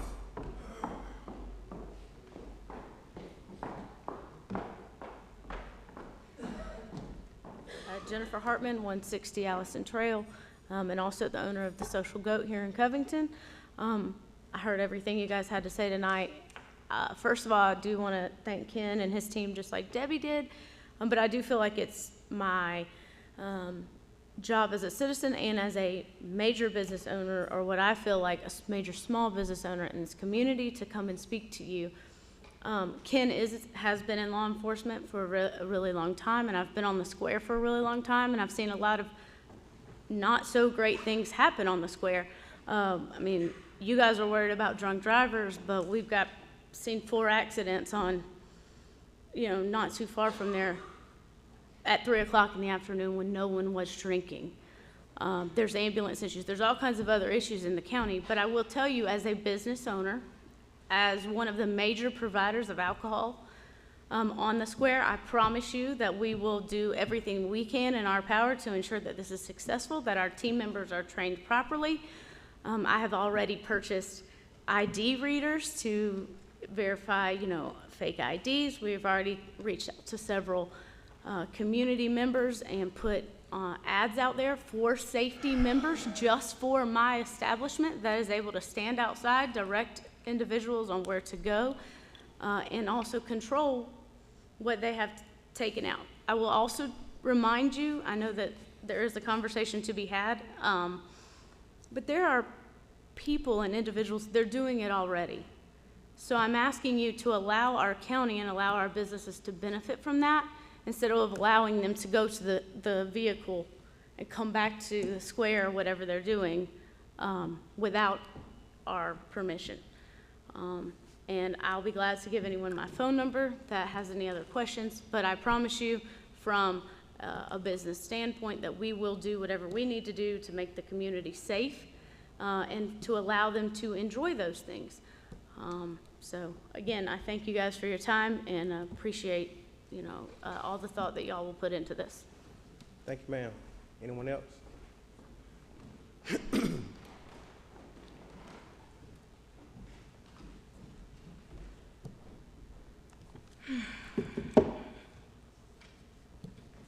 Annette Alston, Newton County citizen.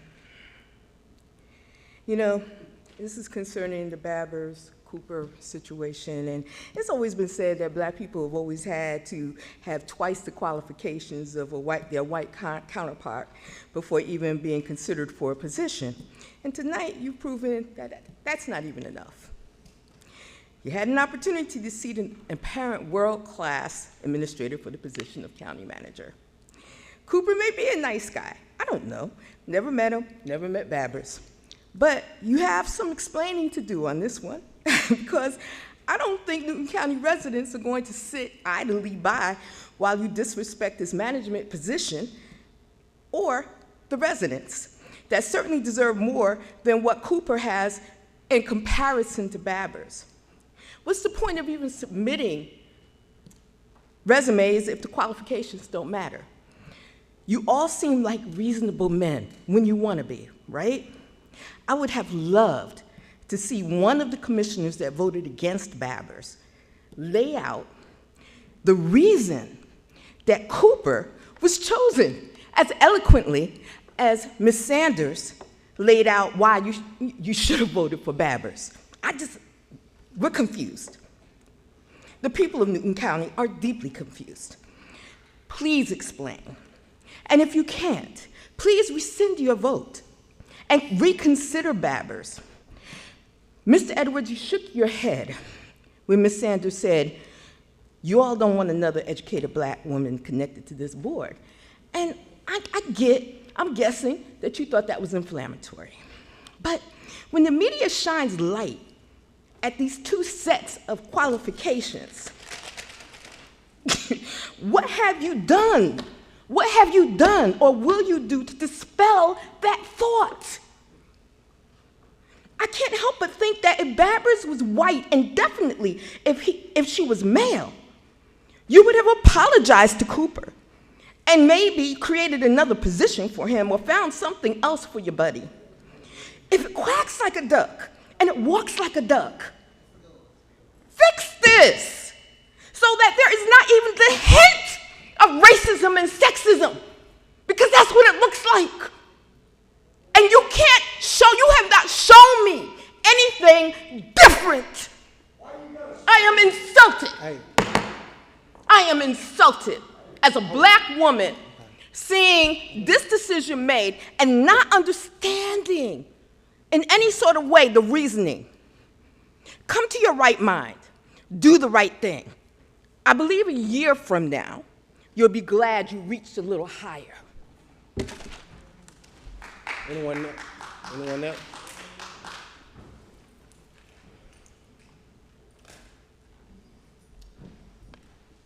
Good evening. My name is Howard Griggs, and I live at 55 River Shores Court, Covington, Georgia. And I was just looking over these resumes myself. Matter of fact, I worked for the federal government 36 years, 8 months, and 10 days. I used to interview people. This lady here was way more qualified than this guy here. But some of you choose to ignore that. I listen to Ms. Sanders when she speaks. She's very educated. She's very resourceful. And I think you guys are scared of that. Besides, she's a female. You're scared of that, too. Women are very loving. Give them a chance. Maybe you might learn something. I should say, if you get on this guy's coattail, you can take a ride, but you need to get on her skirt tail, and maybe you can get a ride. I was sitting here listening to what she was saying. She's very knowledgeable. What's the Mason over there? You vote every time you vote. You as a Democrat, you follow everything this gentleman here do. I remember when he came to Murray and said something about the redneck gonna jump out in me. Watch out, the redneck gonna do something. And I sat up there and thought about that. That reminded me when I was on a ship in the Navy. I was on the black on that ship, and they used to talk about killing niggas and Mexicans. How you think that made me feel? And you running behind something like this, I said to myself, ain't nobody gonna never do anything to Howard Griggs. I'd die and go to hell first. But you need to stand on your own 2 feet. You following behind this guy. This guy here a little educated, but I like him better than this one. Guys.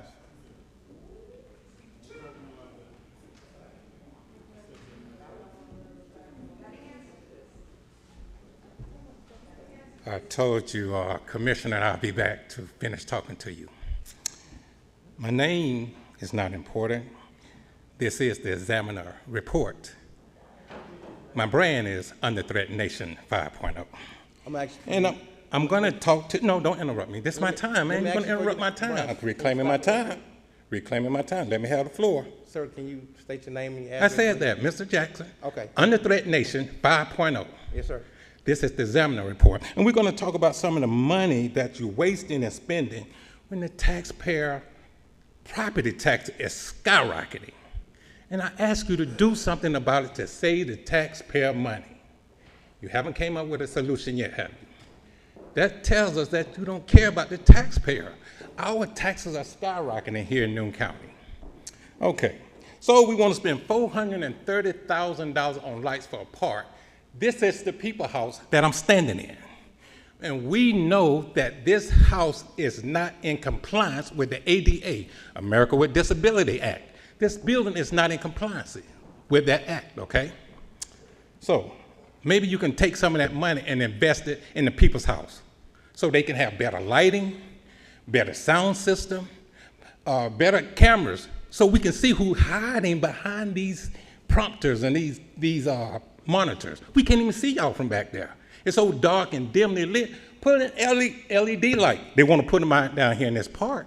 We're asking you to do something about that. Then you challenged me a few weeks ago over at Murray Baptist Church about what is you doing with the ARPA fund money. And I kept saying you're giving it away to your special contributors, your donors. And tonight you proved that, $2.5 million you want to give away. That money belonged to the taxpayer of Newton County. Why not put that money back into the public and getting us tax breaks on our property? Fixing up our houses, our light, our rent. But no, you got your special donors that you want to give your money, this money to. That money belongs to us. And then I want to speak about the manager you just hired with no experience. Newton County residents, I want to come do open heart surgery on your family member. Newton County resident, I got a buddy of mine who smokes a little weed, but he still, I think he can put up to the challenge of flying a 747, take your family to California. But you're gonna still put somebody inexperienced in that manager's seat who's running our county. That doesn't make sense. Why would you put inexperienced people in a seat that govern and play with the taxpayer money? What's in it for you, Mr. Edwards? What's in it for you, commissioners? Come on now.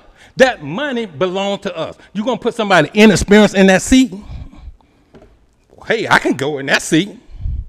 I don't have, he got a little bit more experience than me, but hey, we both inexperienced, okay?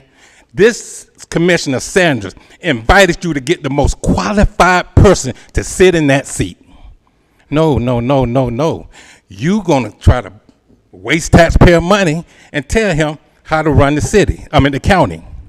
Come on, man. Don't waste our money. Don't waste our tax dollars like this.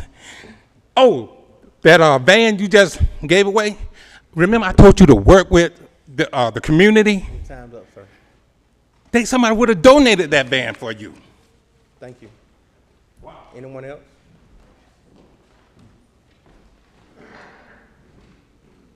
I'm not tall. And now for something completely different. I came up for something unrelated to any of this, but I just throw in for 5 seconds. I'm just going to throw in I do support the. Can you give your name, please? Oh, I'm sorry, Scotty Scoggins. I live at 5122 Swan Street. I do support the open container. Just as a side, my whole neighborhood does. We walk to the square quite a bit. But what I really came here to do, because I watch a lot of these meetings, I read the minutes, I come in here, and everybody's always negative and mean. I don't want to be that person. I just wanted to come up and thank all of the county workers that do. I did this at the city council meeting the other day. People that pick up my trash, they picked up my refrigerator, they come at 5 a.m. and sweep the streets. And I just wanted to come up and thank all the public servants for what they do, and that's it. And even though I may disagree with many of you on many things, you do put a lot of time into doing your best to try to serve the community. May not always be what we want, but you're there and we're out here. So that's all I wanted to say. Thank you, sir. Anyone else?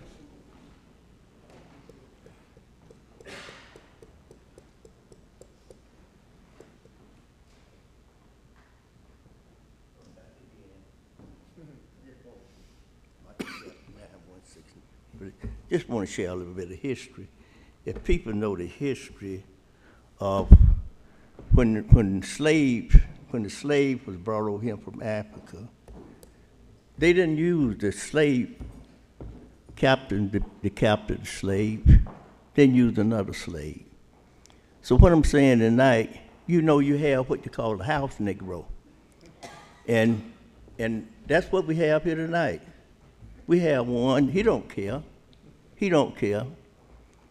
But one thing, buddy, they're gonna throw you on the bus one day. And it's so, how do you sleep with yourself? Call yourself a minister of God. How do you sleep with yourself? You are an evil person. Come on, guys. And God gonna get you one way or the other. And he might not get you, but it might get your family. Guys, listen. So we're not gonna. God bless you. What we're not gonna do tonight, we're not going back and forth with each other. We're not gonna do that tonight. Yeah, we're not. Yeah. Denise Williams, 1442, P.O. Box 1442, Covington, Georgia. I was here on April the 4th, and I presented to the board some documents, but I didn't go all the way thoroughly through the document because it was a 255-page document.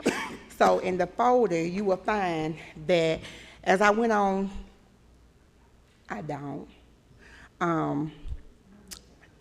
as I went on through the 255-page document, I see that Chairman Baines has he's the part owner of LATRAB with Stephanie Lindsay.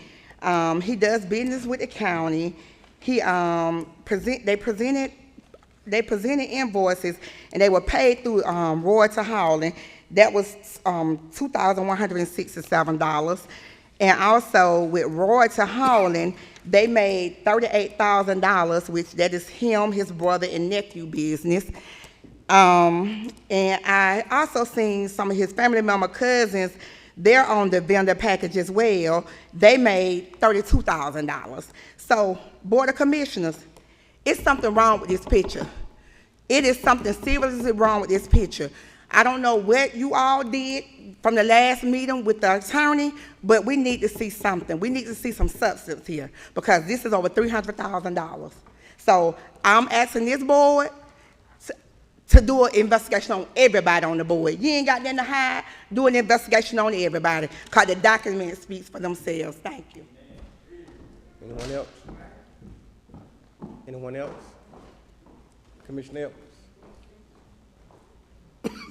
Thank you, Mr. Chairman. I just want to mention something that happened last weekend. There were 5 residents in my part of the county that were killed in a tragic car accident, and another one seriously injured, still in serious condition. And I just want to reiterate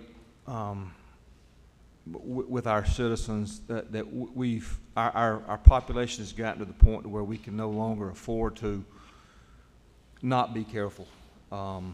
It was an absolute jarring experience to me to ride by that memorial, the memorial that's now on Highway 142, and to know that's within a couple of miles of my home, and my kids travel that way. My wife, I travel that way. My wife. I believe we're reaching a point in this county where we should have on all county roads it should be a double yellow line. Now I don't know that's what happened in this particular scenario. I know it was raining, and I don't know exactly what happened, but we've got to slow down, and we're reaching a point where we got to make some changes in our driving habits, myself included. Thank you, Mr. Chairman. Commissioner Mason. Commissioner Sanders. Thank you, Mr. Chairman. I had the opportunity to speak with but via email with our GIS director, our tax assessor, and our tax commissioner, and I was able to get figures because that was my homework assignment. I'm going to give the detailed report tomorrow at our meeting for District 3 and 4, but I was able to see the actual amount of taxes that come from the west side of Newton County. Just to give you just a little bit amount of taxes, and it has changed. Now, District 3 used to pay a lot of taxes before the redistricting. Some of the subdivisions now are in District 2, and some I think are in 4 now. But because of some of the subdivisions have been moved as of January 1, we went down just a little bit. So on the west side of Newton County, the amount of taxes that are paid to the into the county from District 2 is $10 million. For school for District 2 is $16.2 million, and that District 2 has 16,000 acres. District 3, we paid $10.9 million in taxes to the county, $18 million to the school system, and we have 17,000 acres. For District 4, they pay $8.8 million in county taxes, and school taxes is 14.2 with 16,000 acres. So the reason why I did that, I want to show you how much funding is coming from the west side of Newton County, especially District 3, an area with no recreation that's producing tax dollars. And so that has been my point. When I first got on this board, the first thing I said, this area on this side of town is producing a lot of taxes. Even our commercial taxes is like $300 million. So we're producing that amount of money in that area, and we can't even get a facility for our youth in the area it's supposed to be in. We can't get everything that we need. It's been a fuss and a fight and an argument for our kids. I'm going to say this. We're going to agree to disagree on this board. That's going to happen in politics. I was watching on YouTube recently of the worst board meetings in the United States of America, and it is no way comparison to Newton County. I'm here to tell you. We are saints compared to some of these board meetings I have seen. But they agree to disagree. We do not take it personal saying, I don't like what she did to me, so I'm not going to vote for anything else in her district. If that occurs from an elected official, they should not be sitting in this position. Because if it's something for the kids, if it's something for the seniors, if it's something for this area that's going to make this county great, I, Elena Sanders, would never vote against it, no matter what discrepancies we've had or issues that we've had in this county. If you ever hear an elected official say that to you, you need to question why they took the oath and they're sitting in this seat today. Thank you. Commissioner Henderson. Commissioner Henderson. Thank you, Ms. C. You know, I've been on this board for a long time, and I would like to think, and at least when I first was elected, that, you know, that I made a difference, that I stood up and just did the very best I could for the people who elected me and for the people at large who were looking for some leadership. And I hoped that I had made that kind of impression. I never did thought that that in my older years that I would be accused of stealing and had stole a dime. But yet here I am. And I think it's a disservice to me and my family when you would put that out there, or people would allow it to be put out there and know that I had did a thing. And so, but just be careful. Be careful what you do and what you say to other people, because you just might be digging a hole for yourself. Thank you. Commissioner Cowan. Thank you, guys. I seek a motion that we adjourn, please. Can I get a second? It's been motioned by Commissioner Henderson and second by Commissioner Mason. All in favor?